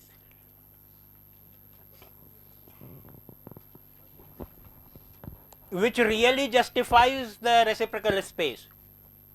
This is the property which, in a sense, actually we should have asked for this, that give me a nice vector which has this property directly, but that would have been too confusing for God also. That give me a nice vector like this, which is perpendicular to the HKL plane and whose length is reciprocal to the DHKL of that plane. That is H star HKL. All the other properties. So Bragg's law, the whole goal. Now I don't want to trouble you with this, although it's just few steps, but we will do it tomorrow, isn't it? Yeah, abhi khich dein. Oh, you're too tired. We will do it. We will start. Something should be there for tomorrow also. So tomorrow we will see how we will use this to cast our scalar form of Bragg's law into a vector form. So vector form of Bragg's law is just based on these 2 expressions, because Bragg's law is also, remember, Bragg's law also wants HKL, Bragg's law wants DHKL. So those things are there in this, and this will cook up and transform the scalar Bragg's law into vector form. देखते रहिए, जाइएगा नहीं. In the tomorrow's episode, we will do that.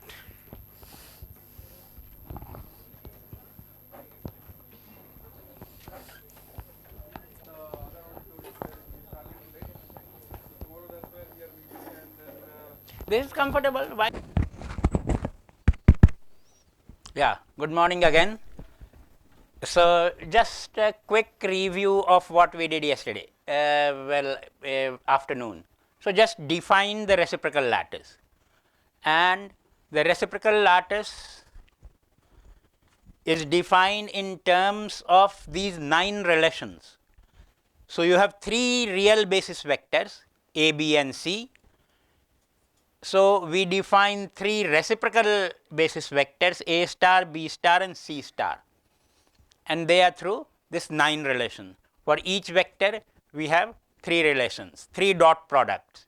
So, the dot product of A star with A should be 1, but with B and C should be 0, and similarly for others. This is the definition. Based on this definition, we derived these explicit relationship, that how to express A star in terms of A, B and C. So, we found A star in terms of A, B and C is B cross C by V, where V is the volume of the unit cell defined by A, B and C. Sometimes in some books this is taken as the definition. If you take this as the definition, you can prove those 9 relations as properties. I have taken those 9 relations as definition and I have derived this as property. It is better to take the dot product as the definition, because if you take the cross product as definition, then you will be stuck in 2 dimensions. We worked out a 2-dimensional example also. So, the dot product definition will work for 2 dimensions also. Cross product definition will not work for 2 dimensions, because in 2 dimensions you do not have a cross product, because cross product takes you out of the dimension, out of the space. So, that is why I like to use the dot product definition and use that to establish the relationship for A star, B star, C star in 3 dimensions. Then for any 3 integers, we define 2 things. One, using those 3 integers, we define the plane in real space, HKL plane, which has intercepts A by H on x axis, B by K on y axis and C by L on z axis. Using the same integers, we also defined a reciprocal lattice vector H star HKL, which is H times A star plus K times B star and L times C star. This is other way of saying that H, K and L are components of the vector H star in the basis A star, B star, C star. So, 2 things. So, the plane and the reciprocal lattice vector.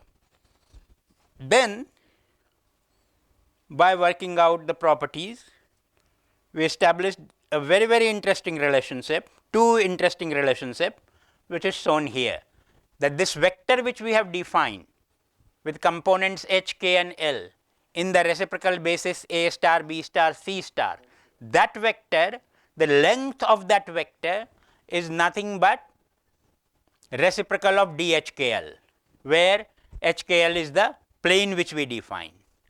Also, the vector itself is perpendicular to the plane HKL. With these 2 properties, now it is very interesting and very easy to establish the vector form of Bragg's law, which is what we will do now.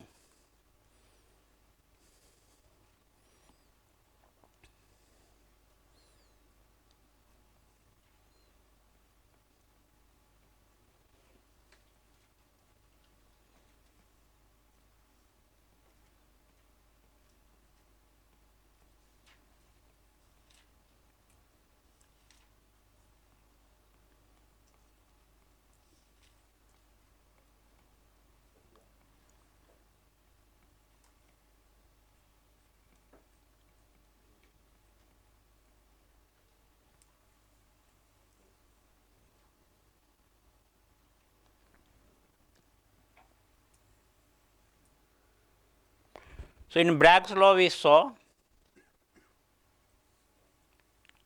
that you have HKL plane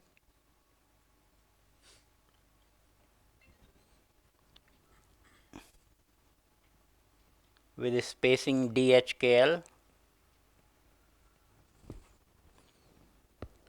You have an incoming wave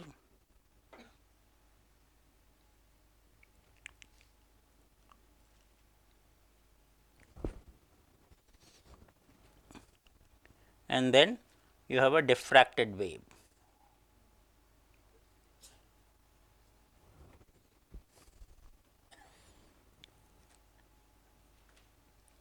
And they are supposed to be reflected from the HKL plane.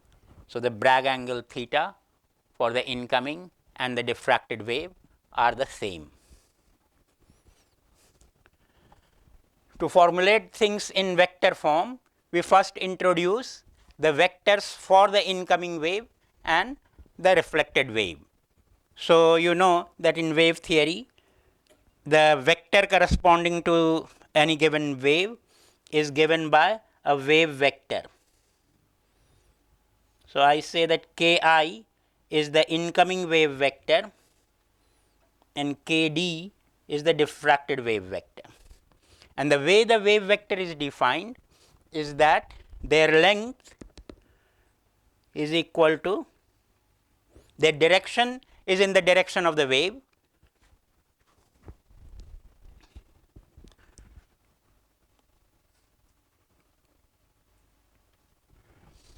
their direction is in the direction of the wave and their length is 1 by the wavelength, the reciprocal of wavelength. So, length of Ki is 1 by lambda. And we are talking of elastic scattering where there is no change in wavelength. On diffraction, the wavelength do not change. So, Kd also, the length of Kd, direction of Kd is different, but the length of Kd also is same 1 by lambda. So, we have the incoming wave vector. So, now these are incoming wave vector and the outgoing wave vector. Both are of the same length and both are making same angle theta with the plane HKL. Let me define one more quantity, the scattering vector.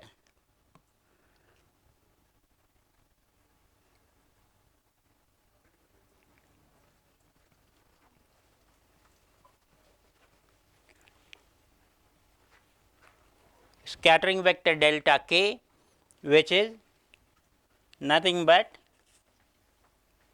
the diffracted wave vector minus the incident wave vector. Diffracted wave vector minus the incident wave vector delta k. So, let us try to find this delta k geometrically. So, from this point I draw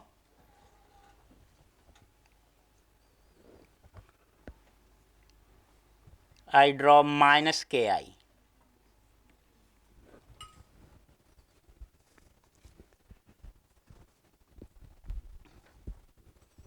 Let us label the points. Let me call A, B, C and D.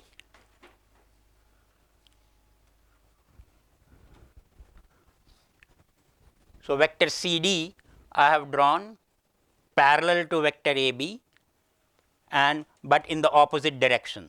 So, since AB was Ki, CD is minus Ki and Kd plus minus Ki vectorially will be this red vector.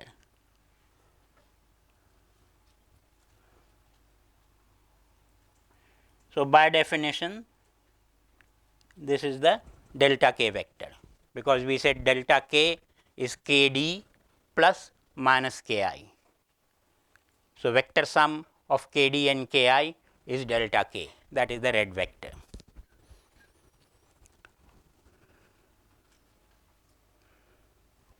let us draw a line parallel from C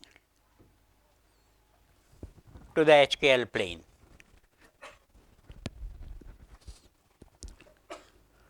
Let us call that P.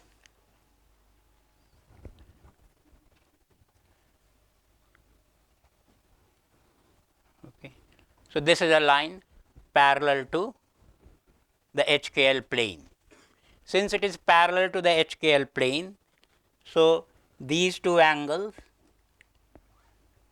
will also be theta.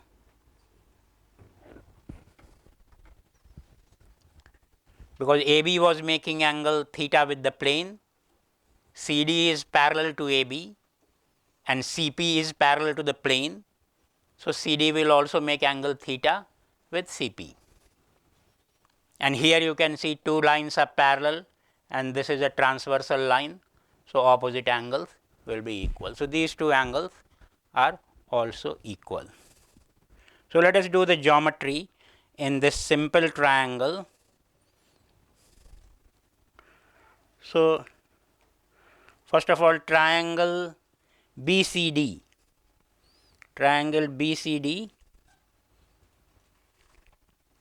is an isosceles triangle.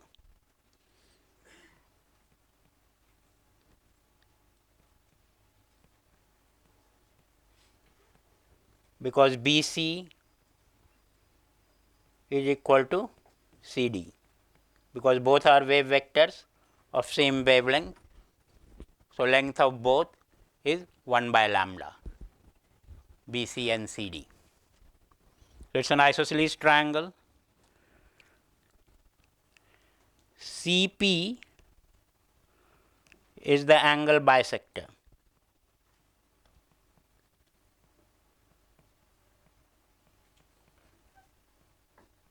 Angle bisector of angle BCD. CP is the angle bisector of angle BCD.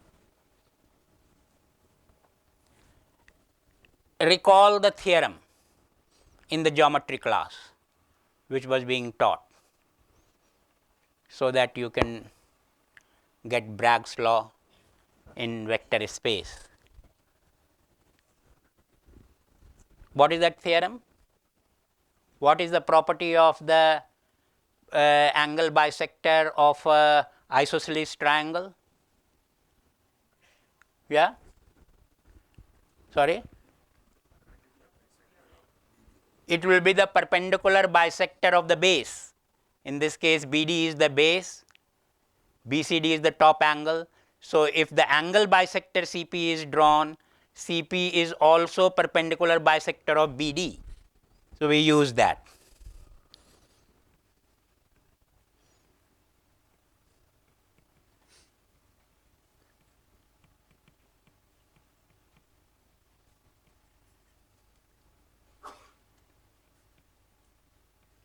CP is the perpendicular bisector of BD. So, which means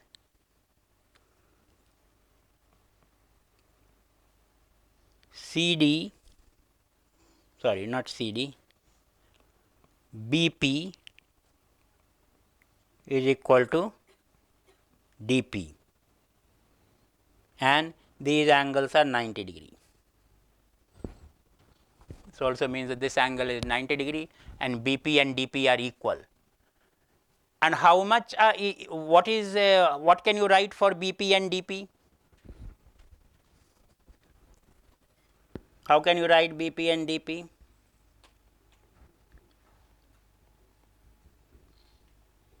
BP is equal to DP is equal to BC. What is the length of BC?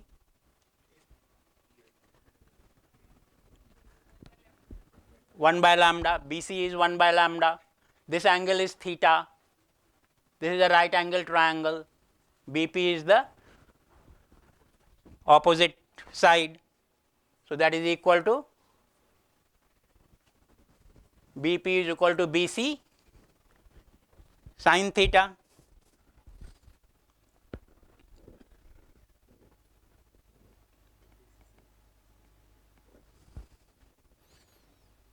but BC is 1 by lambda, so 1 by sin theta. So both BP and DP are equal to 1 by lambda sin theta. This implies that BD, the whole length, which is also the magnitude of delta k, because BD vector is your delta k vector. So magnitude of delta k is nothing but 1 by lambda sin theta plus 1 by lambda sin theta, which is equal to 2 sin theta by lambda. Now we recall the Bragg's law. We use the Bragg's law as we know. So we know that from Bragg's law, lambda is equal to 2d HKL sin theta.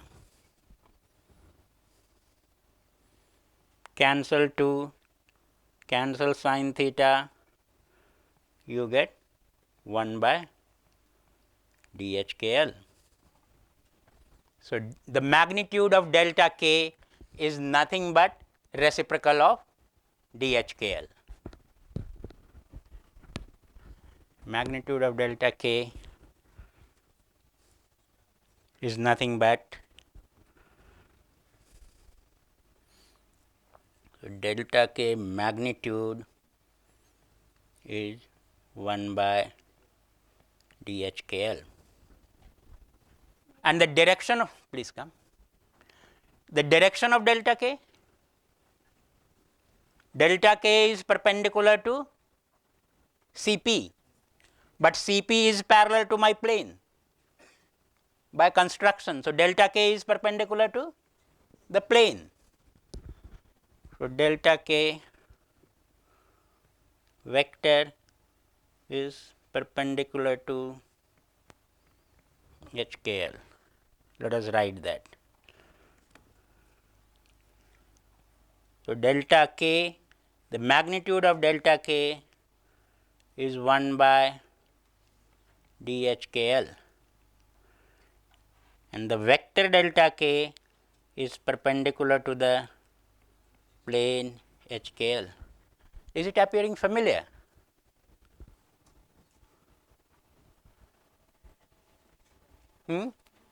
Did we do something like this? What is that?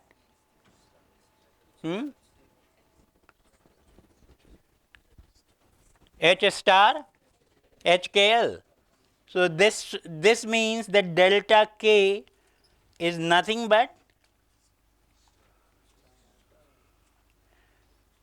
H star HKL.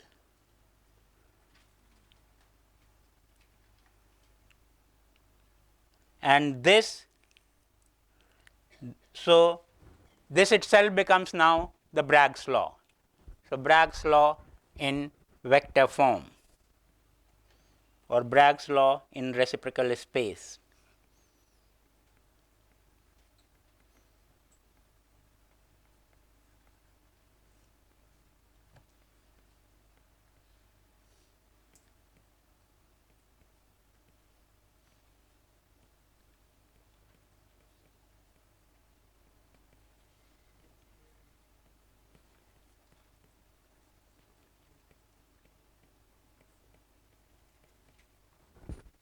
So when we stated the initial Bragg's law, we said that the diffracted beam will be in such a direction which appears to be reflected from the plane HKL.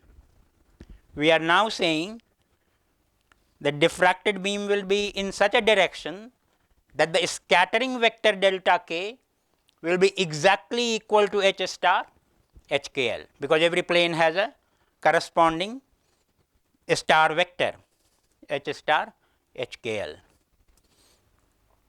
So this completes our discussion of Bragg's law in both scalar and vector form, along with the definition of reciprocal lattice.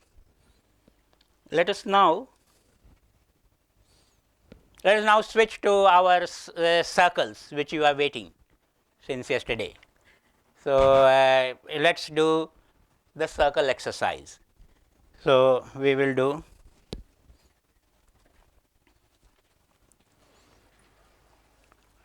point group symmetry.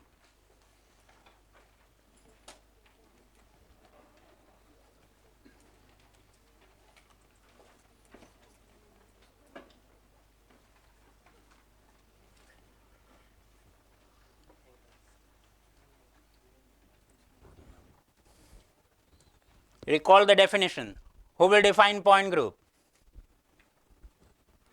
Yesterday we defined, and in the evening you were supposed to revise.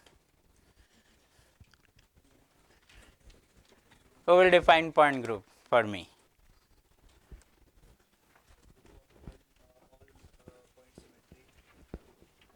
Yeah, group of all point symmetry.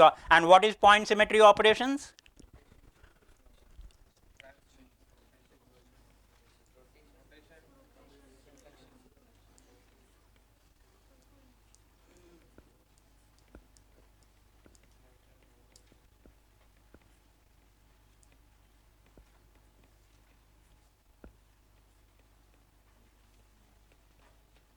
Group of all point symmetry operations. And what is a point symmetry operation?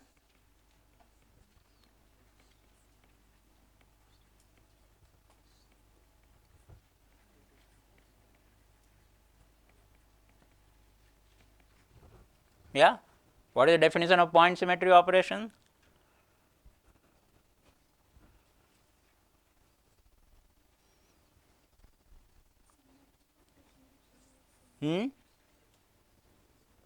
A symmetry operation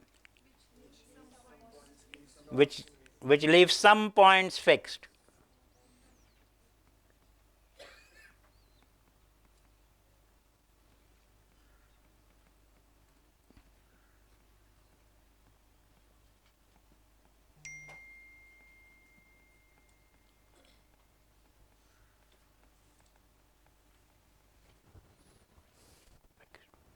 Is the point symmetry operation. And there are only two types, either rotation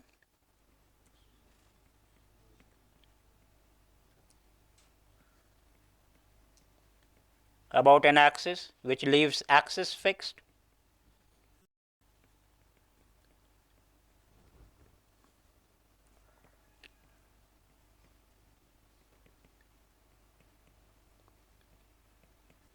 or roto-inversion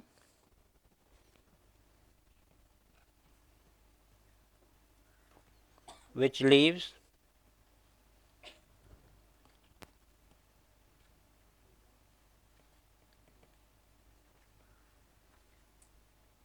inversion center fixed.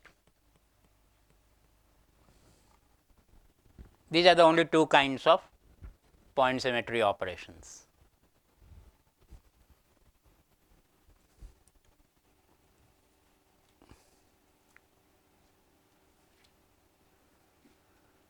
Agreed? There should be some disagreement at least to this claim. Yeah, where is the mirror plane? So mirror plane we will see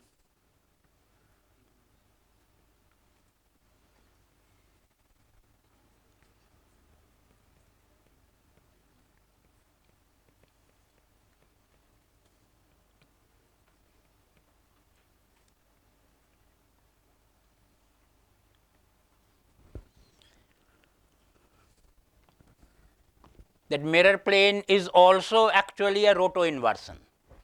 It is a two-fold roto-inversion. So, that is a special case of mirror plane.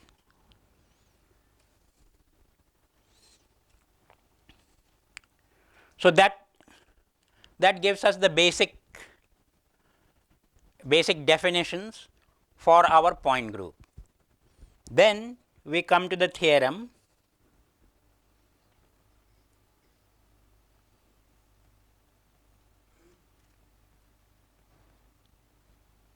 Known as crystallographic restriction theorem.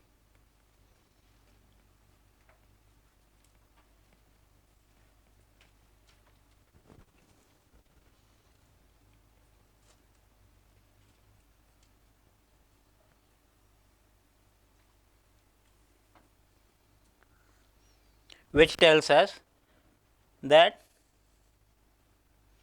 only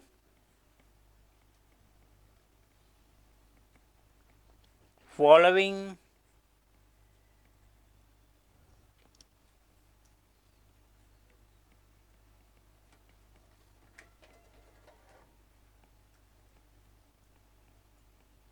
point symmetry axes are compatible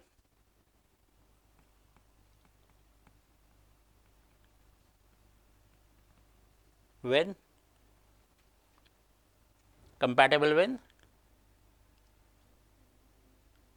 what is the required symmetry of a crystal? Translations, not these point symmetry. So, point symmetries are additional, translations are already there, and any point symmetry you want to add should preserve or should be consistent or should be compatible with translations. So, should be compatible with translations of the crystal, and this gives you one-fold, two-fold, three-fold, four-fold, no five-fold,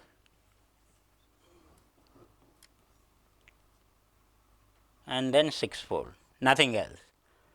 And in roto inversions, 1 bar, 2 bar, 3 bar, 4 bar, no 5 bar,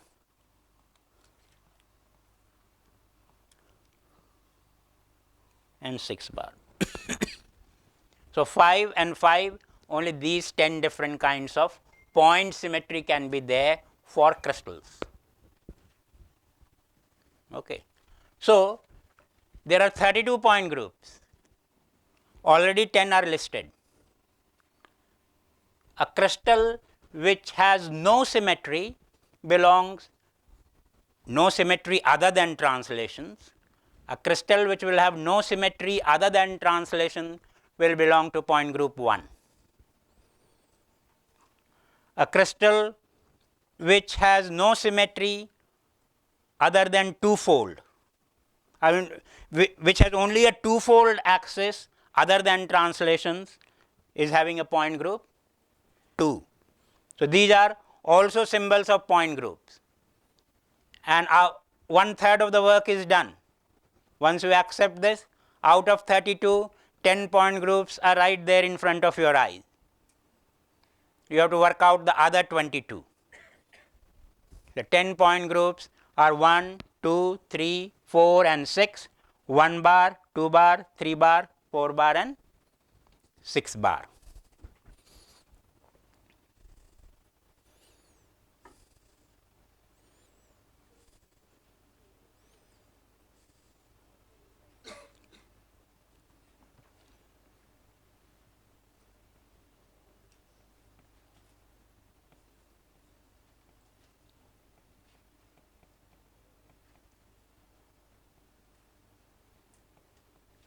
Other 22 point groups come because a crystal can have some combination of these. Okay. So, certain combinations of these are also allowed. There also there are restrictions because of symmetry rules. All possible arbitrary combinations cannot be there. For example, no crystal will have both 4-fold and 6-fold. It is just not possible. It is just not possible to have in the same crystal a 4-fold as well as 6-fold. But a 4-fold and threefold can be combined, and you know the example. What is the example? Cubic. So, in cubic point group, so cubic point group is not listed here. So, cubic point group already is some 11th point group, because it is combining 4 and 3 and also 2 in some cases. Okay. So, other 22 point groups are combinations of these symmetries.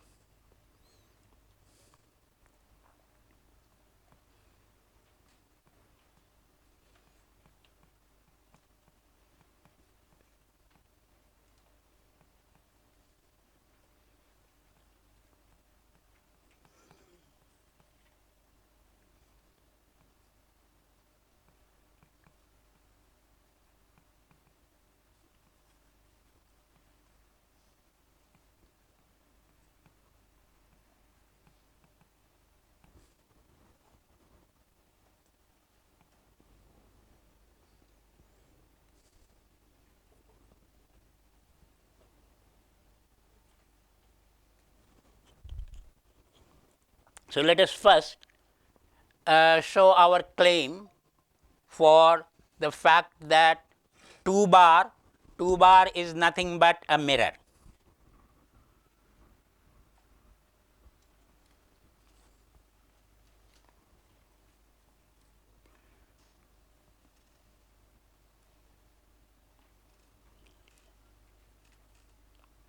Two bar is M.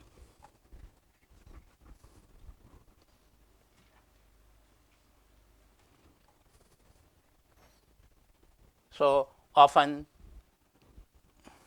we will write that as M in the point group symbols, we will write it as M rather than 2 bar. M is preferred than 2 bar to make it clear, although they are equivalent, to make it clear that you have a mirror plane. And one is a center of inversion.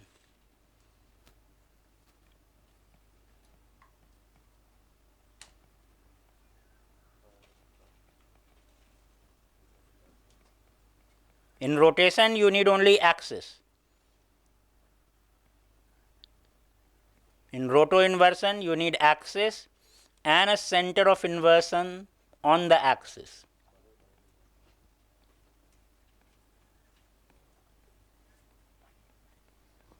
On the axis. Okay. Now, let me pass a plane perpendicular to the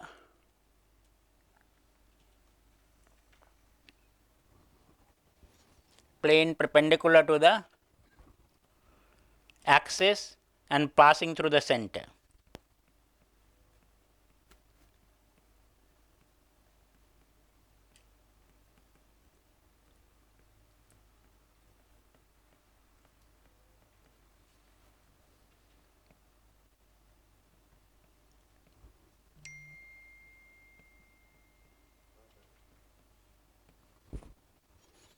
And now, let us apply a two-fold roto inversion to an object. So, this is my object. I will denote my object by a small circle. So, it can be some complicated object. So, it is not just a circle, it is not a sphere, it is not a point, it is an object. But the crystallographic symbol for an object is a circle, just to simplify. It can be some object, a molecule, it can be a molecule, it can be a CH4 molecule. So, there are 4 atoms.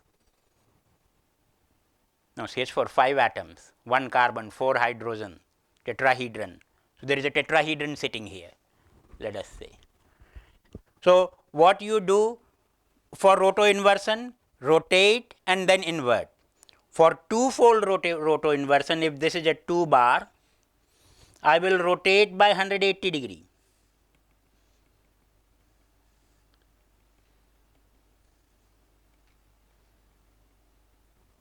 I will rotate by 180 degree. Okay. It is a 180 degree rotation.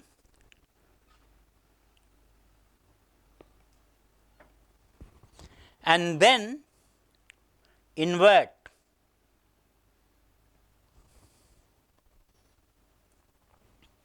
in the center of inversion. That gives me the image of the object. Okay. So, can you see that after 180 degree inversion, after 180 degree rotation and inversion, it is actually coming exactly below the original object.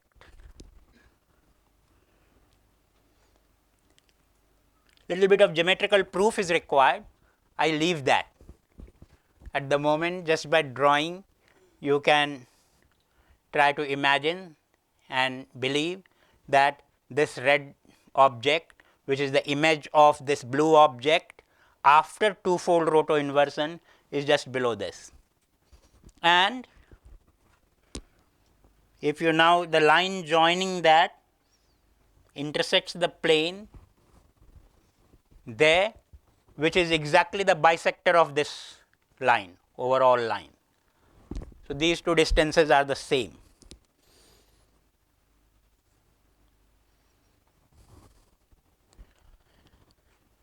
And all these operations, these operations are called type 1.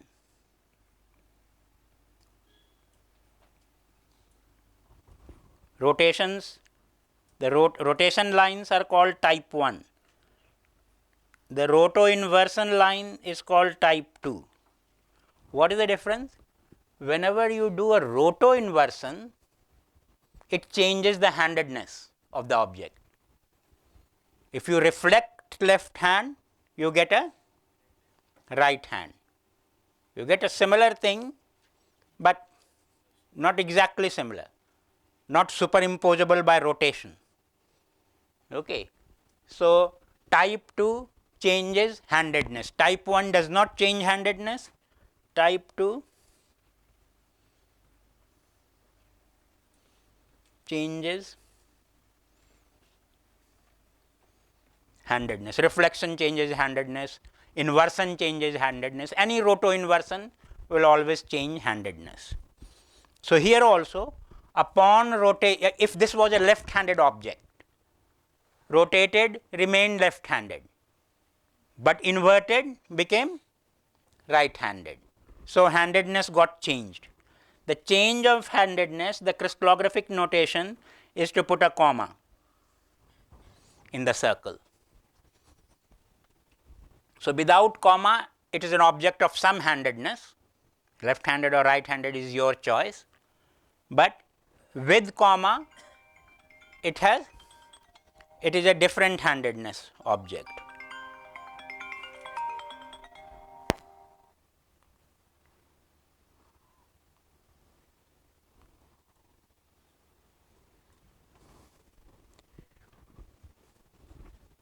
Now, a left handed object and a right handed object related from equal distance from the plane, and the line joining them is perpendicular to the plane, is exactly the condition for reflection. So, by this sort of hand waving, I will not call it exact proof, but a hand waving argument, we see that two-fold roto inversion is nothing but mirror.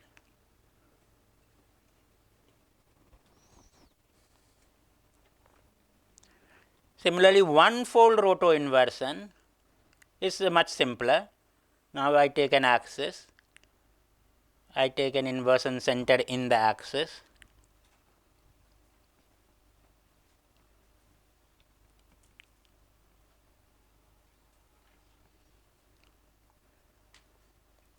but one-fold rotation is a 360 degree rotation.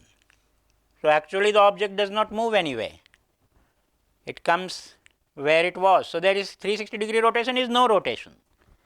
So, object remains where it was and are followed by inversion.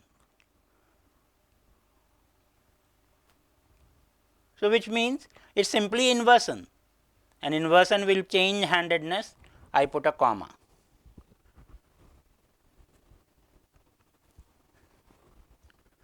So 1 bar is nothing but center of inversion. Axis does not matter in this case.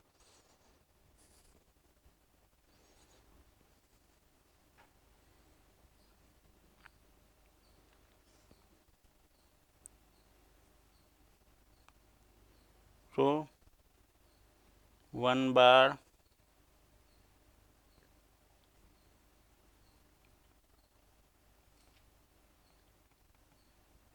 is a center of inversion.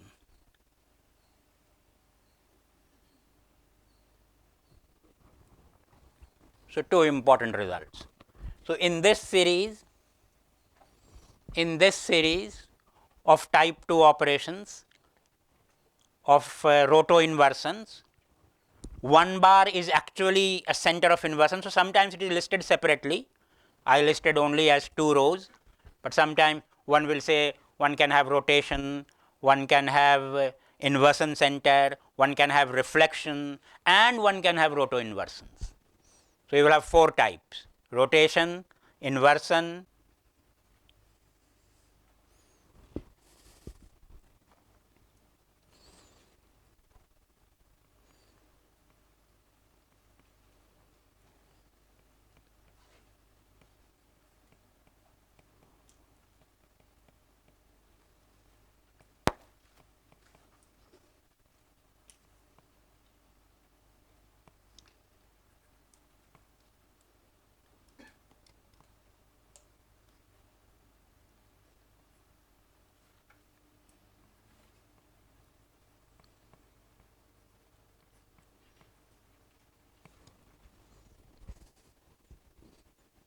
okay.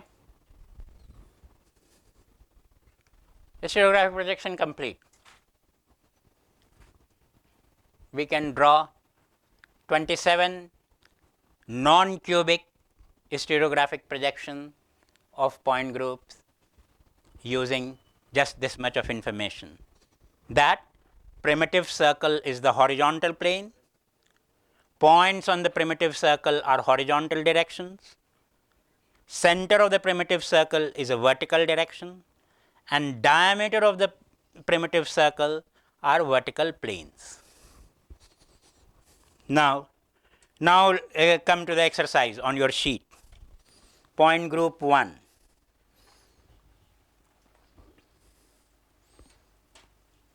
Let us start with the easiest.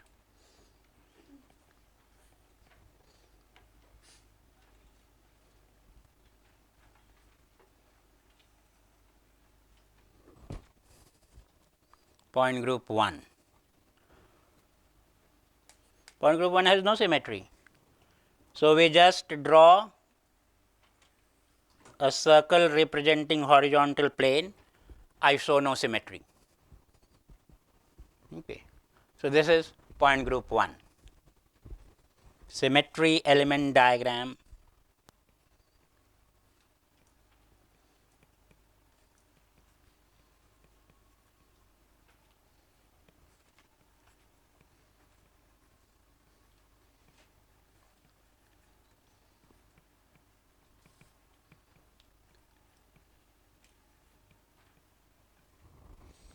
Of point group 1, just a circle, you do not have to do anything. So that is already a solved example to you.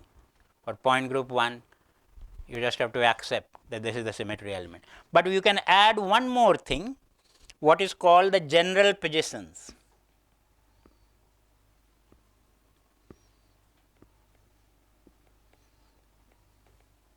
General position.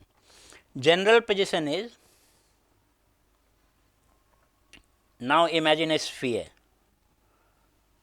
and in that sphere the equatorial plane. So that's why I was calling it, I was not relating it to a sphere, which is not a good thing to do, because stereographic projection is very closely connected to the sphere. So the horizontal plane which I was talking about, and why it is being drawn as circle, is the intersection of the horizontal plane with a sphere, reference sphere. This is called reference sphere. Okay. So that's why the horizontal plane is being represented as a circle. And you have some object lying on the circle. So, the object is lying on the circle. Now, I said about horizontal direction, vertical plane. What about inclined directions? So, note, what is this direction? Vertical or horizontal? I am hearing vertical. This is lying on the equator, this is lying on the circle. So, this is horizontal, this is vertical. So, when I go from horizontal to vertical, all these directions are lying in a vertical plane. The diameter is the vertical plane. So, when I go from this point to this point, I am moving in the vertical plane. So, all these directions are inclined directions and inclination is increasing. So, this was horizontal, then 10 degree from horizontal, 20 degree from horizontal, 45 degree from horizontal, 60, 70, 80, 90 degree from horizontal is vertical. So, when you move from equator or you move from the primitive circle to the center of the circle, you are moving from a horizontal direction to a vertical direction through all possible inclined directions in that plane. Okay. So, what we take here is take an object, and if you think of projecting that object, you can actually think of now directly projecting that object, it will come on the circle somewhere there. So, I draw an object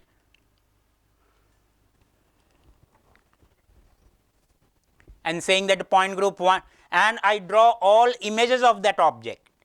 In point group 1 again, life is simple, the only operation is 360 degree rotation. If I rotate this object by 360 degree, it will come where it was. So, I just draw one object. So, the symmetry element diagram and the general position diagram both are combined now into this point group 1. Okay. Come to point group 2. Let me see who can draw point group 2.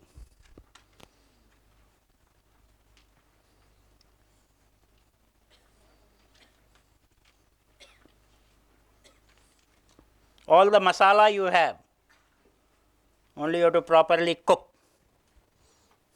The first thing you have to do is to draw a circle which is already drawn for you.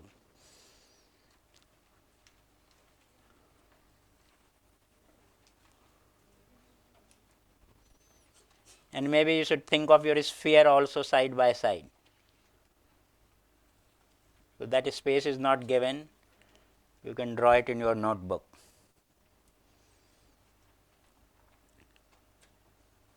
Point group 2 will have a two-fold axis. We will keep that vertical. So, where will I draw the two-fold axis in the diagram? Two-fold axis is vertical, and the two-fold axis I give the symbol by little lens.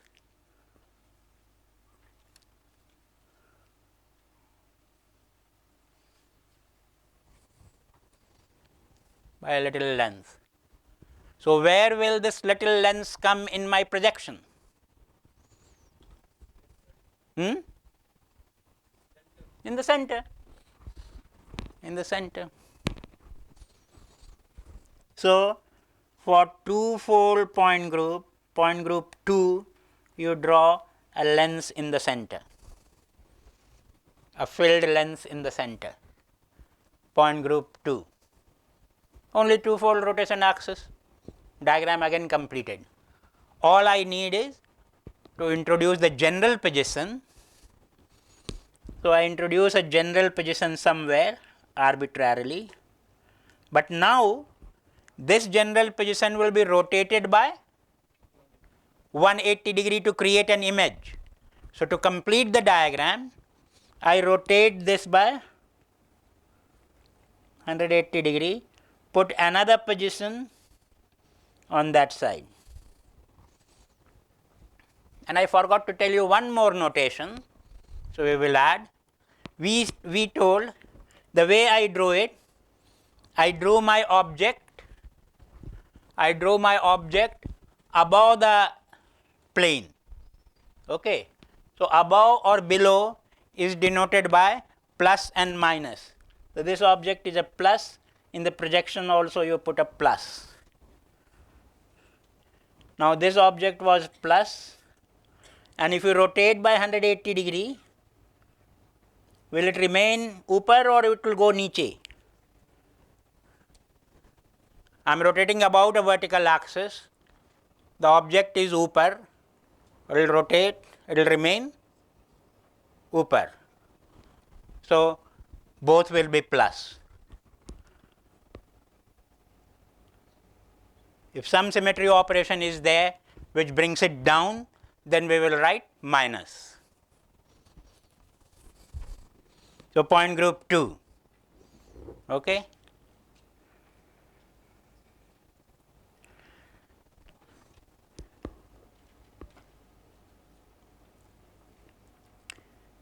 Let me jump to point group 4. I will leave the point group 3 as an exercise. But point group 4 also I am giving as an exercise. Quickly show me if you have understood whatever I have told till now, you should be able to draw point group 4. Point group 4 is a tetragonal point group, so it is coming in tetragonal system. I have classified on the basis of systems.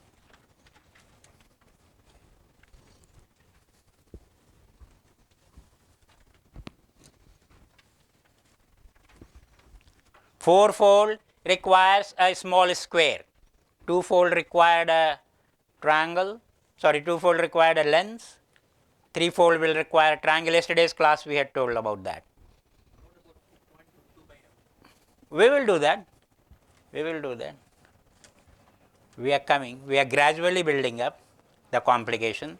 So, 2 by m has a 2 as well as a mirror. Okay, so 2 things.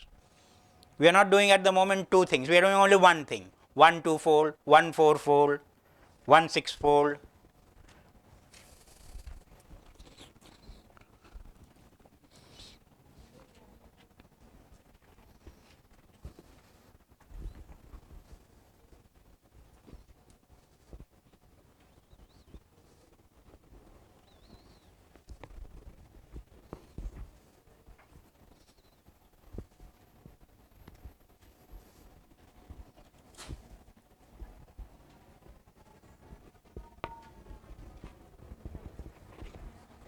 Yeah, very good progress. Yeah, good start. Yeah, good is it is completed, done. Just add plus.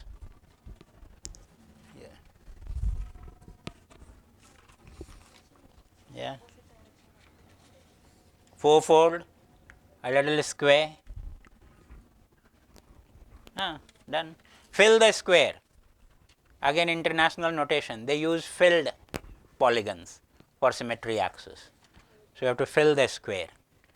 Don't draw an open square. Filled square. Filled square in the center. Yeah, very good. And 4 objects: 90 degree, 180 degree, 270 degree, and then 360. So you will need 4 objects.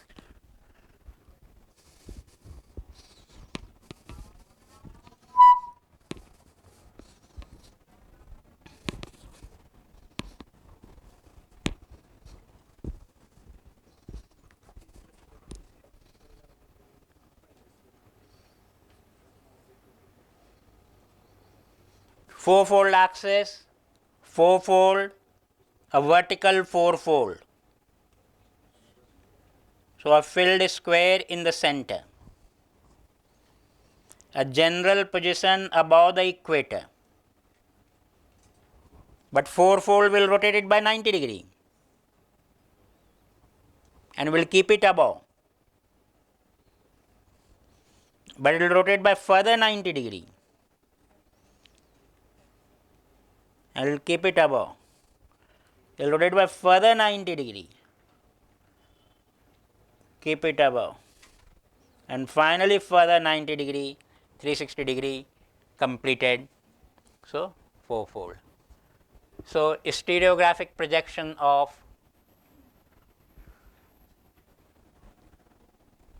point group 4. Stereographic projection of point group 4. So, this is showing the symmetry axis. I have put it in the center. So, it is giving me an indication that I have a vertical symmetry axis, and it is saying that if any object is there, it will have its 4 avatars. Okay. I can't have just one object. I can't have just one object in a space hanging somewhere and say that I have a fourfold symmetry there. If fourfold symmetry is there, it will like to have a rotated object at 90 degree, another rotated object at 180, another rotated object at 270, and then finally 360. So, four objects should be there around the axis, then only the fourfold axis will be satisfied, right. So, that red is my vertical pen, the fourfold axis, and these golas are 4 objects, 1, 2, 3, 4, okay, and that is what is being represented there, very simple.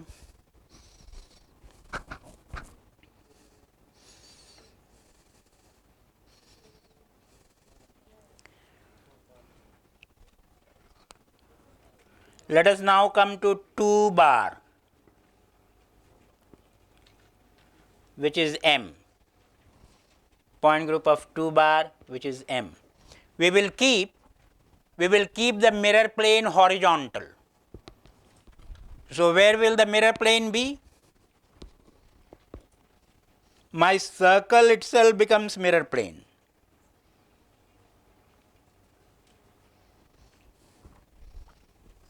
So, in my note, you have to develop some notation. Sometimes the circle is there in everyone. When you draw a circle for 2, you draw a circle for 4, you are not saying that that circle is a mirror. Now, you are drawing a circle which you are wanting to say that I have a horizontal mirror. I am, with my availability of color on my pad, I am using the notation that red will represent a mirror. So, if I have a red circle, it is a mirror plane. If I have a blue circle, it is just a reference circle. Okay. So, I have drawn you, now you do not have a color. If you have color, you use it. If you do not have color, what you can do is to use a mota line. Or you can use a double line. Okay. Make it a double line. That can also be difficult to draw, but you can try.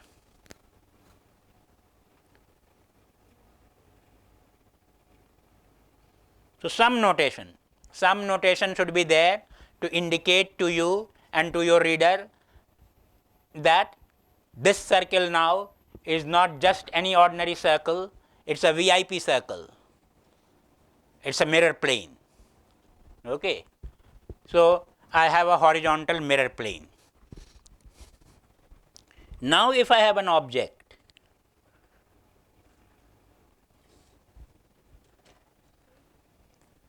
that was a 90 degree rotation from a vertical plane to a horizontal plane, it is trying to demonstrate.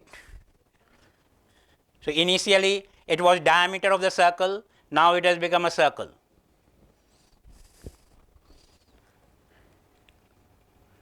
So, I have a horizon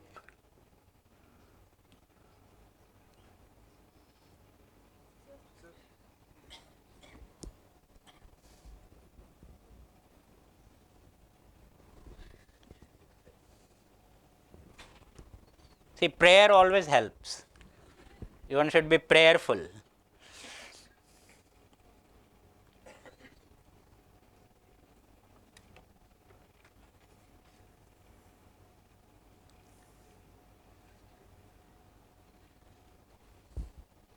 You have a horizontal mirror, so you have a circle.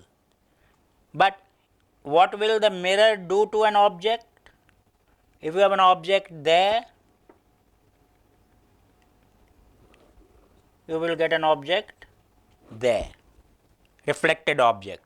So there was a plus object and there was a minus object, but with a changed handedness. Now this is tricky because now both will project in the same location.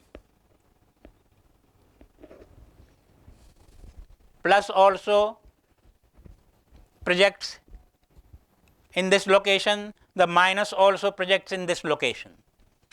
And one is without handedness and one is, sorry, both are handedness, but one is left-handed, another is right-handed. One is without comma, one is with comma. So how to represent that? So to represent that in projection, what we use a trick.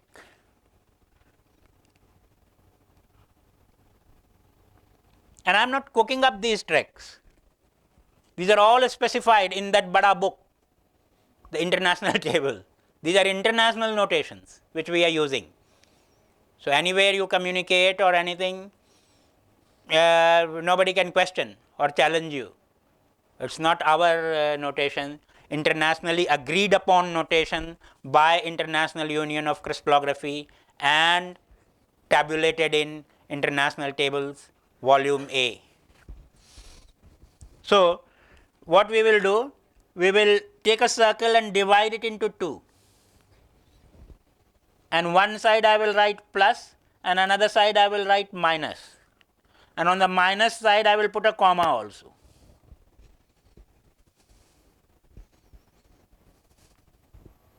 Okay. So now, although I have only one circle, but it's really representing two objects, one upar, one niche, one left-handed, one right-handed. Point group M. Who asked 2 by M? Yeah, so you get the charge to do 2 by M. So now let's do 2 by M. 2 by M. What does it represent? So so we have done what all we have done, let us see.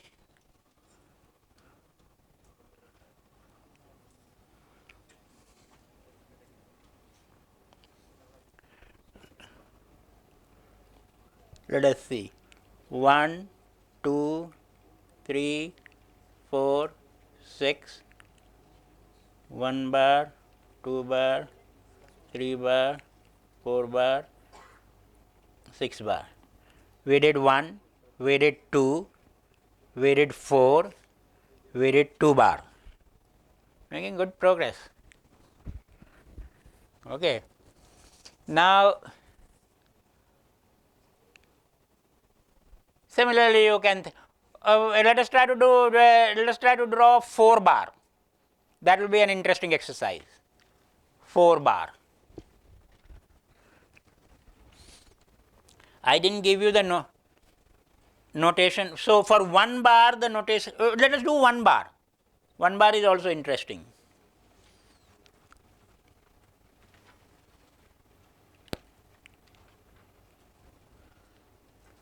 Point group of 1 bar. So 1 and 1 bar will totally complete our triclinic system. Only these 2 point groups represent triclinic system. So what is triclinic? Not A equal B, A not equal B, not equal C, alpha not equal beta, not equal gamma. Triclinic is if the crystal has no symmetry other than translations, it is triclinic. If the only symmetry of a crystal other than translation is a center of inversion, it is triclinic. If it has anything other than translations and center of inversion, it is non-triclinic, it is something else. I don't know, but it is not triclinic. So point group 1 and point group 1 bar represent the triclinic system. So this can be taken as a precise definition of triclinic system. What is triclinic system? Point groups 1 and 1 bar constitute the triclinic system. So that's what is the top table. The topmost table is showing you the classification of 32 point groups in various systems. So triclinic system 1 and 1 bar. What is monoclinic system? Point groups 2, M and 2 by M is monoclinic, and so on. So all the 7 systems. So you can take this table as definition of 7 crystal system. This is the real definition of 7 crystal system. So 7 crystal system is classification of 32 point groups into 7 types in 7 bins. After that, if you have triclinic, what it is telling that it's possible to select a unit cell where A not equal B not equal C, alpha not equal beta not equal gamma, and all that. So 1 bar, center of inversion, the second point group. So the notation for center of inversion is just a little circle, little open circle in the center of my stereographic projection. Okay. Now we are deviating. Here we are deviating from the standard interpretation that whatever is in the center is a vertical axis. Now it's not really a vertical axis, it's just a point. Center of inversion is just a point. So I just draw an open circle and deviate from my normal interpretation that this is a vertical axis and say that this is a center of inversion. Now I have an object. What will the center of inversion do?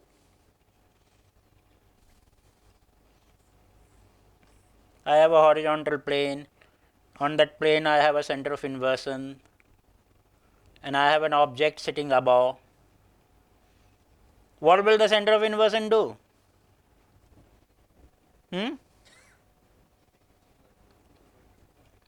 It will take it from up to down, it will take it from left handed to right handed. And where will they go in the projection? They will go in 2 different places which are diametrically opposite.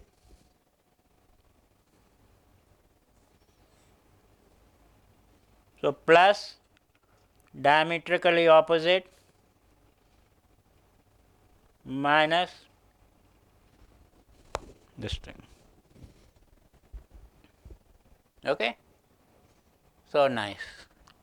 एक system तो complete हो गया. We have completely done the triclinic system. Only 2 point groups, 1 and 1 bar.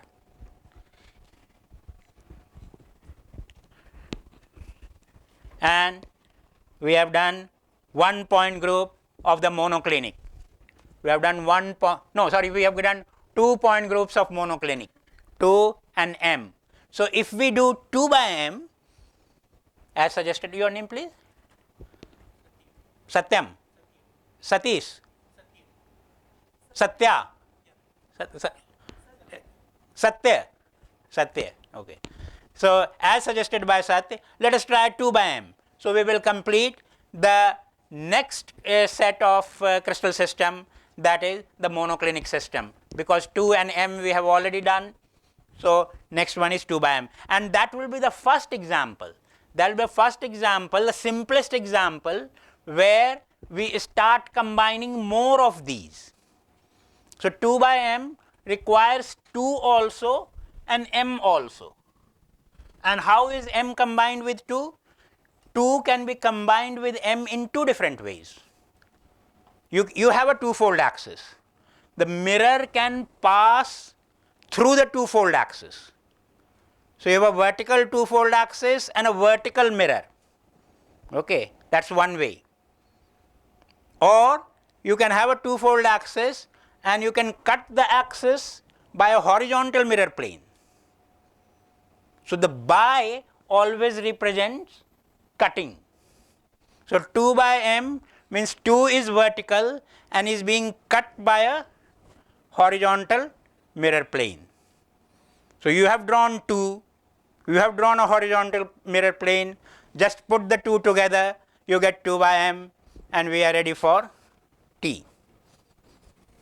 चाय बन गया?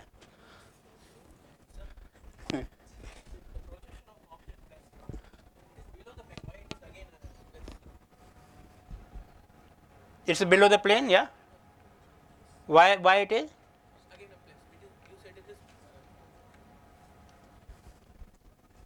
No, this one is plus. This one is above the plane. This one is minus. This one went below the plane, isn't it? This one is still above. The first one to start with is above. That has not been inverted or something. Then I invert it. When I invert it, it goes from above to below. It goes from left-handed, no comma, to right-handed, comma.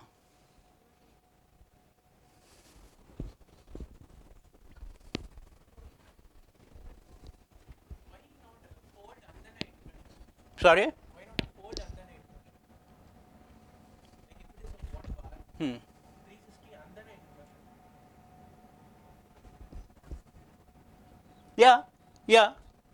So, but 360-degree rotation, where will it take you from here?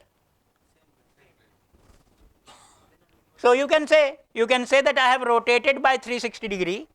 I again came here and then inverted. Okay, so 360-degree rotation is no rotation. So you can forget. Only for sake of saying, we are saying that we have rotated. I am rotating by 360-degree. I am not rotating. If I rotate by 90-degree, then I am really crazy. I am teaching the class this way, and I am facing this way. But if I rotate by 90-degree to 360-degree, I am still safe. I am facing the class. Yeah, 2 by m. Those who saw 2 by m point group, 1 by 1 can leave. It's a pass for T pass. Coffee time pass. Show the 2 by m point group.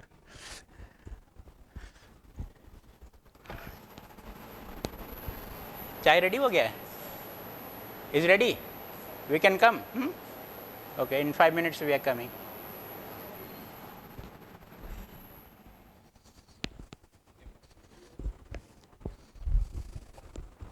उधर का gate बंद कर दो. इधर के gate पर हम खड़े हैं. Show me 2 by m. Leave.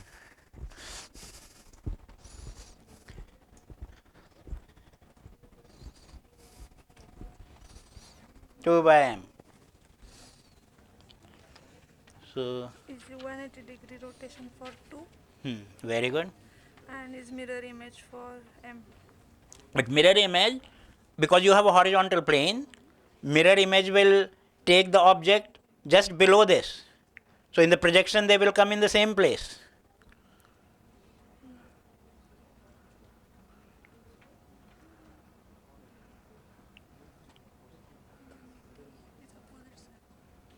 Opposite side. Yeah, that is by 180-degree it has gone up opposite. So one object, 180-degree, another object. Now m is bringing them below the same two objects. So you have to use that divided circle notation. Yeah, good start. This is just 2. Now apply m on it, because the horizontal plane is m. First apply 2 and then apply the horizontal. Yeah. So 2 gave you these two. No, you draw means live streaming you do. Yeah. No, first put a 2. 2. Yeah. No. You are drawing in 3D or you are drawing a stereographic projection? So stereographic projection. So you don't draw the circle again. Yeah. Now in the center, twofold. An object. Start with one object. Rotate by 180-degree. Where will it go? So and it was sorry. Wait. It is plus. Then this is also plus. Yeah, this is plus and no, where there is no this. This is plus. This plus and at 80 degree. Now this is mirror. Double this line. Double this line. Now that is mirror. Mirror will take plus to minus at the same location. So you have to divide the circle. Change the handedness. And write the comma. Put comma. And put minus. But same thing for this. This will also be reflected. Okay? देख लो plus minus जाओ चाय पीने जाओ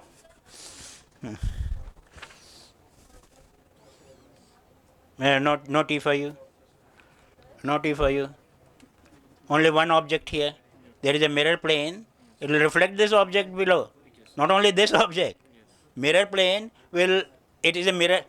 अगर यहाँ पर mirror लगा दें हम तो तुम्हारा फेस रिफ्लेक्ट होगा इसका फेस नहीं रिफ्लेक्ट होगा all objects will be reflected so this is reflected here that will also be reflected there so this also will have 2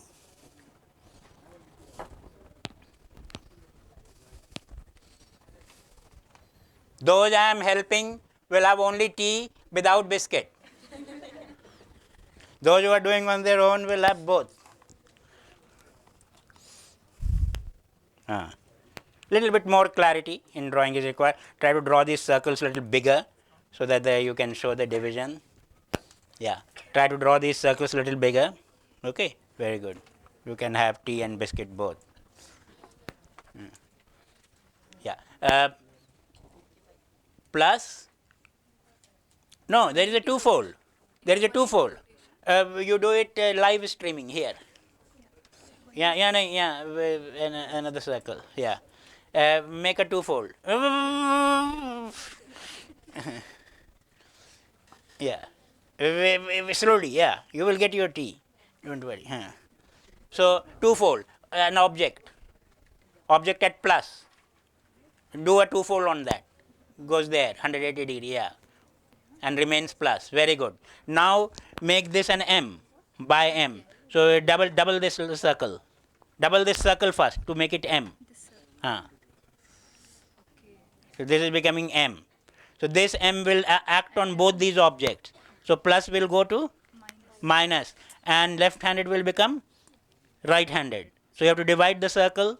One side put comma and minus. And for this also. Jao, chai piyo. Yeah. Very good. Yeah. To a double T. Yeah. Like this and in that and opposite. Do a live streaming here.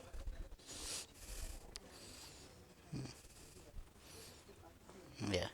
Add a twofold in the center. Add an object plus 180 degree rotation, twofold 180 degree rotation, where will it go? There, very good.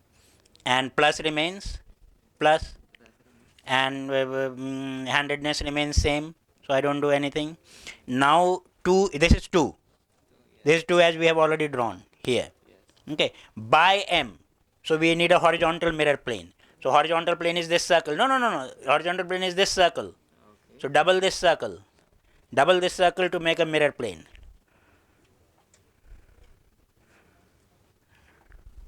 Now this is a mirror plane. So this will reflect this one from up to, there is a horizontal mirror plane, there is an up object. The image will come down in the same place. No, why it will go there? Look here. Mirror is here, object is here, the reflection will go there. It will go in exactly below, na? So exactly below here it, no, same place. Divide it into 2. Divide half. Yeah. Other side you write minus and put a comma. Put a comma. Comma. Oh, that is not comma. Comma is this. Comma. Yeah. Now you put here. Yeah. Divide into where the other side minus. निकला हाँ सीधा जाओ चाहे. Okay, let's have a tea break and then we will start again.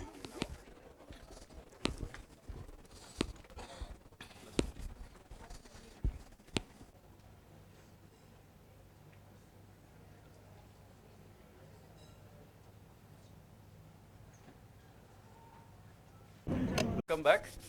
So we will start again with the second lecture for today. That will be given by Professor Sanjay Singh from IIT BHU. He is a professor there in material science program in BHU, not IIT BHU. Yes, School of Material Science. And he will talk about XRD, especially powder XRD. And I think he will also cover some background which might have been will be complementary to what Professor Rajesh has been telling. I've done very briefly only the branch law. No, he has done everything. No, only branch law. Sure. Anyway, while they decide what they are going to talk about, the basic rule stays that whenever you don't understand anything, whenever you feel that things are moving a little bit fast, please don't hesitate, ask questions. Okay? The idea is आप भी mic use किया कीजिए, आपकी भी आवाज बहुत कमजोर है. Okay, what about now? So the basic idea is that please don't hesitate. Okay, actually what we think or what we feel is that the ignorance starts from the hesitation. If we hesitate, we stop ourselves from learning anything. So the first thing you should do is to just get rid of hesitation. And if you don't understand something, please ask. And when you will ask the question, you will realize that, of course, that helps you understand new things, but it also helps 10 people around you also understand the same thing, because everybody is hesitating. Okay, so don't hesitate, just ask questions. As you have seen from Professor Rajesh Prasad's talk, the same thing goes for Professor Singh's talk also. They are not here to finish the slides. They are not here to finish the so-called syllabus. They are here to interact with you. They are here to tell you as much as you want to know.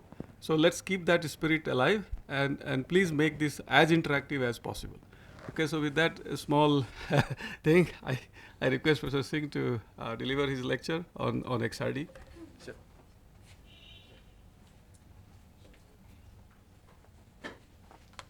She's doing collar mic or I need to use? Please use the color.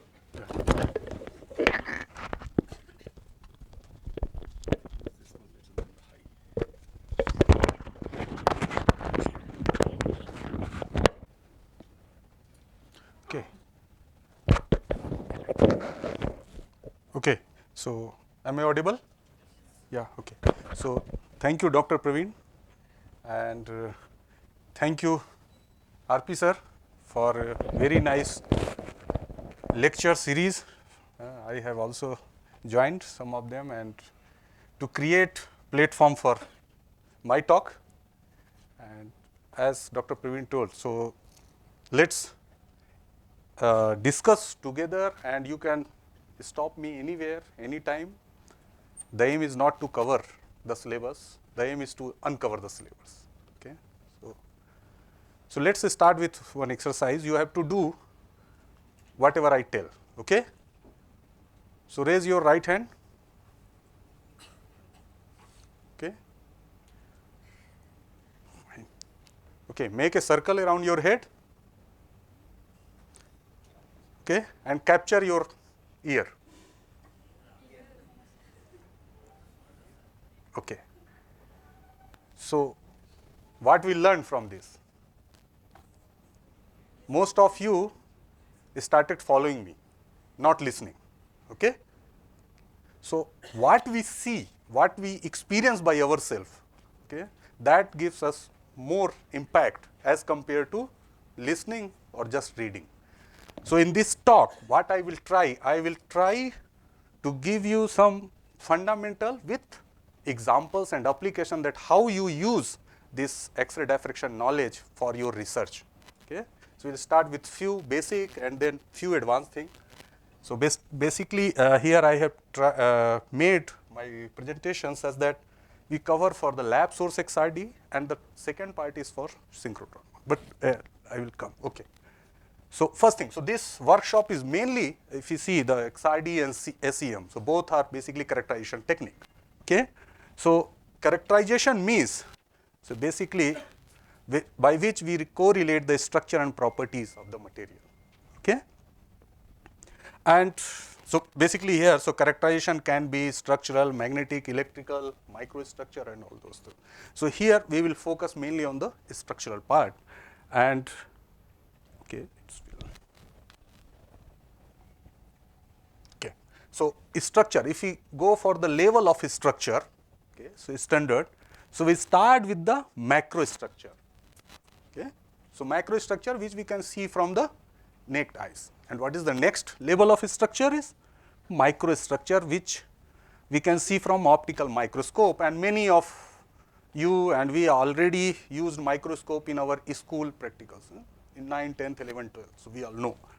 Then we come to the substructure, that SEM and TEM, which you will be learning next 2 days. Okay, and then comes the crystal structure, okay, for which we use X-ray diffraction, and today basically we'll discuss this. And then next comes the electronic structure. For that, mostly the standard technique is photoelectron spectroscopy based on the photoelectric effect, and the nuclear structure. So all this we know. So let's cover the crystal structure.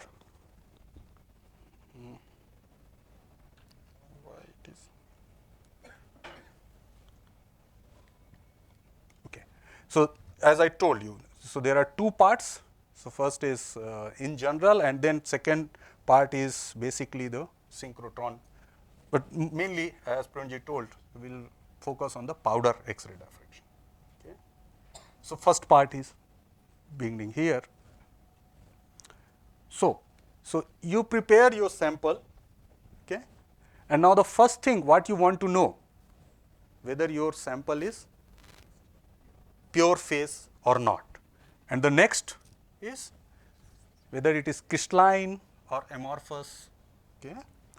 The third is size, then strain, of course single phase and multi phase there. Then if there are 2 phases, what is the phase fraction and what are these various phases. Okay. Then the crystallographic information, the lattice, the unit cell, and the coordinate of it, means the lattice plus motif, as sir yesterday taught us. Okay. And then also we can do more analysis about the microstructure kind of, okay, the grain size, and then compositional analysis of those things. Okay. So so we start with the solid. So solid, we know it can be crystalline, it can be amorphous. Okay. In the single crystalline, you have single crystal or polycrystal. Either they can be mixed of crystalline and amorphous. I will show example of different types of these solids. Then another also, that quasi-crystalline. Okay. The quasi-crystalline, you all have heard about that. Huh? Okay. The next, so crystalline and amorphous. So what is the basic difference? So yesterday we learned what is crystal. It's order arrangement of atoms. Okay. So it's order arrangement. If it is not ordered, then it's amorphous, like water. This milk, it's amorphous. Okay. So this is the silicon. It's ordered also. It's disordered also. So it's general. Okay. Okay. So then you have the, in your crystalline, you have arrangement of atoms, and different materials have different arrangement of atoms. Okay. Here I am showing the example of NaCl and gold. So you have the cubic structure, then you have this layered structure of the atoms. Then this also fundamental, yesterday we have already seen the 14 Bravais lattices. So these are 14, we are sure now. Thank you, sir. So, and then we have 7 crystal system. So I think this point group and space group you have already in the yesterday you have talked. So and please go back. yes. I like this one, this table. it is showing that hexagonal P is also there for trigonal. Trigonal, yes. And there is another trigonal R. Yes, yeah, this one. So it's a nice source. Thank you, sir. Where is this taken from? This I have taken from, I think, some of the books. Because many places they missed this one. That's Yes. what I was emphasizing to them. But as you told yesterday, so crystallography means at least BHU. So, so I have also attended first talk from Professor Pandey when I joined the class actually. Okay, so now this was the basics. I cover very briefly because you have already most of the things from yesterday you are listening. So now the X-ray, we all know the X-ray was discovered by German physicist and the wavelength range is 0.5 to 2.5 angstrom. This is in general we know. Okay. Now how X-ray is produced? We all know. So we have atom, we have different cells, okay? And if you have an energetic, suppose electron, in general if you have X-ray machine, so you have target and then a electron may or take out any of the cell electron and then upper cell electron will fill it and then whatever difference of the energy that you get as a X-ray. This is the standard one we all know from our theoretical knowledge. Okay. So this is a cartoon of the X-ray tube. So you have the filament, then electron is going and then you have metal target and outside. So then you have two kinds of X-ray. You have the characteristic X-ray, okay, the well-defined wavelength, and then you have this white radiation or continuous X-ray. Both kind of X-ray comes, but in labs we select these, okay, for our experiment. So you might have heard most of the time the copper K alpha. Okay, so this is for molybdenum target, one example. So you have the X-ray, fine, and the wavelength and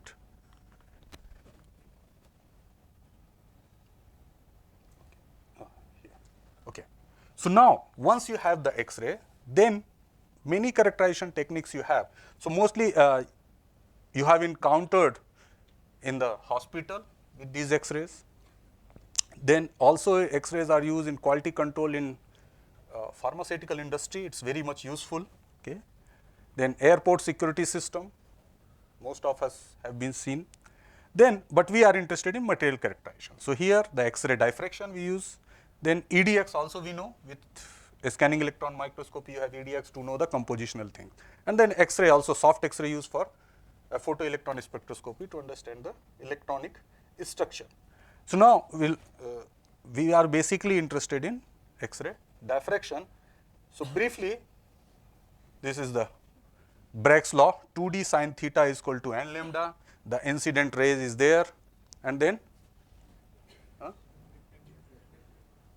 what, sorry?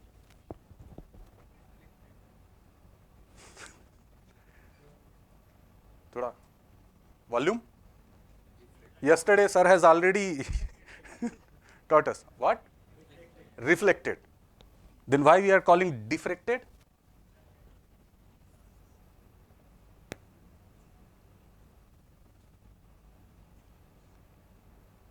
So it is reflected or diffracted? Huh? Diffracted. Okay. So all agree? These are diffracted waves? All reflected. Okay. So let me follow my senior. So how many are diffracted? Only 2, 3, 4, 5, 6. Okay. 7. 7, 1, 7, 2, 7, 3. Okay. And reflected? Okay. So nota ज़्यादा है sir. So then why it is called X-ray diffraction then, if it is reflected? So basically you have reflected waves which diffract and gives us the diffraction pattern. Okay. So if you remember the double slit experiment, so we have one source, then two, and then we get the diffraction pattern, okay, bright and dark spot. The similar way here we get the intensity and then, so constructive interference. So basically reflected wave interfere and then they gives the diffraction pattern. Okay. So, constructive interference gives us the intensity and then destructive intensity. Fine. Okay. Now, so we have the material crystalline or amorphous. So, suppose we put our solid into X-ray diffraction machine, then we will get the X-ray diffraction pattern. Fine. So, in general we get two kinds of pattern. So, this upper part what we have well defined peaks, okay, peaks and peak positions. So, this is typical for crystalline material, okay, and if you do not have well defined peaks, then it is amorphous. So, at least as soon as we put our sample and we get our diffractogram, this 2D diffractogram, immediately we can say our system is crystalline or amorphous. No need to do any analysis. Agree? Fine. Now, so once you have that X-ray diffraction pattern, so what information we have? So, we have the position of the diffraction peak. It's not going back. Okay. So, what we have here? We have different positions, okay, and then peak intensities. Sorry. So, we have different intensities for different peak, and then also if you see shape is different, okay, and there are different intensities as a function of diffraction angle, okay. So, this is our X-ray diffraction pattern, but we must understand that we have to do proper experiment to get good diffraction pattern or correct, I must say correct diffraction pattern, okay. So, therefore, the specimen preparation and mounting is very important, because if you do not prepare your powder for the XRD, okay, or sample for the X-ray diffraction pattern, then you get wrong information and your analysis will be wrong and you will report wrong thing, okay. So, specimen preparation is very important, okay. So, you must mount it properly, because if you are not mounting it properly, okay, then you may get incorrect peak position and other things, okay. I will show some of the example here, okay. Yes, sir, क्यों नहीं चल रहा? So, this slide is for sample and data collection, okay. So, which kind of sample we can use for X-ray diffraction? So, normally the best result comes from the powder. Of course, single crystal XRD is different, but here we are focusing on powder. So, powder sample you can use. If it is annealed, okay, then non-texture. So, texture is basically, what is texturing? Have you heard? Preferred orientation, okay. So, you must prepare your sample so that you do not see the texturing effect, okay. Then you can use the plate, but in plate you must see the texturing effect. So, whatever analysis you do, you may get the like the peak positions you have, that information gives you about the lattice, that may be correct, but not the unit cell is the motive, okay. Then thin film polycrystalline if you use, then you can get all the peaks, okay. Then about the data collection, okay. So, what data collection? You can do the continuous scan or you can change the step, it depends on your peak basically resolution, how far they are. Then you can also do the scan, change the scan speed or step size, okay. Then tube voltage, tube current, all these parameters are important, and this depends on your system, okay, how much you get, okay.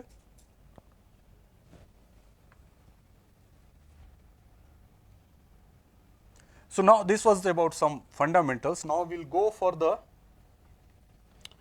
information what we get. So, as I already mentioned that you can get solid is amorphous or crystalline, phase identification you can get, crystalline, crystallite or particle size, for which you need to analyze the full width half maximum. Then you can also get the strain. I will show all these application of these things. Then lattice parameter from peak position, of course, and the position of atom in the unit cell you can get from the peak intensities, okay, and much more information you can get. So, let us try to see one by one what information we can get once we have the X-ray diffraction pattern in our hand, Okay, so the application part. So first is a phase identification. So here I am showing you the two XRD. One is for pure copper, other is for copper oxide. Okay. So if you follow this, you can clearly see that in this region you have less number of peaks, but in the copper oxide you have more number. So immediately you can compare. So earlier, nowadays there are many software for unknown, but immediately you can compare if you prepare a new sample whether we have oxide peaks or not, whether we have pure phase or not. Okay. So the number of peaks will give you the information about phase. Second, now here we see other example. So this is the example of this is from Ayurveda department, the medical science, Institute of Medical Science in BHU. So they have prepared the Marana and Tilparni Swarasa Bhasm. Bhasm is sometimes. So this is basically Ayurveda medicine. So here you see this is the pure copper, and then when they did this after Visesh Sodhana, so they do some process which they call this Visesh Sodhana. So this is what I assume that we have students from chemistry, bio, physics, all. So basically material for all. Okay. So this is related to Visesh Sodhana Bhasma. Now then you see after Marana, so this is another process. So here you have CO2O kind of peaks, then you have copper oxide, okay, and this is copper oxide. So you can easily identify phase from the X-ray diffraction, and the application this I showed in the medical science. Okay. Now the second point is suppose you want to prepare your system, so you can basically optimize your synthesis condition. Okay. So here it is. Okay. So what? So here basically this P phase is perovskite, then C phase is there, then this is composition, and then pyrochlore. So what you started? This is PBO, pure phase, okay, and this is PMPT, which is very famous multiferroic. Maybe some of you have started working on that. So these two are pure phase. So what you have done? You have started preparing your sample, and what you do if you prepare your system with the solid state reaction route? So what you do? You take the powder, then grind it, mix it, then what you do? Anneal, okay? Then you see whether your sample is pure or not. So what you see here, once you annealed, they have annealed at 600, they got the mixed phase, PEC and all. Then they increase the temperature, and it's more close to perovskite if finally they anneal at 1150 degrees centigrade. So in every process, you just go and do your X-ray diffraction, try to analyze just peak position. Still we are not doing much analysis of the X-ray diffraction. Okay? Fine? Okay. So you can just interrupt me anytime. Okay? I'm going. So what is this? This is always making issue. Okay. So the next we'll go, so this was about the phase fraction. Now we'll go about the crystallinity or phase fraction. So now we have synthesis condition. Sorry?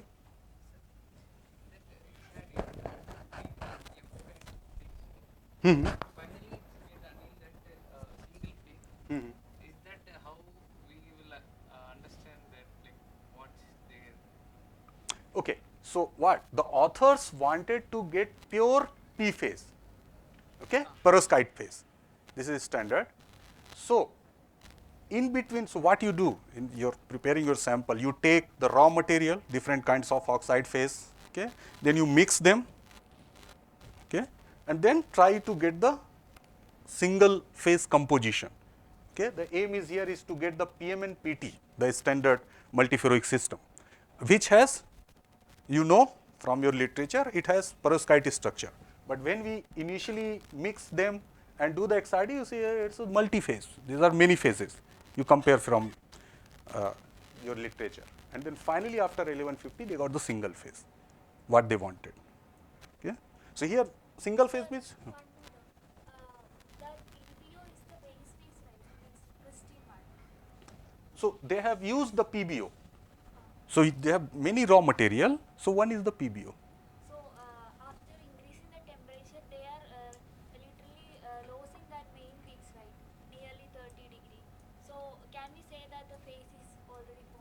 Where? In which annealed? When we increase the temperature up to 1150 degrees, Yes, here.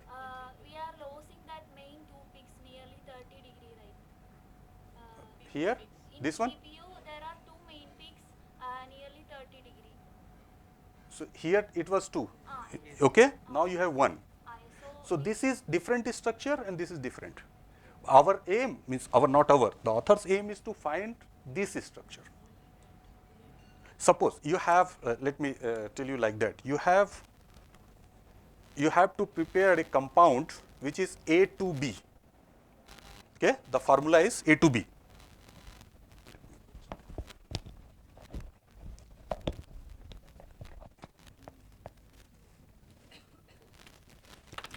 Oh. Achha, theek. So it's simple. You have A, B.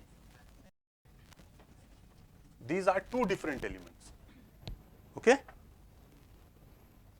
Suppose example, if I give you one intermetallic compound, Fe3Al. You want to prepare this. So what you will take? You take iron. So suppose this is, okay, thank you, A3B. So this is your iron A and B is your aluminum. Iron has different structure, aluminum has different structure. Okay? But your aim is to prepare Fe3Al, which has some kind of close pack FCC structure. This is in nomenclature wise, as yesterday you had seen. So there is some nomenclature from the like crystallography international union. So similarly, the metallurgists have some name DO3 structure. So we don't need to go into detail. But we want this structure. But when initially we take 3 times L, A, 3 and Al, what? We may not get the actual structure. So what we do?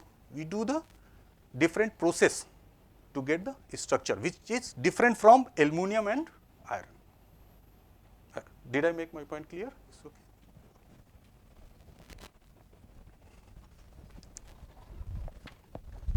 Okay. So now, so this was okay. So this is, you don't need to do much analysis. From eyes only you can see that yes, structure is changing with the annealing condition. Okay. Now next, let's go. So second, I am taking one example that how to calculate the different phase fraction. So here, this is polycarbonate and then PMMA, the polymer. This is the mixture. Okay. So if you do the X-ray diffraction pattern, here you have 2 phases. One is crystalline, other is amorphous. So this is mixture of 2. So what you can do? You can basically take the profile in normal any software like nowadays what you use? Origin. Okay. So we were using IGOR, so I think maybe. So origin you can fit and then try to see that you can clearly see here. One is the sharp peak, other is here which has broader sense. Okay. So the pure, this one is amorphous and another one is crystalline. So this is mixture of 2 and you can see as you change the percentage, this crystallinity percentage with PMMA weight percent, crystallinity percent is changing. You can use the simple formula like this. So there is not very big formula or analysis involved. Okay. So this is a simple thing. Another example is here. So this is some oxide compound, ceramic. So what you can see here that you have this black for 0.5.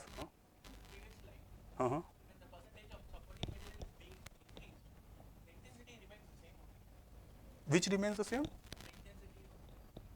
This one?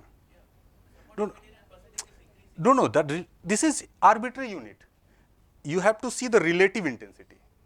Relative. Okay.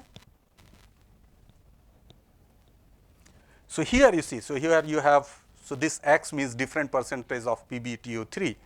So here we have the P phase and Py phase, suppose. Okay. So the perovskite phase and pyrochlore phase. So what you do? You can use this simple way, like you have 2 phases. So one phase has the highest intensity of some particular HKL, you take that one, and the second phase the highest intensity one. And then ratio you can simply use this, and then you can find, oh, this percent is this one. The first phase has suppose 70, second has 30. This is very layman way of understanding the phase percentage. Okay?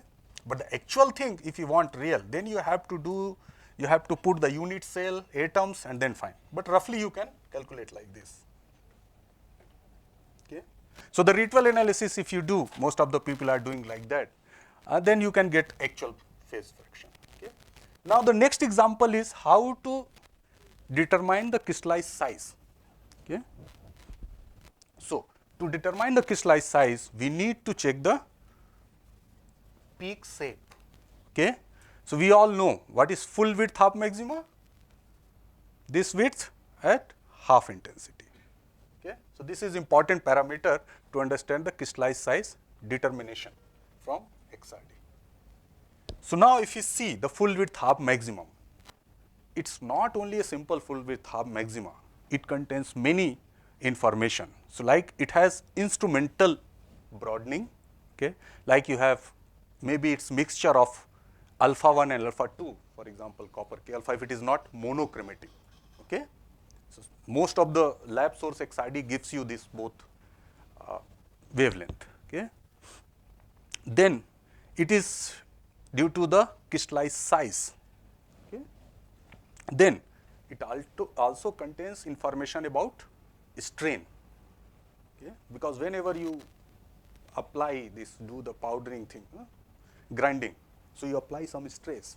So whether this stress is removed, relaxed or not, that information is there. Then also if your system has staking fault or other defects, okay? So any kind of defects will affect your peak shape, okay? So what you can write, that B means the full width half maxima is the combination of all these factors, okay? So all these information you can get from here.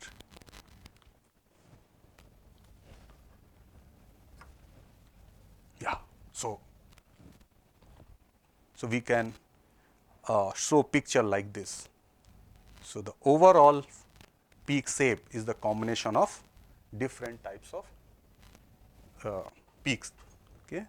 So next, so how we can get the crystallized size? So a standard formula, maybe I know that some of the faculties are also there, so they might have used this. So what you have, this is called Serrer formula, okay? So we all know this lambda is the wavelength and that, okay? So here you see the standard. So this is about the real sample, but I am not writing. So what this 5 means 500 degree in yield, 55, 550, 600. So what you see here, so this is the raw powder used for XRD, just grind. So what difference you see here, if you observe from here to there? Broadening is decreasing. So if you use this formula, okay, and you can see here, particle crystalline size is increasing. So one thing is, but is this very simple? No. So most of us, what we are doing, we are directly taking this full width half maximum using this formula, okay, like we did here.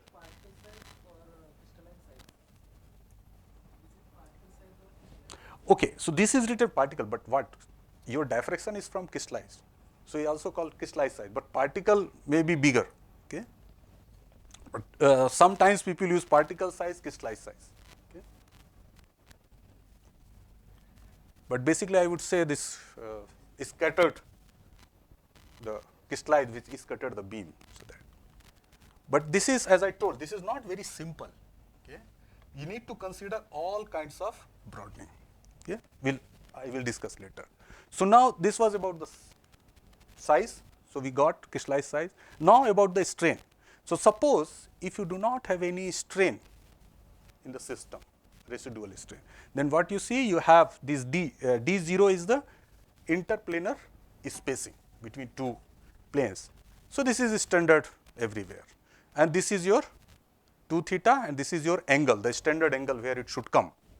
Now suppose you have applied uniform stress, either is compressive or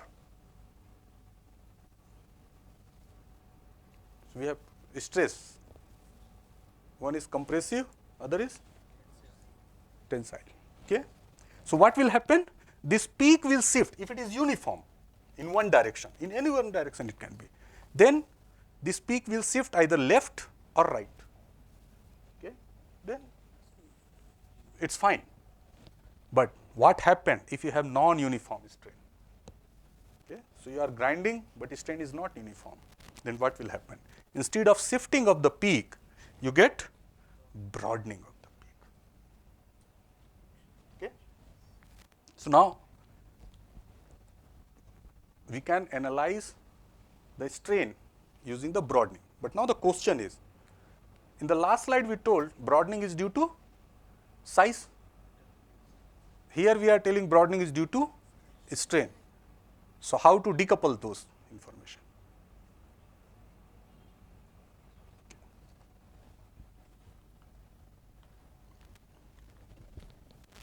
So let me tell you that. Okay. For that,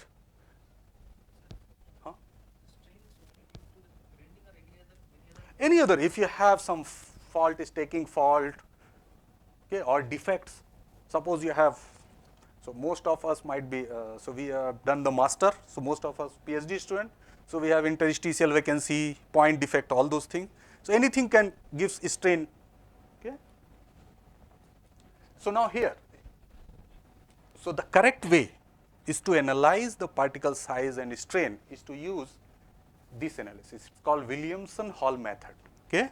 So where we say that broadening equal to this coherent size plus the strain. Okay. Where this crystallized size broadening, we all know this Serre formula, and then Bs is epsilon tan theta. Epsilon is the strain. So what we do? We add both, okay, and we plot this b cos theta versus sin theta curve. So for every HKL, okay, we have different peaks. So what we do? For every HKL, so this is the total broadening, and then cos theta, and then sin theta. So you see here, this is nothing but this, if you see this equation, this is y equal to mx plus c. So this is mx plus c, the straight line equation. So if you take broadening of every peak, every HKL, and plot in this like this, then you can get information about both together, and this will give you the correct information. Okay. Oh, sorry.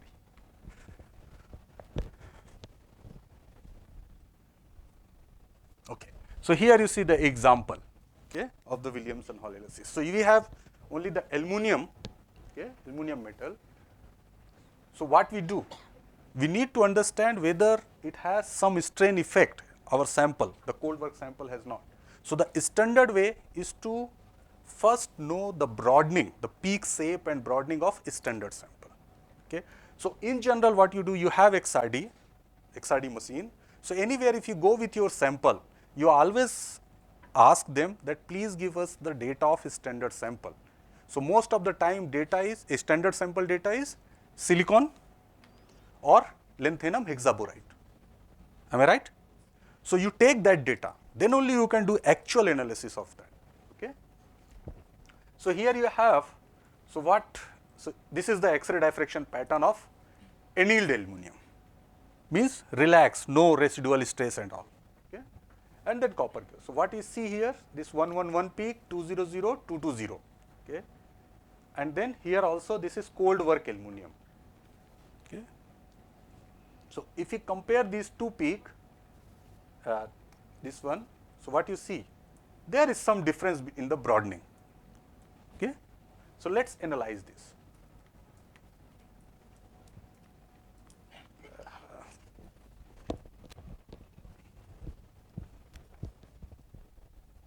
Okay. So how to analyze that? So as I told. So you mark your peaks, they are 2 theta, HKL, then full width of half maxima. Okay, of that, change into radians. This is important. Okay. Then here you have cold work. So this is standard. So what you have to get the sin theta, HKL, beta in radian, but actual beta, beta means full width half maximum, is total width minus the intrinsic width. So what the intrinsic broadening of that particular instrument, okay, means if you are taking one XRD in school of in the material science department in IISc and then going to your university, 2 XRD will have different intrinsic full width half maximum. Okay, so you must have that information, and then you try. So finally you have this, and then try to fit with the y equal to mx plus c. Then your intercept is your kind of Serre formula which gives you crystallized size, and the slope will give you strand.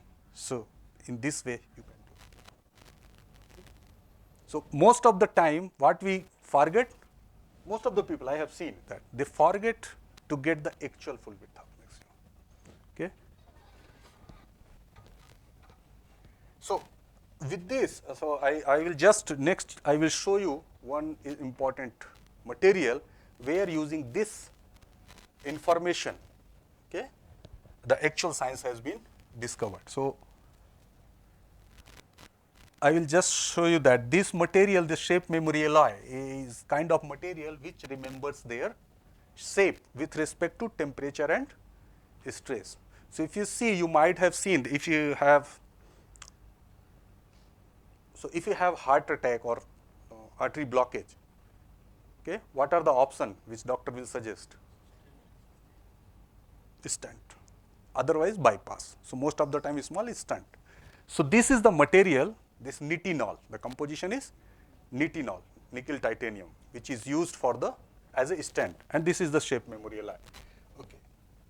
So the main fundamental is that it is very sensitive to stress. Okay. And that is because this material is important because it shows a kind of phase transformation from austenite to martensite. We need not go into the much detail, but standard I show you the example of steel. So steel shows the martensite phase transformation. Okay, but in steel it's not reversible, but here it's reversible. That's why this material is very important and used in different application.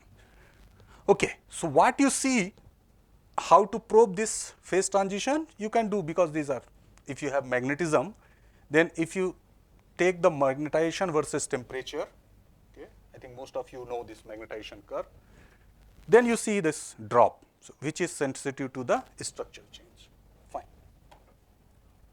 So here, so this is a material. What you see, if you do the magnetization versus temperature, you see a sharp change around this temperature, okay, which is called transformation temperature. So above 300 K, the material will be cubic. We all agree? No. Okay. Let me go back. Cold work aluminum. Metal must need a contract, right? Cold work. If it is contracting, the peak should be very tight. Instead, it is broad. Here it is again. No, see, I told you, if you have contraction or elongation, the peak will shift either left or right, if it is uniform. So if it is contraction only, then it will shift. So contraction means what? Lattice parameter reduced.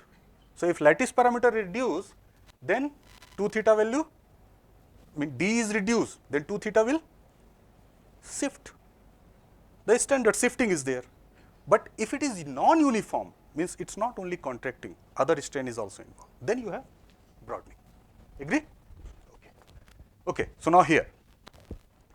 So simply it's phase transformation, okay, from cubic to some lower symmetry, and that is you can detect from the magnetization measurement because of the magnetocrystalline anisotropy, and we are not going to study that. But there is a change in the phase, so change in the magnetization curve.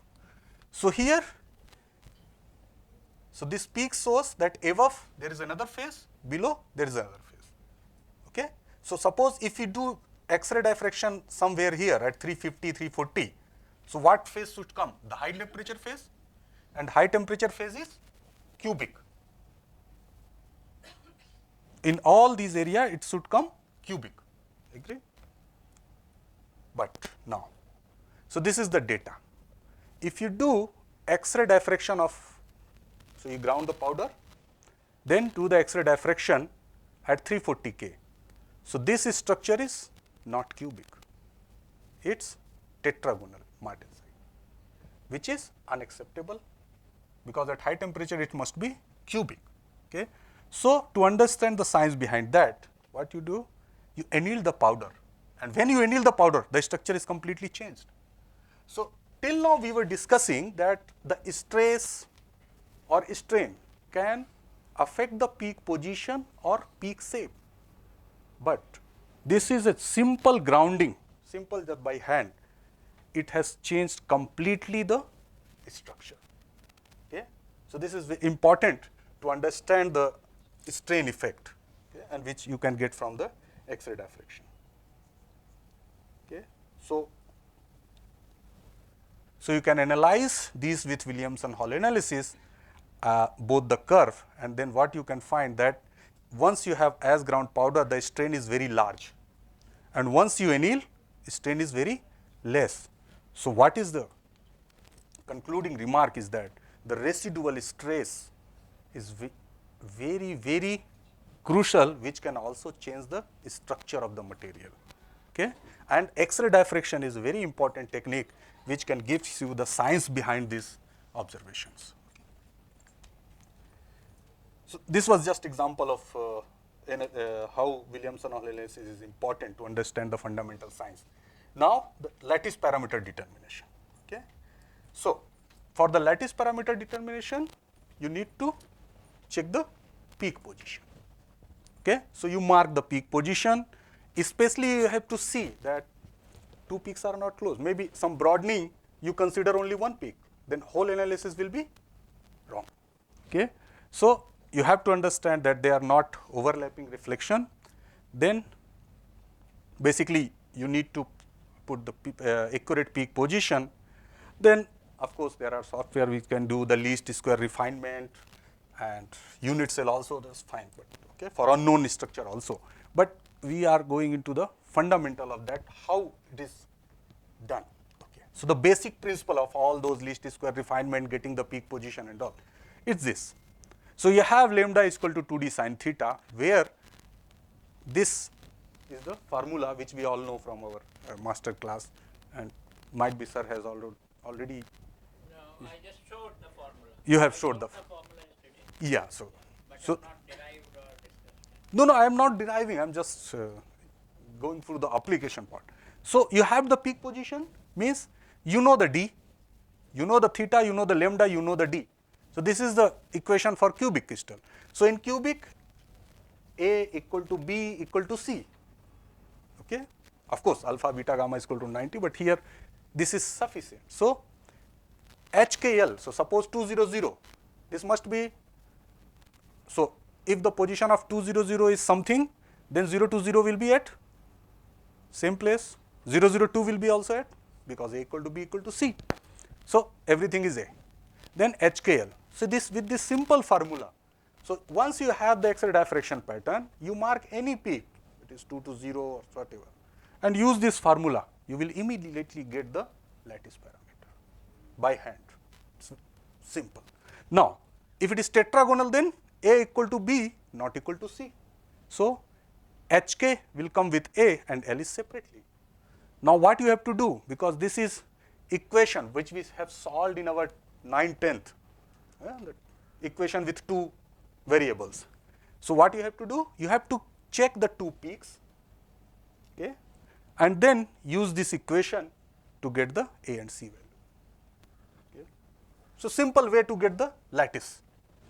For orthorhombic also it's not very complicated. You have three equations to solve to get the ABC. Okay. So you have to just mark the peak position, use this equation to get. But be careful, as shown here, peak position marking. This is not a different peak, this is alpha 2. So you have to, you don't need to consider this, but be sure that this is alpha 2, okay? Alpha 2 is at half intensity and then position based on the alpha 2. Okay. Okay. So this was peak position from manually how you can do, but you have profile matching analysis which is called Lebel profile fitting. Many software are available, and I think nowadays 95% people are using softwares to get the lattice parameter. But here, of course, one thing is remember, whatever software, here you have to give the starting lattice parameter and its space group. Okay? So nothing is automatic. Some information you have to do, and that the equation, the standard equation you can use as a initial parameter. Okay? And then of course this reliability check and all you have to do. Now the next, so you have the lattice. Now the next, for structure equal to, remember yesterday equation, structure equal to lattice plus motive. Yeah. So the unit cell, and that is called the unit cell. Okay. So where atoms are. So to understand the atom, I think morning class was on the structure factor. Yeah? Or, Actually, I skipped this. Okay, so I assume. Went into point groups. Okay, okay. Because everything was going slow. Okay, okay. Fine. Okay, so now, so what we did till now, we concentrated on peak profile, which gives us strain and crystallized size. Then we concentrated on peak position, which gives us lattice. Now let's concentrate on intensity. So the intensity, relative intensity in X-ray diffraction powder diffraction pattern depends on many factors. So first most important is structure factor. So structure factor is basically how X-rays are scattered from the unit cell. So this is unit cell structure factor. This is equal to sum of 1 to n, means all atoms. Then Fn is the atomic scattering factor of that particular atom.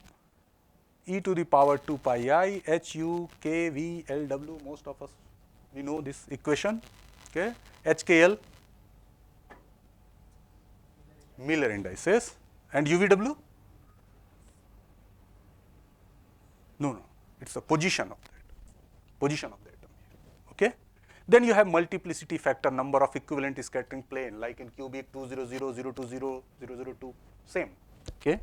Then you have texturing effect, whether you have preferred orientation or not, that will also affect your intensity, okay. So that's why the preparation, the powder preparation is very important, that you grind. Many of you might have ground your sample, and senior or professor who might be teaching you told, बढ़िया से grind करो, खूब करो, है ना, खूब करो, अभी अच्छा नहीं हुआ, okay. So this is because of this, okay. Then you have absorption factor, then temperature factor also, okay, where you are doing, because temperature factor you have atoms, so as you change the temperature, the vibration will change, and these are the planes, okay. So then temperature also gives you the broadening, but other thing also gives the broadening, which I will cover in the next talk, okay, next part of the talk. Okay. So all these things, so no unit cell, nowadays this ritual analysis is famous, okay. I will not go into much detail with the hand, but what you need good quality of data, means proper powder making, then annealing, stress free, all those things. Then initial structure model you have to give. You have to give the space group possible, lattice parameter possible, and atomic position possible, okay. It's not something is already cooked, you don't get. Okay. If someone tells, okay, you use the ritual program, you get the structure, but it's not automatic. Some knowledge must be there. That's why fundamental is important. And in this workshop, we have started from the fundamental. Okay. So all these things you can put and then get, but I will not go into the that detail. Okay. So in the first part, you have question. Then I will go for the more advanced application of the powder X-ray diffraction using the synchrotron technique.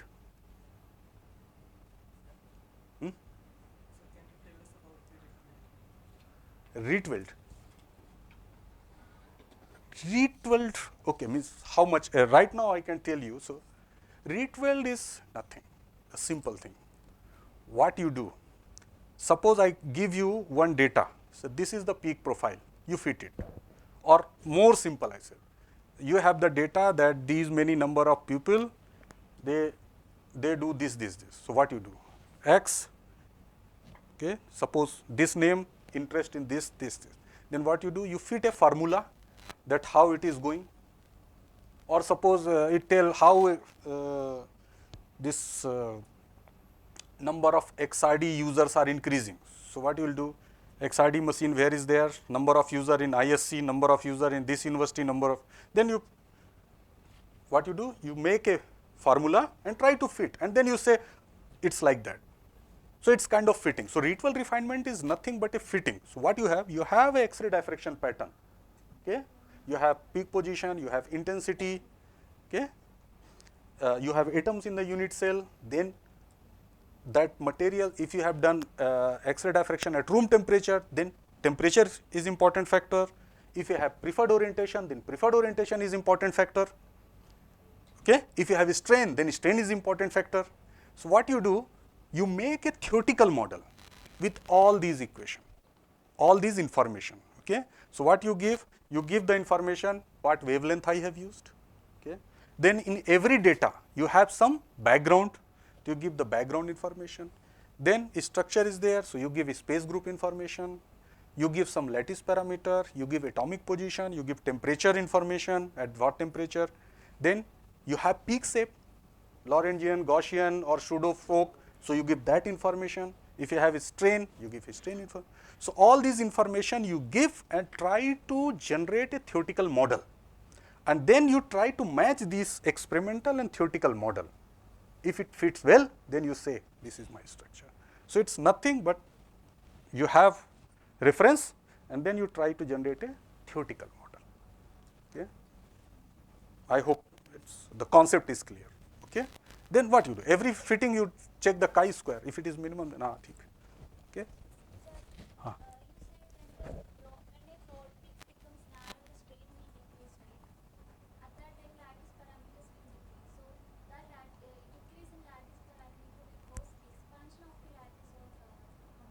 No, I didn't tell that what stress will reduce, so lattice parameter will reduce.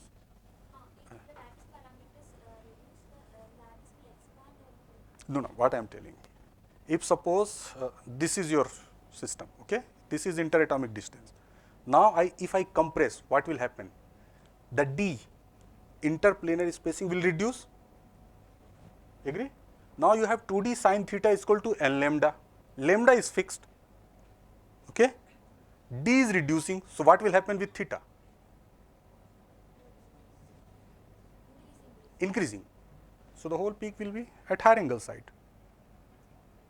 If it is uniform, the compression is uniform. Now, if you have non-uniform, you have compression also, elongation also, in this direction also. So what will happen? This D will be frustrated. Okay? वो इधर जाऊँ कि इधर जाऊँ कि इधर जाऊँ. So क्या होगा? There will be spread, and that gives you the broadening. Okay?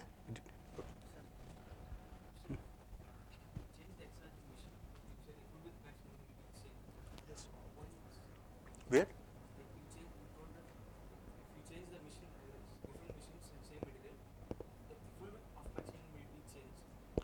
Yeah, because every system has its own instrumental broadening. Okay? Like one XRD machine is here, one XRD machine is other places. Okay? They have different resolution. They are not same. Okay? They may be from different company. Okay? Different, their optics may be different. So it's not necessary that all XRD machine in the country or in the world have same resolution. So that's why first thing I told, you need to get the standard sample data. And that is standard is normally your silicon or lanthanum hexaboride. Okay? Fine. So should I go to the next? Okay. So some of the advanced analysis. Till now we have done the basic. Okay? With the synchrotron. So about the synchrotron, maybe yesterday Professor Sunita might have discussed. Okay, and in the second half also you will learning more. I will be just cover that how you can use. Okay. Sir, Yes. you stated that increasing temperature will broaden the peak. Broaden the peak. Increasing temperature will broaden the peak. In perovskite XRD, powder XRD, even the temperature is being increased, the peaks remain the same. Now the same question, if increasing temperature, the D will increase, so the angle must need to decrease. So, but in the increasing temperature, the peak remains in the same position angle. It doesn't increase, it decreases.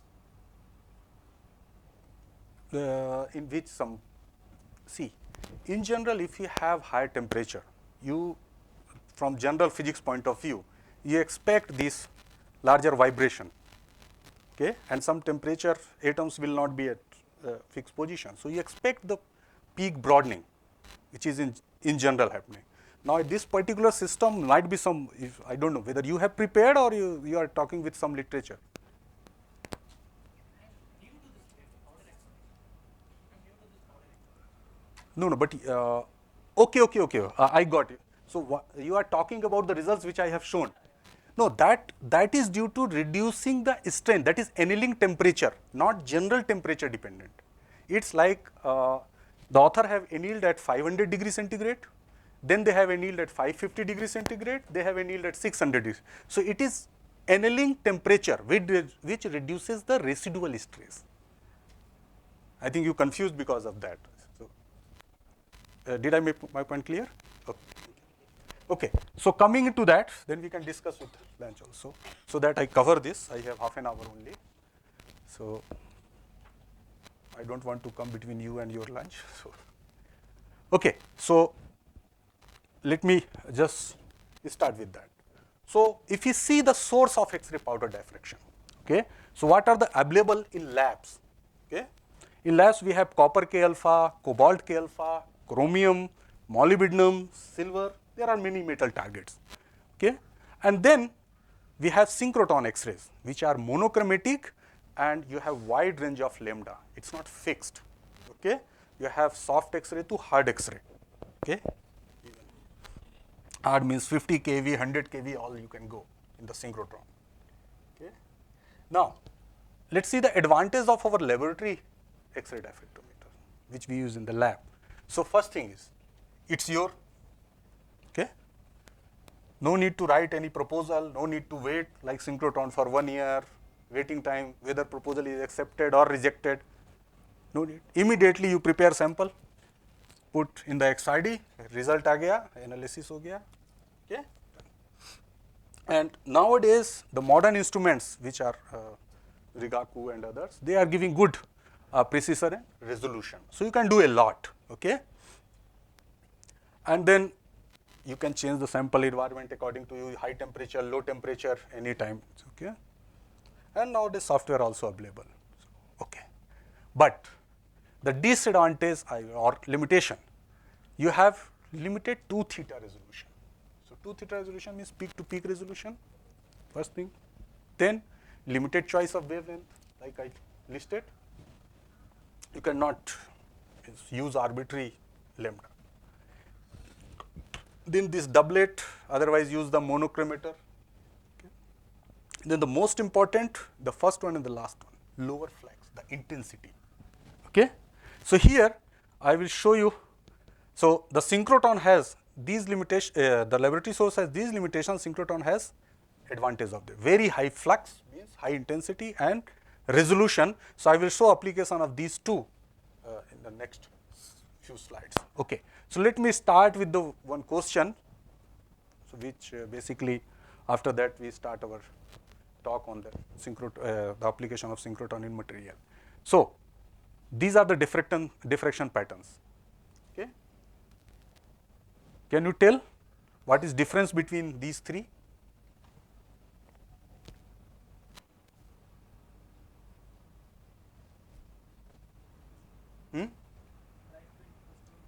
Bright field, dark field.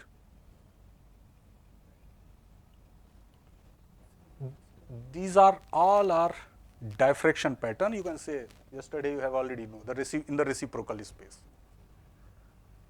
Okay? No dark type nahi. I give you the hint. किस type के material हैं? Okay, let me more simple.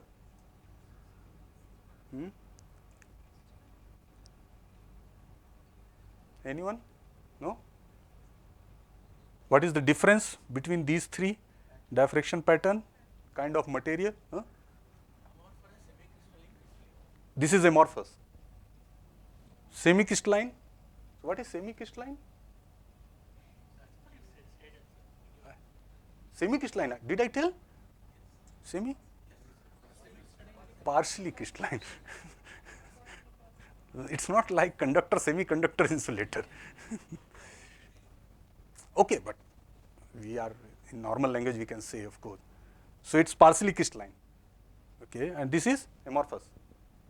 And this is crystalline.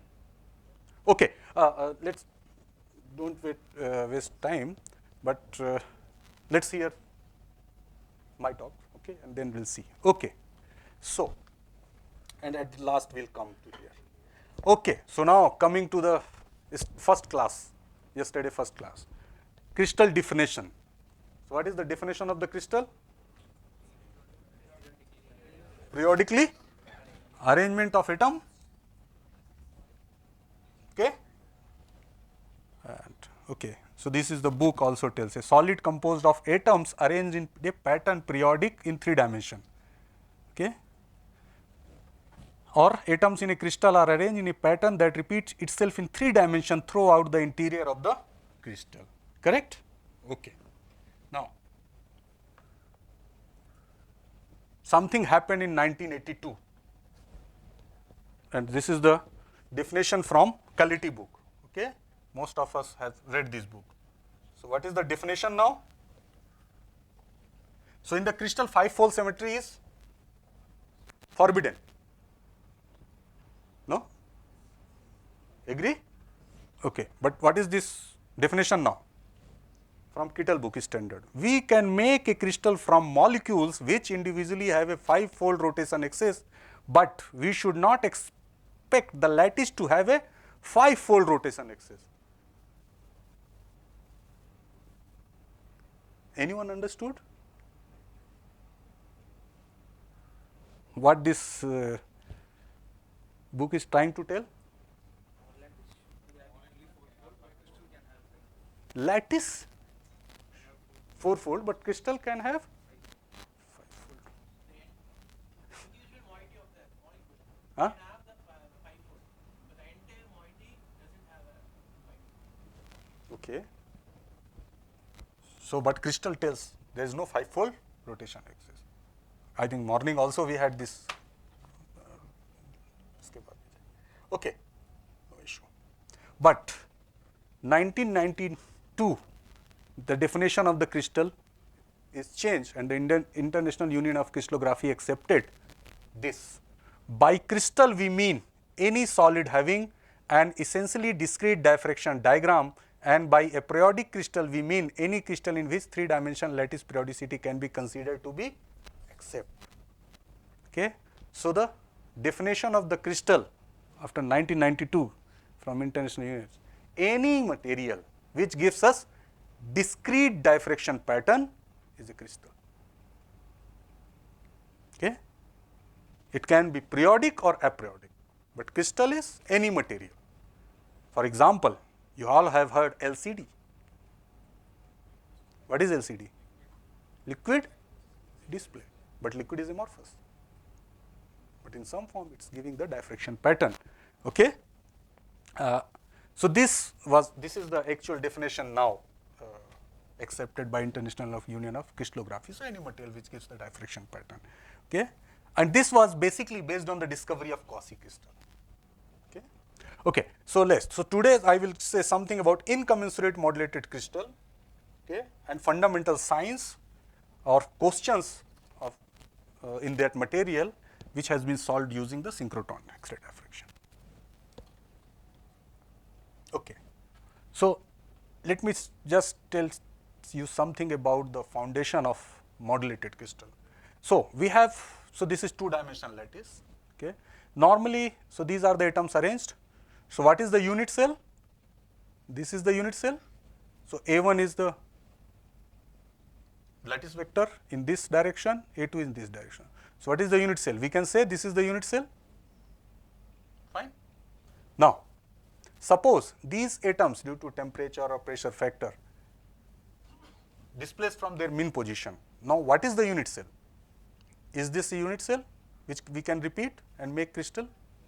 No. But if we make double of the unit cell, so now unit cell become double. So this is called superstructure or modulated structure. Okay. But this is, but still we have the periodicity. Now, let's go to the third case here. Here what you see, this atom went there, this atom here, this slightly here from their mean position, this slightly right, this left. But in this structure, if you try to find out a unit cell, you will never get. If you repeat one, you take one unit cell, then repeat, then the next atom will be either delta here or there. You will never find. So this is the example of incommensurate modulated crystal. Okay. So there is no 3-dimension periodicity in the system. Okay. So that's why they comes under the aperiodic crystal. So now this was in the real space. Now if you see the reciprocal space. So crystal, by crystal definition we have well defined spot and distance between them must be uniform. So whatever distance is there, the same is repeating in every direction. Okay. Now if you have modulated crystal, what happened? You have well defined spot, but due to the superstructure you have more number of spots. But their intensity is not same, you see. In normal crystal their intensity is same. They have variation in the intensity. Also this distance may be different. And depending on the distance, whether they are uniform or not, you say commensurate or incommensurate. So these black, they are called main reflection and these are called satellite reflection. Okay. Now, so how in the XRD we see this superstructure? Okay. So if this is normal XRD, now if there is a modulated one, what you see very small, tiny peaks, extra peaks in the X-ray diffraction pattern. Okay. And these extra peaks, they are intensity of 0.1%, 0.05%, which is impossible to detect from the normal X-ray diffraction. Okay.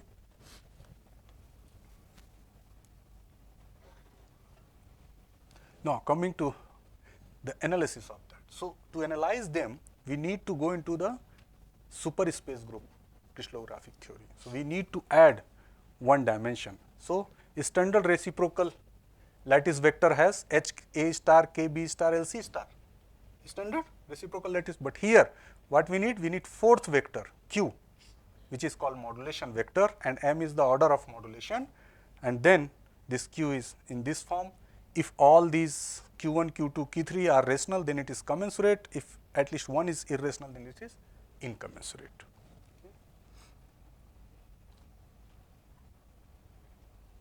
So,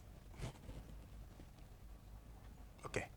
So I am giving you here one example of this material where this synchrotron, high flux and high resolution help to solve the problems. So if you see, this is the magnetization curve. Okay. This is TC, the standard ferromagnetic to paramagnetic phase transition temperature. Then you have here a big jump in the magnetization, which is related with the phase transition, and then here you have very small change. Okay. So this is cubic, then it's orthorhombic, the lower temperature phase, and this phase is called cubic-like. Okay. So in the magnetization you see here some changes, but what happens? I will leave this, but if you use the normal XRD machine here, then you can't detect this phase. Okay? So this is the lab source X-ray diffraction temperature dependent. Okay? So what if you use the synchrotron X-ray diffraction, okay, the high flux and high resolution data, then what you see in these three phases, if you zoom, you see extra peaks here, okay, which are only 0.1% of intensity, which you can't see in the lab source XRD. So depending on your problem, you have to select where to take the data. Okay. And then this is the low temperature phase where you see more number of peaks. So more number of peaks means the lower symmetry phase. Okay. So now about the analysis part. So let's take this, the low temperature phase, and try to analyze the data. Okay. So here most of you have used the refinement method, the least square. So this black one is experimental data points, and red one is, as I told, the theoretical model. So what you see here, so if you see the overall curve, it looks good match, agree? But when you zoom it, what you see? Clear difference. Okay. So as I told you in the beginning, that you have the superstructure where we had 2 times of unit cell change. Here it may be 5 times, 7 times, in literature it's reported. So, but it doesn't matter how many fold superstructure you are taking, it will never match. And this is because of the incommensurate structure, or incommensurate in the structure. So normal analysis of 3D approach failed to explain this. Okay. So what you can go? You can go next to the higher dimension crystallographic approach. So what you see? So you use that reciprocal lattice where you put the 4th vector, the modulation vector. So now it's Q. So it's 3/7 means the commensurate value. So if you try to generate the theoretical model and match with the, and try to match with the experimental, what you see here? It's not matching. Okay. But when you refine this, what you see? The peak position is matching, and this is an incommensurate value. So what it does mean? That the system is aperiodic, incommensurate. It's not commensurate structure. Okay. So this was based on only the peak position. So we got the lattice. The lattice is incommensurate. Okay. Now, so this part I will skip. Now, atoms and intensity. Okay. So this is the basically after analysis plot the 0, 1, 0 section of reciprocal space. So what you see, these red are, as I explained, these are main reflections. Now you have this green one. Okay. So green one has lower intensity.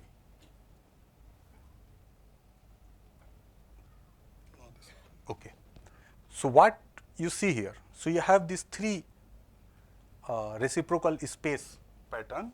So between these 2 red, how many numbers of green or reflection are there? That will decide the degree of superstructure. Okay. So here you see only 2. Okay. Here how many see? 4, and here 6. Okay. So if you use the lab source data, you get only this, the same sample. Okay. Now when you use this synchrotron XRD, what you get? 6. So 6 means 6 plus 1. This is 7 times fold superstructure. So it's called, normally nomenclature is 7M, but we'll not go into that detail. The take home message is that this is the same sample, the data collected as lab source and at synchrotron. Okay. And because of the high flux and high resolution, you have the actual structure. Okay. Now, more information, more scientific information you can get due to the high 2 theta resolution. So if you see here, so forget about these numbers. This is in the 4 dimension crystallography nomenclature, but you see peaks here. So is this good fit? The upper one? So what is missing here between red and black? Black is experimental and red is theoretical. What difference? Broadening. Okay. So broadening can be due to strain and, like we were discussing, temperature. Okay. So here, if you take temperature broadening and strain broadening with the normal 3-dimension strain tensor, it didn't fit. But if you take, as you go for the higher dimension crystallography, fourth dimension tensor, then it fits. So fourth rank strain is basically, it's related with the fluctuations. So as I mentioned that in the incommensurate or aperiodic, you have the fluctuation always, atoms are always fluctuating, it's not uniform. Sometimes delta plus something, sometimes delta minus something, okay, which gives you extra strain. So strain what? It will affect the D, okay, and if it is not uniform, it's always fluctuating, then it gives the broadening, and that broadening is not due to temperature or normal strain. So that extra strain, and this you can observe from the synchrotron data, okay, and in quasi-crystal it's a standard famous for Faison broadening, the term is used. So I will skip this because this is the similar way, but okay. But the synchrotron here you see this phase you can detect. So that is important, that you can detect the phase which was missing from the lab source XRD data. So this is the figure. So between lab and synchrotron. Okay. Okay. Now the second important example which I say, that this band distorted pre-Martensite phase using synchrotron X-ray diffraction. Okay. So the band distortion, if I say in the simple formula, that in the steel, okay, you can say like if you might have seen the war movies, the Hollywood war movies, okay, soldiers used to do what? They put their sword in the red hot, they make it red hot and then put in the ice water. It is called quenching. And what this quenching gives? Brittle, toughness, hard. Okay, and this hardness comes, if you see the crystallographic point of view, this is called the phase transition. Okay, of course microstructure, but crystallographically it was first explained by the Bain that it is going from cubic to tetragonal. That's why it's called Bain distortion. Okay, so if you see so it is called in this system called pre-Martensite. Okay, so there is a pre-Martensite, means before going to the Martensite or the Bain distorted, there is another phase which I showed, a small kink, okay, which we got from the synchrotron. So if you see from last almost it's 1956, this is called that in this phase cubic symmetry is maintained, no Bain distortion. Okay, and still if you see this another paper that this phase has cubic symmetry maintained. So cubic symmetry maintained, suppose if you have a single peak, okay, and if you change all temperature, if peak is single, then means A equal to B equal to C. If it changes then to tetragonal, then A equal to B not equal to C, then immediately this peak will become 2, split into 2. If it is orthorhombic, then 3. Okay, this is clear. So now if you see here, so this I go into just result here. Yeah, here you see this phase. So this peak looks 1, but if you use the cubic and make the model and try to connect or fit this, you see the changes. Okay, but if you take the tetragonal and orthorhombic, then it looks like better. Okay, and the best chi-square you can get with the orthorhombic. So from here and here, it's clear that this is not cubic. Okay, and this is because of the higher resolution, okay, of the X-ray used. Okay. So depending on your problem, you should select that which resolution, which intensity you want. Okay. So this was the example, and I think, okay. So with using this synchrotron, this phase diagram was generated. Okay. So not going into detail, but okay. So coming into this.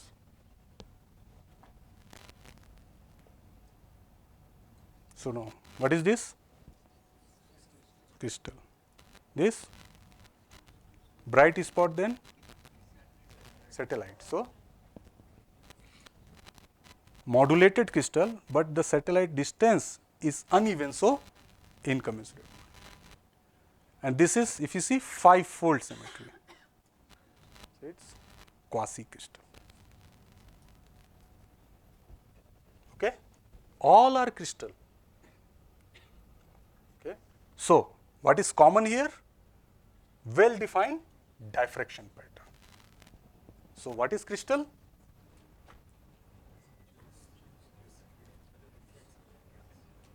Sorry, please.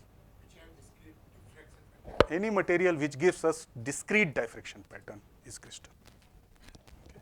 Thank you. So these are some website for refinement, but I will conclude with this and questions.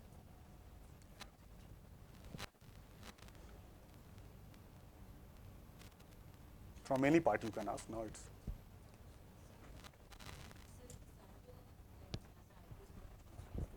थोड़ा तेज बोलना. हाँ.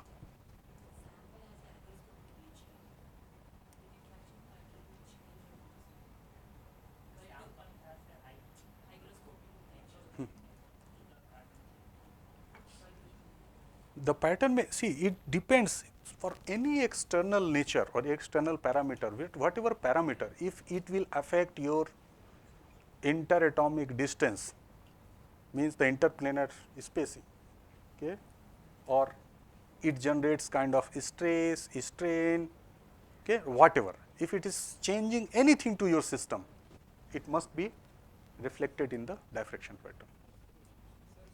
Okay. Difference between polar XRD and 2D XRD. 2D means reciprocal XRD you are telling. Mm-hmm.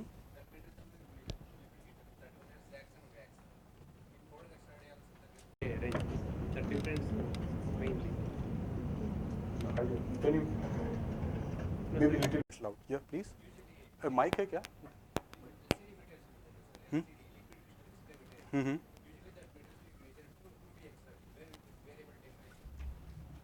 Mm-hmm. Variable temperature, yes.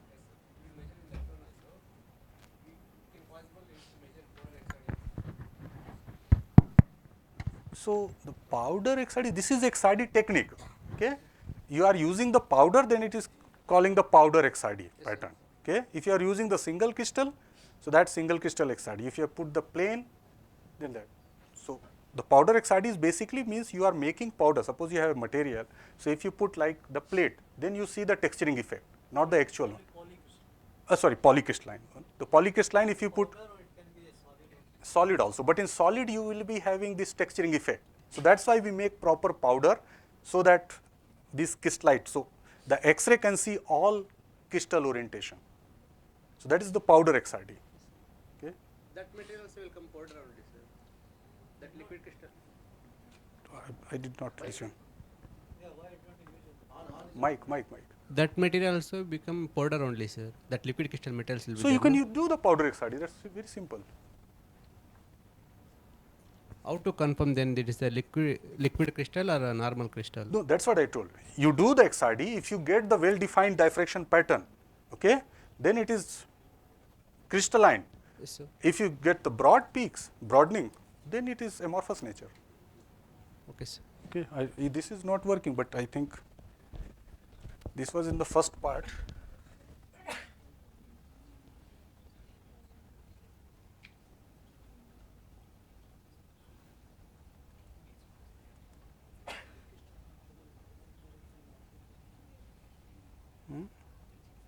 here, I think here it was. Yeah, here.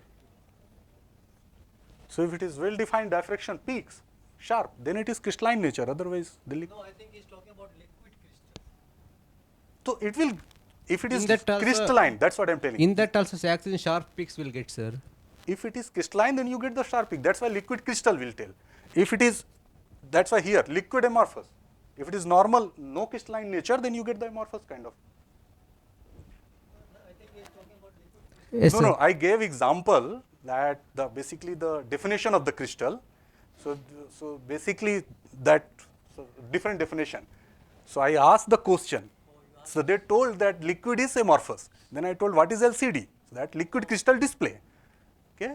So that, so not every, like if you see, if you have water, okay, now it is vapor also, and then it is this ice also. So it has form different. So if it is showing the well defined pattern, that's what I told, forget about anything, okay, whatever material you have. I am not discussing this particular, the first part is started, but if you get the well defined diffraction pattern, then it is by definition crystal. I don't know what material you are using there. So this definition I gave. Yes, sir. So what is the liquid crystal? Has a ordering in one direction, right? No, two directions. It's only oriental direction, orientational order. There is no positional order in that material. Orientational order is there. Yes, sir. So you will get some peaks, but there is disorder as well, right? Yes, sir. We will get in oxygen few peaks, and in the wax we will get rod peak. So you will get broad peaks as well as some Sharp peaks. Yeah. Because you have some orientational order, but some kind of disorder is also there. Yes, sir. So they will have mixed combination of. Oh, then you will get something like this if it is mixed. No, if you have the mixed nature, then I think you can get something like this if it is mixed. So you have broad and sharp comparison, combination. Yes, sir. Okay. But I gave example just to say that how to define the crystal. Yeah.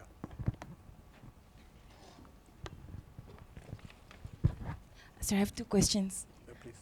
So the first question, just now you talk about phase transformation. So suppose I have a parent alloy, which is cubic, and I want to induce tetragonal. So for the tetragonals, I did substitution, but now I don't have the database to support that it is tetragonal phase, because suppose I use some new material and I don't have the existing database. So just by the peak split, I can say that that is tetragonal phase. Okay, so this is the initial thinking. Okay, if there is two peaks, so it may be tetragonal. Of course, not more number of. Okay, so you have the starting point to think. Okay, but it may be hexagonal also. Yeah. So if the database doesn't exist, then how do I support my XRD? No, so that's why it's not very easy that immediately you see and tell. Okay, you have to do lot of work. Okay. If it is something is new, but okay, nowadays there are many software comes, like you have even in full proof. So you just put the 2 theta position and the d value, it will give you the nearest So suppose then lattice. in Vesta, I can construct my own structure. Say I can change the space group. Then if I can generate the powder diffraction from there. Then Yes. I can use that to support my explanation. You can use, but you are asking, I am telling you the more easy way. Like if you have something new, then you can use this software. Okay, so what information you need to put there? You need to put the d values. Okay, what are the position of that peak? So depending on that position of that peak, okay, that program will give you some possible solutions or structures. So then you try one by one. Okay. So this is the Vesta. See, in Vesta you are generating if you know something. Yeah. If you don't know something, then Vesta is of no use. Yes, that's true. Okay. Yeah. And second question, last question. Suppose I have two systems again, and then one is AB and another is ABC, and then but both have same space group, say 22525. Then I'm gonna get the same peak in the same position. How different will that two system will be? Is it the same? No. They are completely different. You have A, B, C in one case. In other case, you have only A to B or something. But space group same. Okay, space group is same.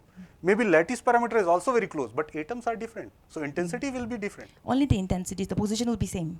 Maybe same. It's not. If both have same lattice, then it's same is it's not exactly 0.10 something. It may be different.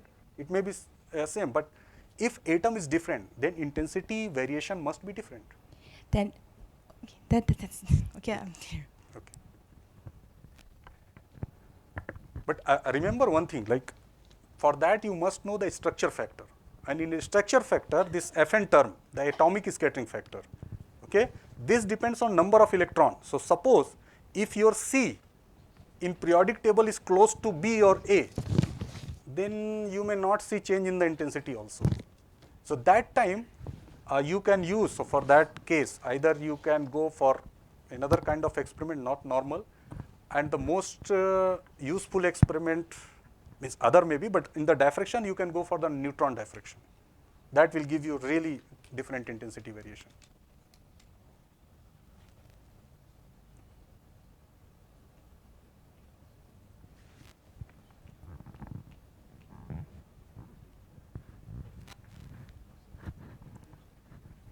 No questions, then we can thank the speakers.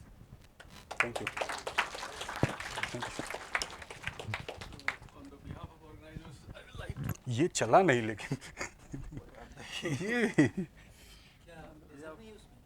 नहीं पता है laser चल रहा है ये slide change नहीं चलता है तो ये इट गिव्स अरे सर हाँ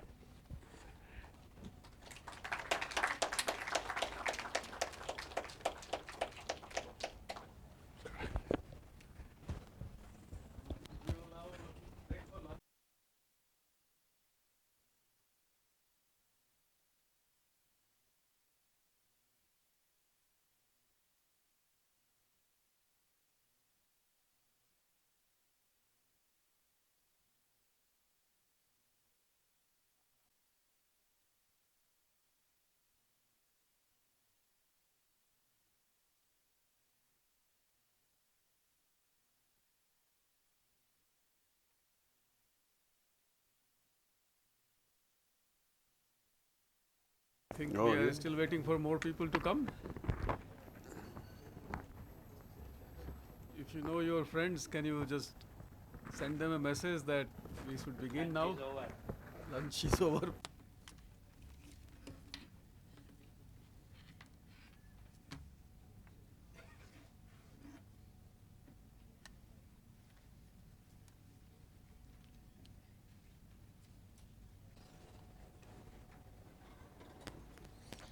Yeah, well, welcome back to our symmetry discussions.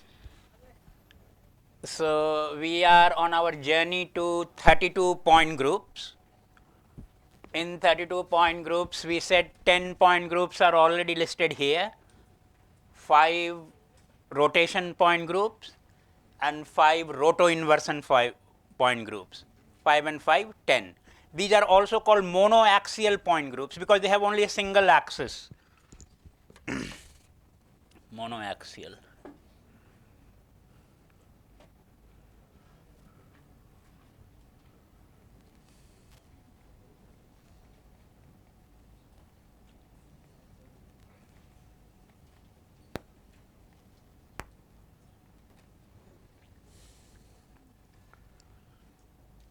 And we have learned how to draw the stereographic projection, how to draw the stereographic projection of these point groups. Then we started combining them, and the first combination we saw was a 2 by m. Didn't I draw 2 by m? Okay. Let me draw 2 by m. A two-fold axis with a mirror plane perpendicular to the two-fold axis. Similarly, we can have 3 by m 4 by m and 6 by m. Only you will see that in your table, check your table, 3 by m is missing. 3 by m is missing. So I have tried to arrange them in columns of one type. So see, the first column is 1, 2, 3, 4, 6, what I wrote horizontally there, and then 1, 2 bar, 4 bar, 3 bar and 6 bar. And now you did 2 by m. Similarly, you can have 4 by m and 6 by m. Why not 3 by m? Because 3 by m is nothing but 6 bar. So it is listed in 6 bar.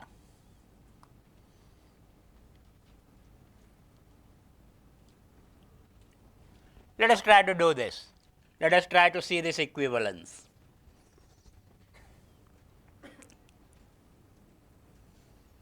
So now you are an expert in drawing stereographic projection of various symmetry operations, so symmetry groups.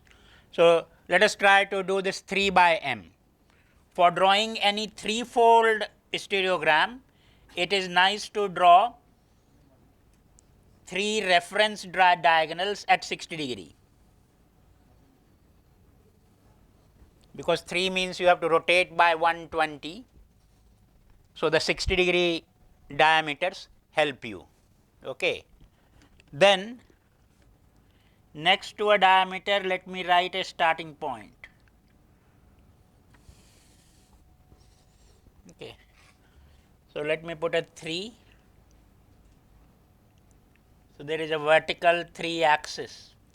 So first let me just do 3, point group 3, which we have not done. So point group 3, I have an object plus here, 3, 360 by 3, 120 degree rotation. So I will rotate it by 120. I will get an identical object plus there, another 120 degree rotation.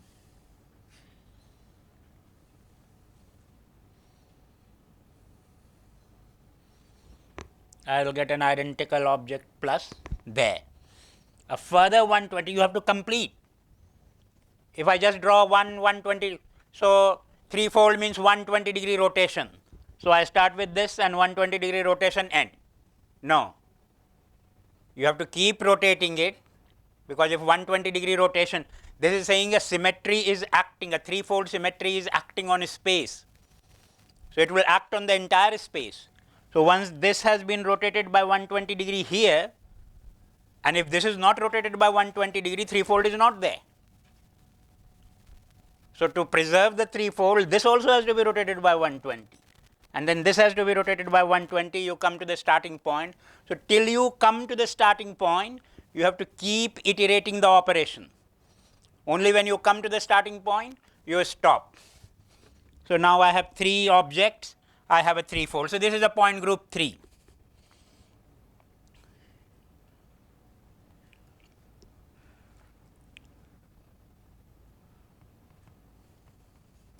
Which belongs to trigonal system, point group 3.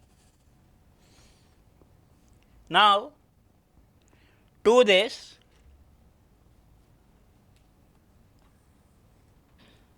add a mirror.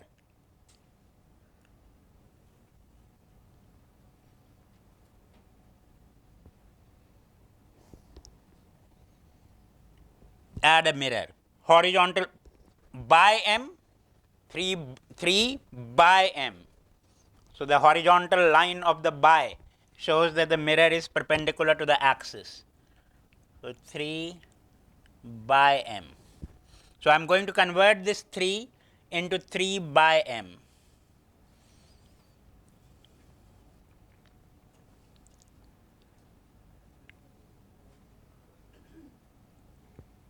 So I start. Now the primitive circle, which was just a reference circle in the 3 point group, in the 3 by m, it becomes red to represent that now that is a mirror. You have to make it a double circle or bold or whatever. It's nice to use colors if you have in this kind of exercise. And so now I need a mirror also. I have a plus which is above the horizontal plane, and the horizontal plane is mirror, so I need a minus. Otherwise there is no mirror. So which means every plus will now generate a minus at the same location in the projection. Not the same location in space, but in the projection they are coming at the same point in the horizontal plane. Okay. So a plus and a minus at the same point. And obviously since the mirror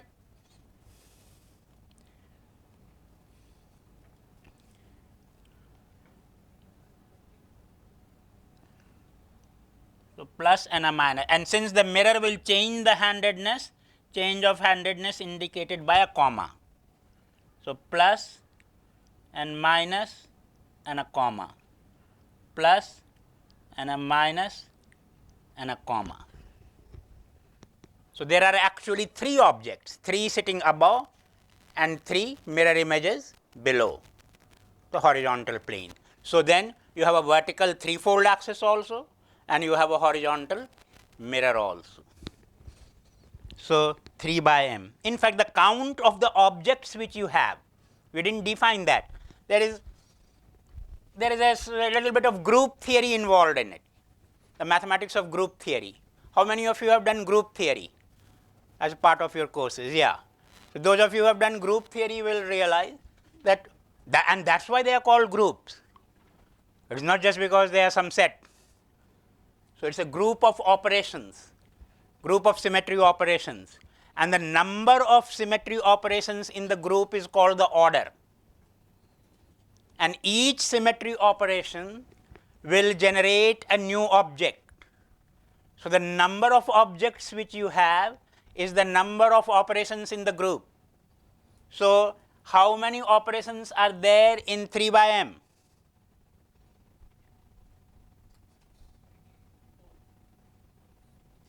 Is equal to how many objects are there in 3 by m. So how many objects are there in 3 by m? 6. 3 upar, 3 niche, 3 plus and 3 minus. Okay. So 6. So the order of the group is 6.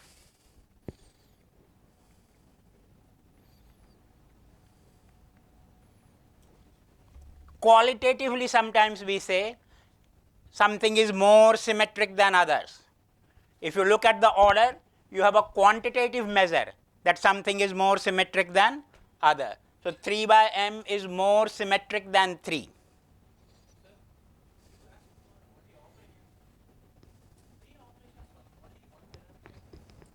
Sorry?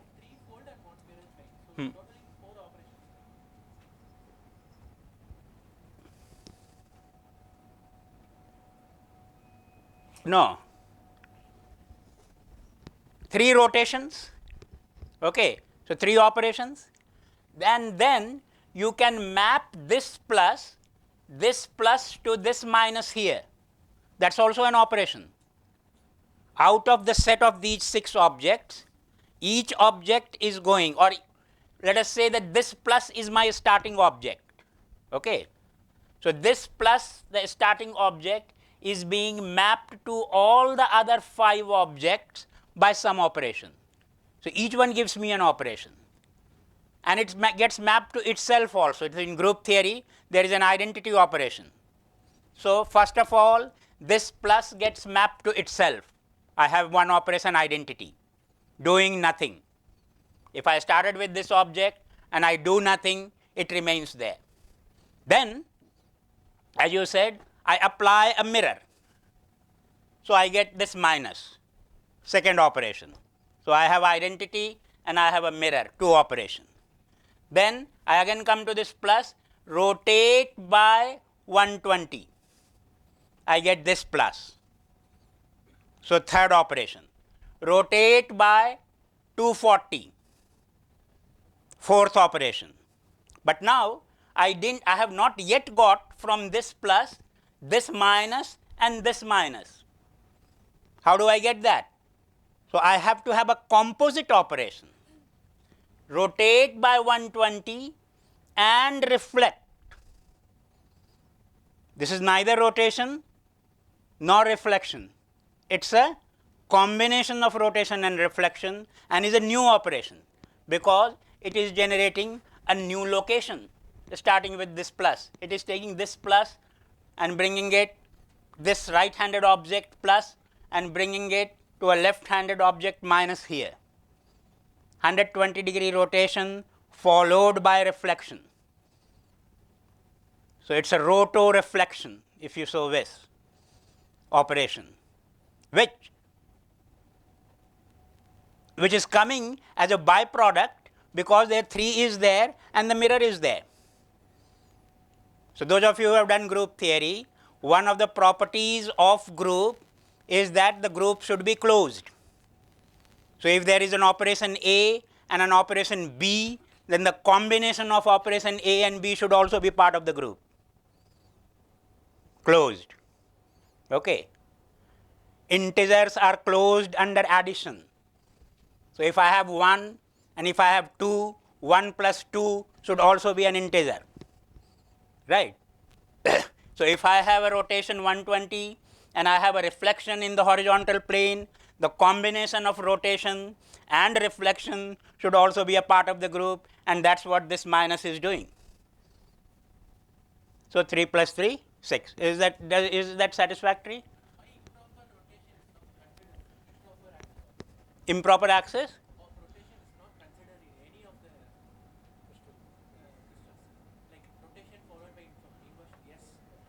Rotation? Yeah, why not? What is this 6 bar?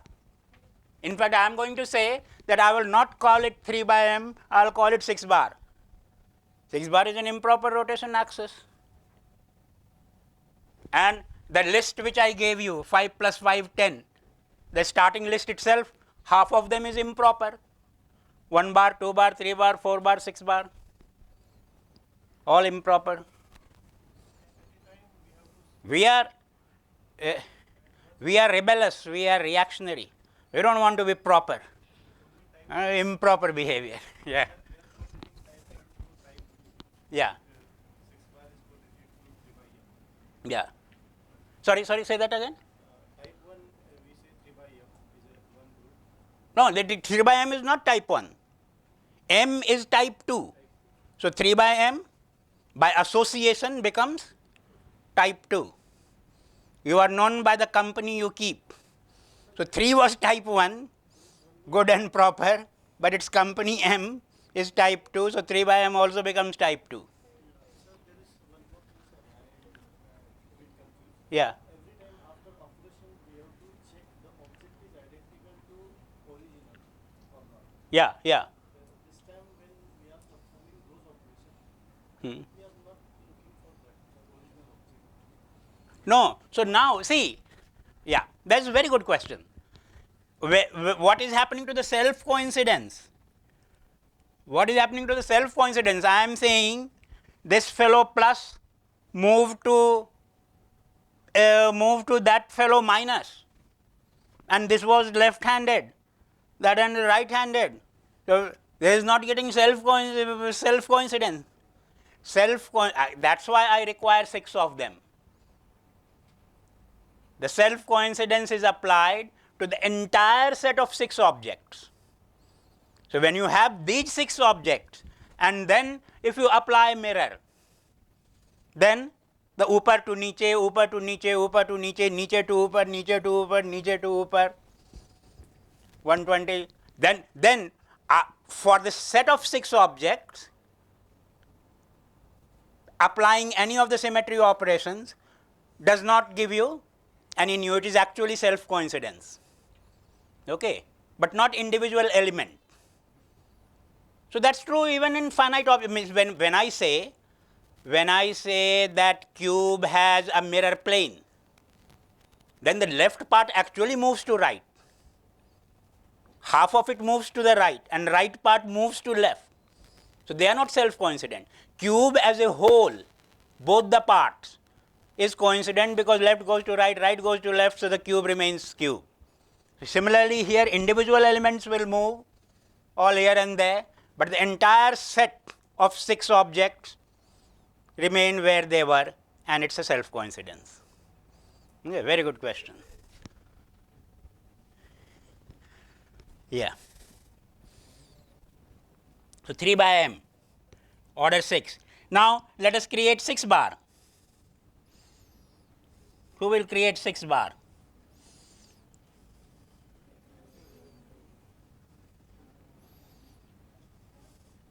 Six bar has a very interesting symbol, I didn't tell you.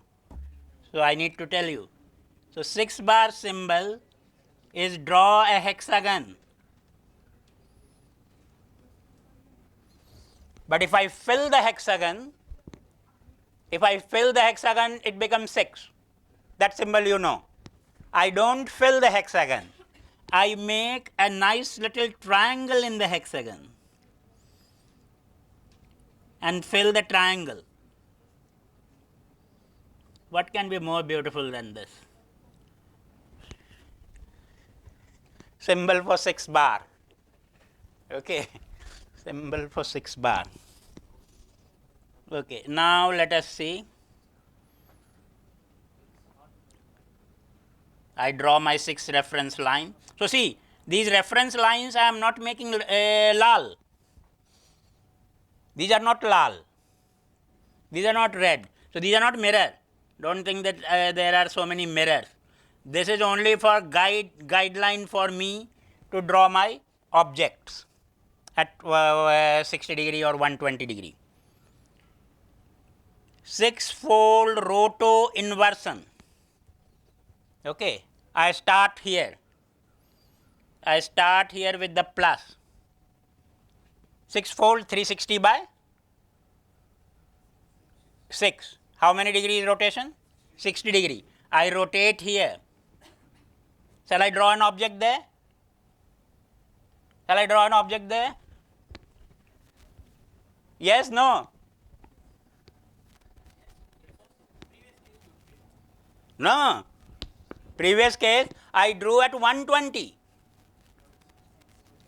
That was a 3-fold. I was drawing 3-fold. Now I am drawing 6 bar.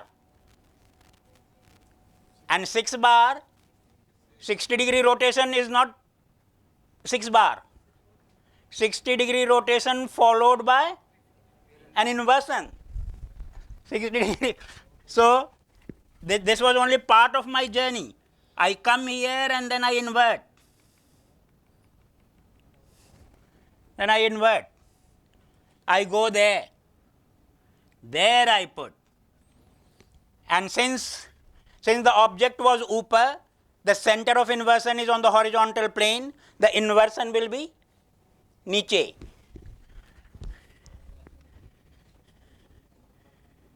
So this is minus. This is minus. And it will have a comma also.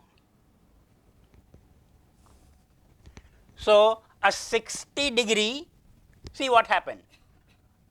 A 6 bar, I have applied a 6 bar operation, then 60 degree rotation followed by inversion went there. So it is actually going 120 degree in the reverse direction.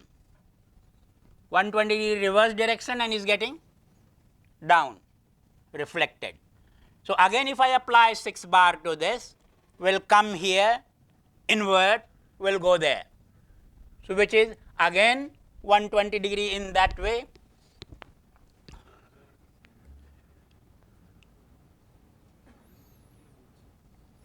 And now to what I was applying it to this. It was below. It will come up. And it was comma handed. So now it becomes non-comma handed. Comma again disappears. It becomes plus. Is my job done? Why not? I have not reached my original. Okay. I have not realized moksha.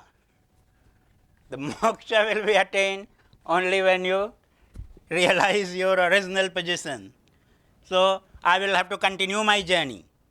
So another 60-degree rotation, plus, plus, plus, plus, and invert. Oh, sorry, ulta. Yeah. So my, see, I was making a mistake. My 60-degree rotation, somebody, who said direction? Yeah, thank you, thank you. So my 60-degree rotation direction is anti-clockwise. And now I was taking clockwise. I was making a mistake. You have to keep going the anti-clockwise. So from here, I have to go anti-clockwise 60 degree. So here I was making a mistake. Thank you for catching me.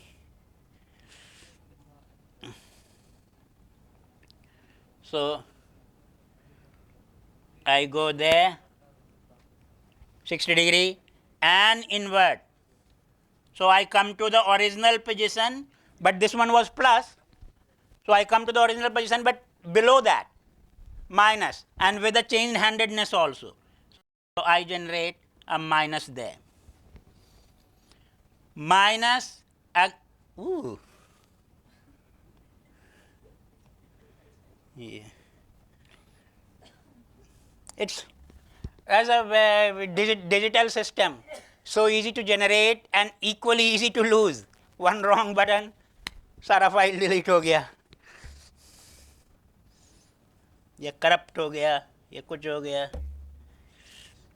Yeah. So I was at the minus comma here, 60-degree rotation, invert. I am coming here, so I will come plus, and I will lose a comma. So I come plus, and I lose comma. Then I continue my journey from there, 60-degree rotation, inversion. I was plus without comma, so I come to minus with comma. 60-degree rotation, minus with comma, invert, plus without comma. Moksha, self-realization. Okay.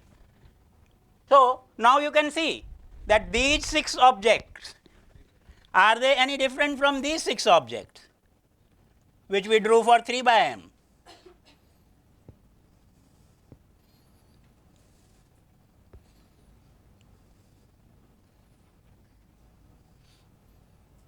Look at the objects.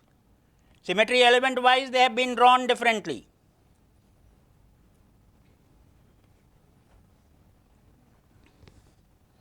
Symmetry object wise, they have been drawn differently.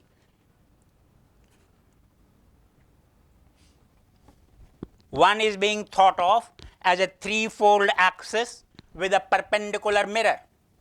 Another is being thought of as a single 6-bar axis.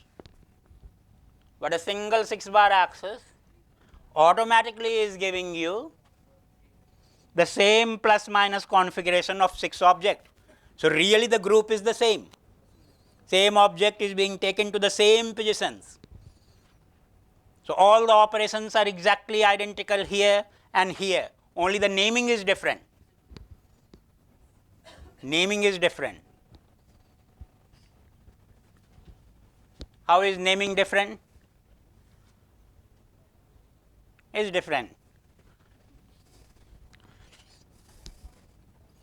So after doing this, I realized that although I drew 6 bar, I have created a horizontal mirror plane.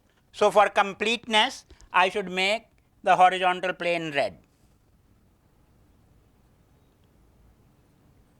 because a mirror has got generated.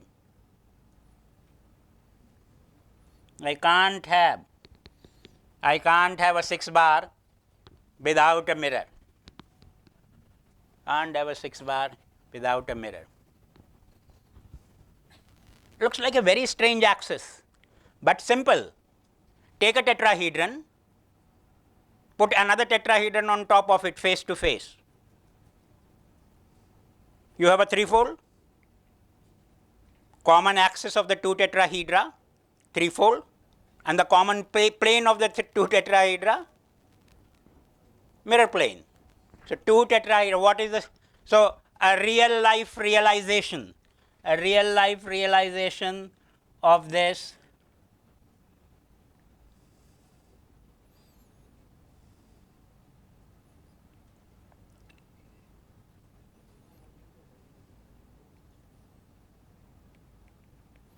two tetrahedra sharing a common face.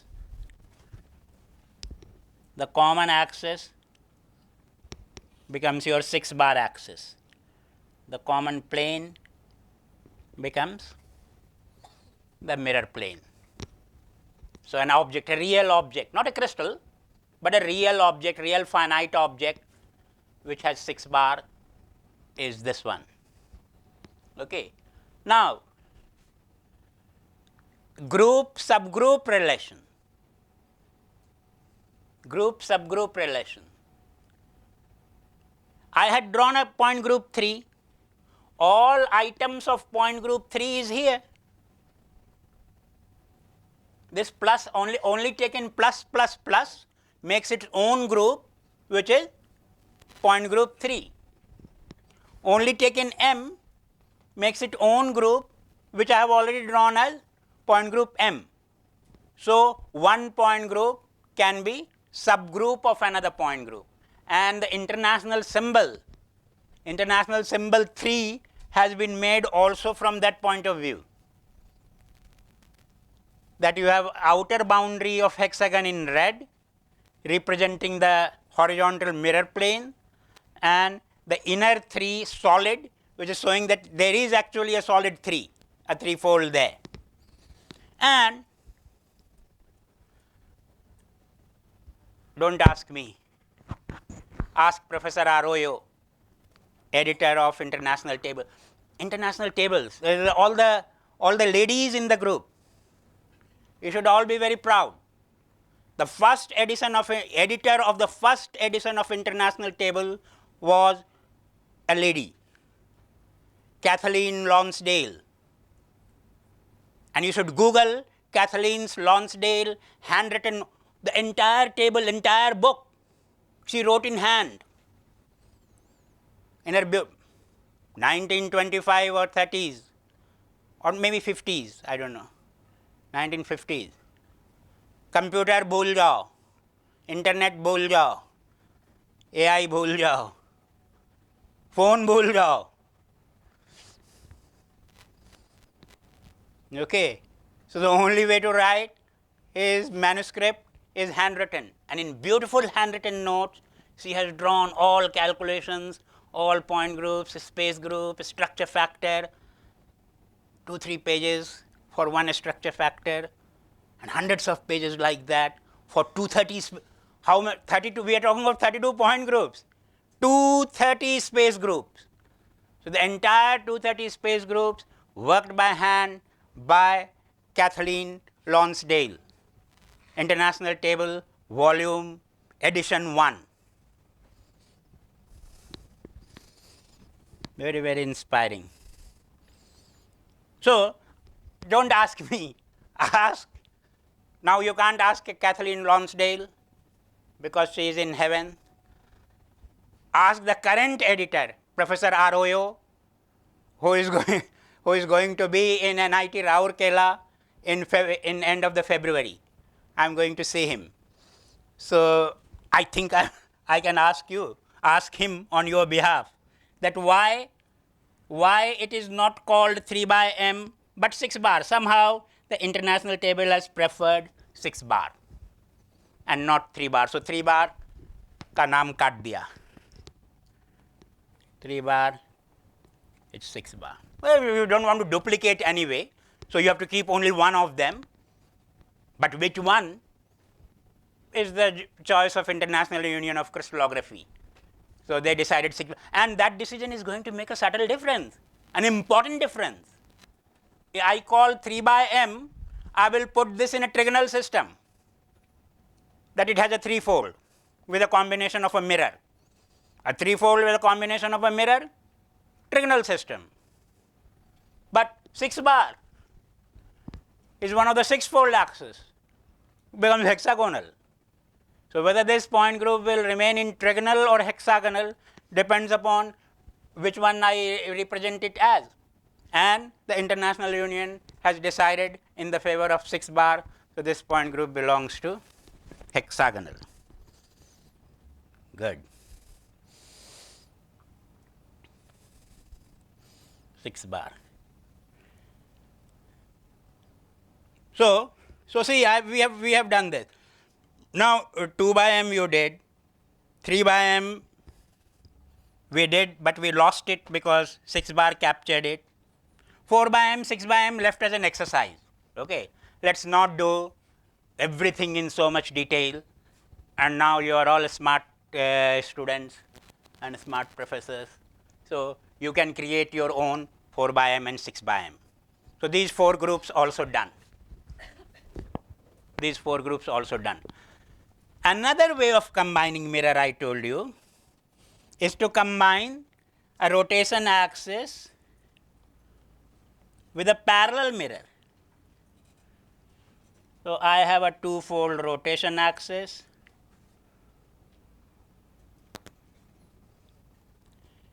and I pass a mirror which is passing through the 2-fold axis. Yesterday we talked about it this a little bit. You remember what? What did we talk about it? What did we talk about it?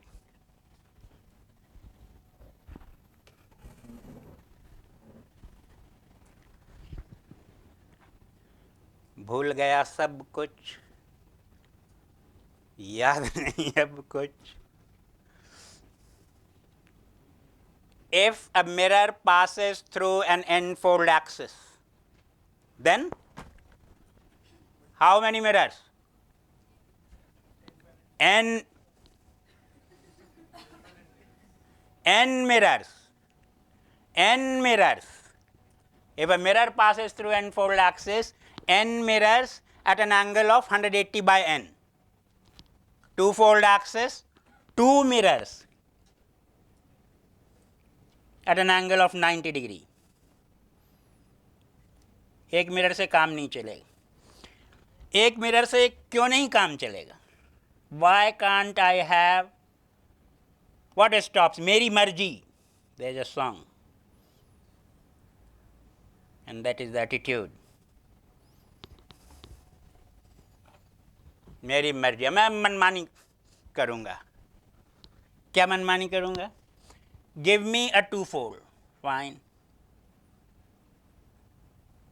And it's up to me to draw, and it's a vertical mirror. So it's a vertical 2-fold, so in the center, and it's a vertical mirror, so it will be a diameter. And who stops me from drawing only one diameter? I'll draw only one diameter. Okay. मेरी मर्जी. So I draw only one diameter. First, I apply the 2-fold.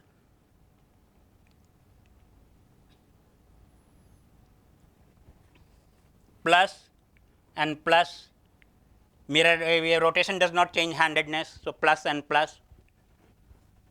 Now I have drawn a horizontal mirror. Well, a vertical mirror is drawn as horizontal. I have drawn a vertical mirror. So I have to reflect. This will reflect here. Now since this is a vertical mirror, will the height change? Since this is a vertical mirror, will the height change? No. So plus will remain plus. Will the handedness change? Yes. So it will become comma. And the vertical mirror will act on all objects. So it will act also on this object. Again comma, again plus. Wow. I have created a new 33rd point group against the wishes of International Union of Crystallography, with Kathleen Lonsdale turning in her grave.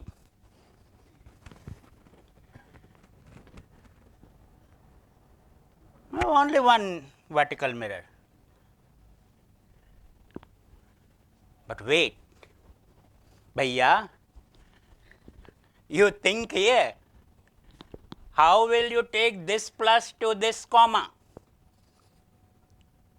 Starting with, I told you, starting plus should be connected to all the objects by some operation. Which operation takes this plus to this comma? Not the twofold, not this mirror. So, there has to be another mirror automatically, Swambhu. This is what is called Swambhu.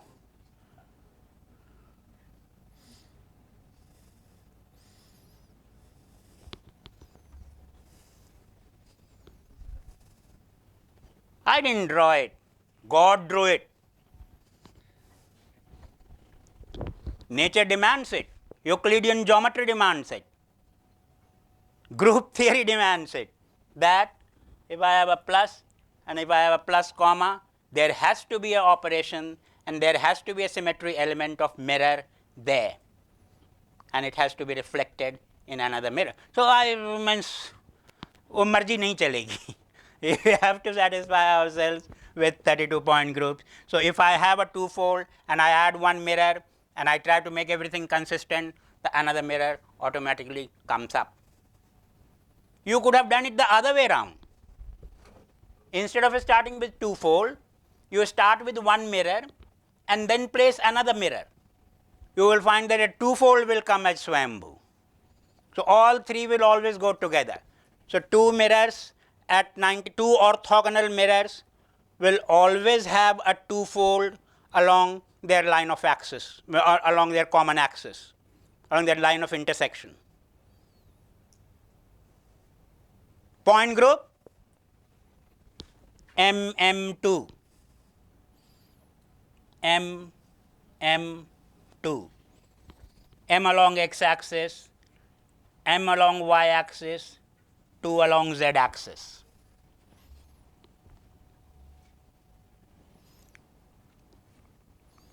X axis, y axis, z axis. There is slight difference in the notation for mirror. When I say M along x axis, I mean a mirror perpendicular to the x axis. Okay. So, for mirrors, the axis correspond to normal to that axis. So, this M is normal to x axis, this M is normal to y axis. For rotation axis, it is parallel to the corresponding axis. So, z axis, MM2. Which crystal system? Orthorhombic. Because why? It has now 3 twofolds, one 2 bar, another 2 bar, and one pure 2. 3 mutually orthogonal twofolds, orthorhombic, MM2.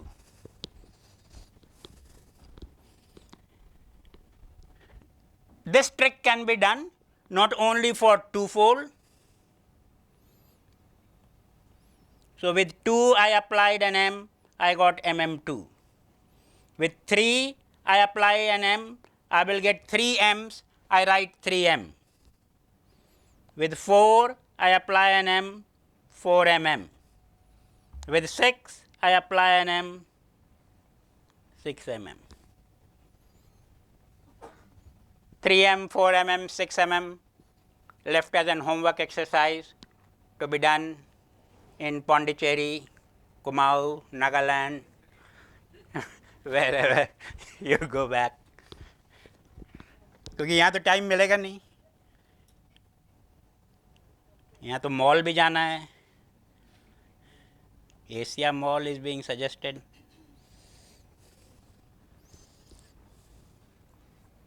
Okay.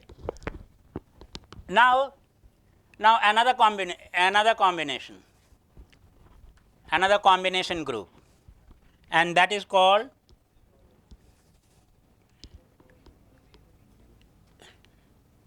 that take some symmetry operation, some rotation, and put a two-fold perpendicular to that rotation.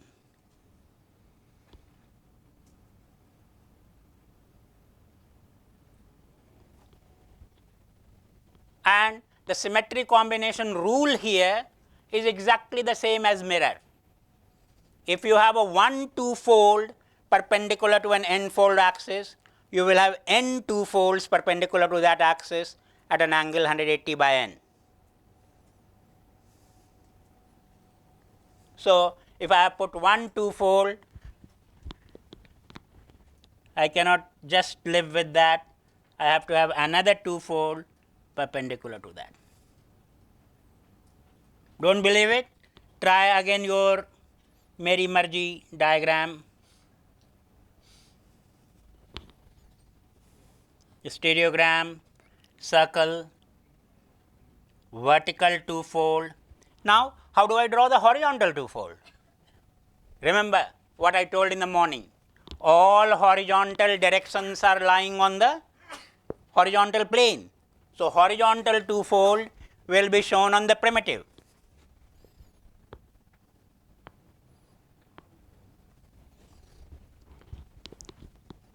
But in a horizontal plane, if I have a line, 180 degree away from that is the same line, isn't it?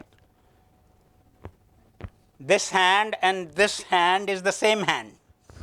So, 180 degree away also I put a two-fold, but will count it only as one.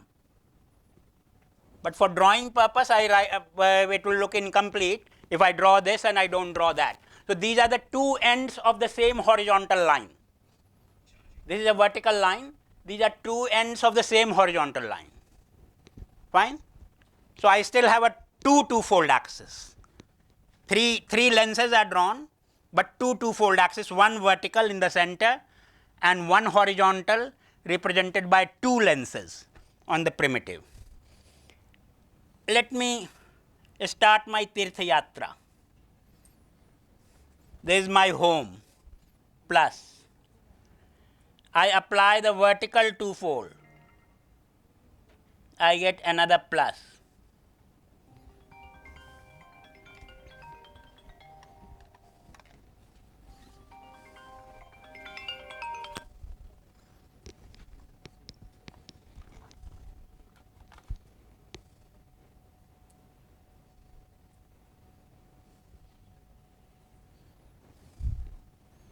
I apply another plus here. So, this two-fold is satisfied. How to satisfy this horizontal two-fold? Horizontal two-fold plus rotation of 180 degree about horizontal two-fold. Where will this plus go? Will become minus and on the other side. So, plus will go to minus on the other side. Change in handedness? Yes, no?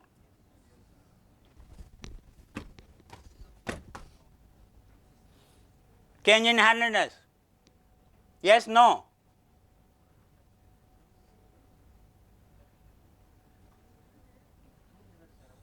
Kuch? You saved me. Heart attack होने वाला था भाई. Minus, but it's a type 1 operation. Rotation does not change. It will take upar to niche, but don't think that till now we were taking upar to niche by mirrors. That was type 2. So, that was changing handedness. Now, we are taking from upar to niche by a mirror, sorry, by a rotation. That is a type 1 operation. It will not change handedness.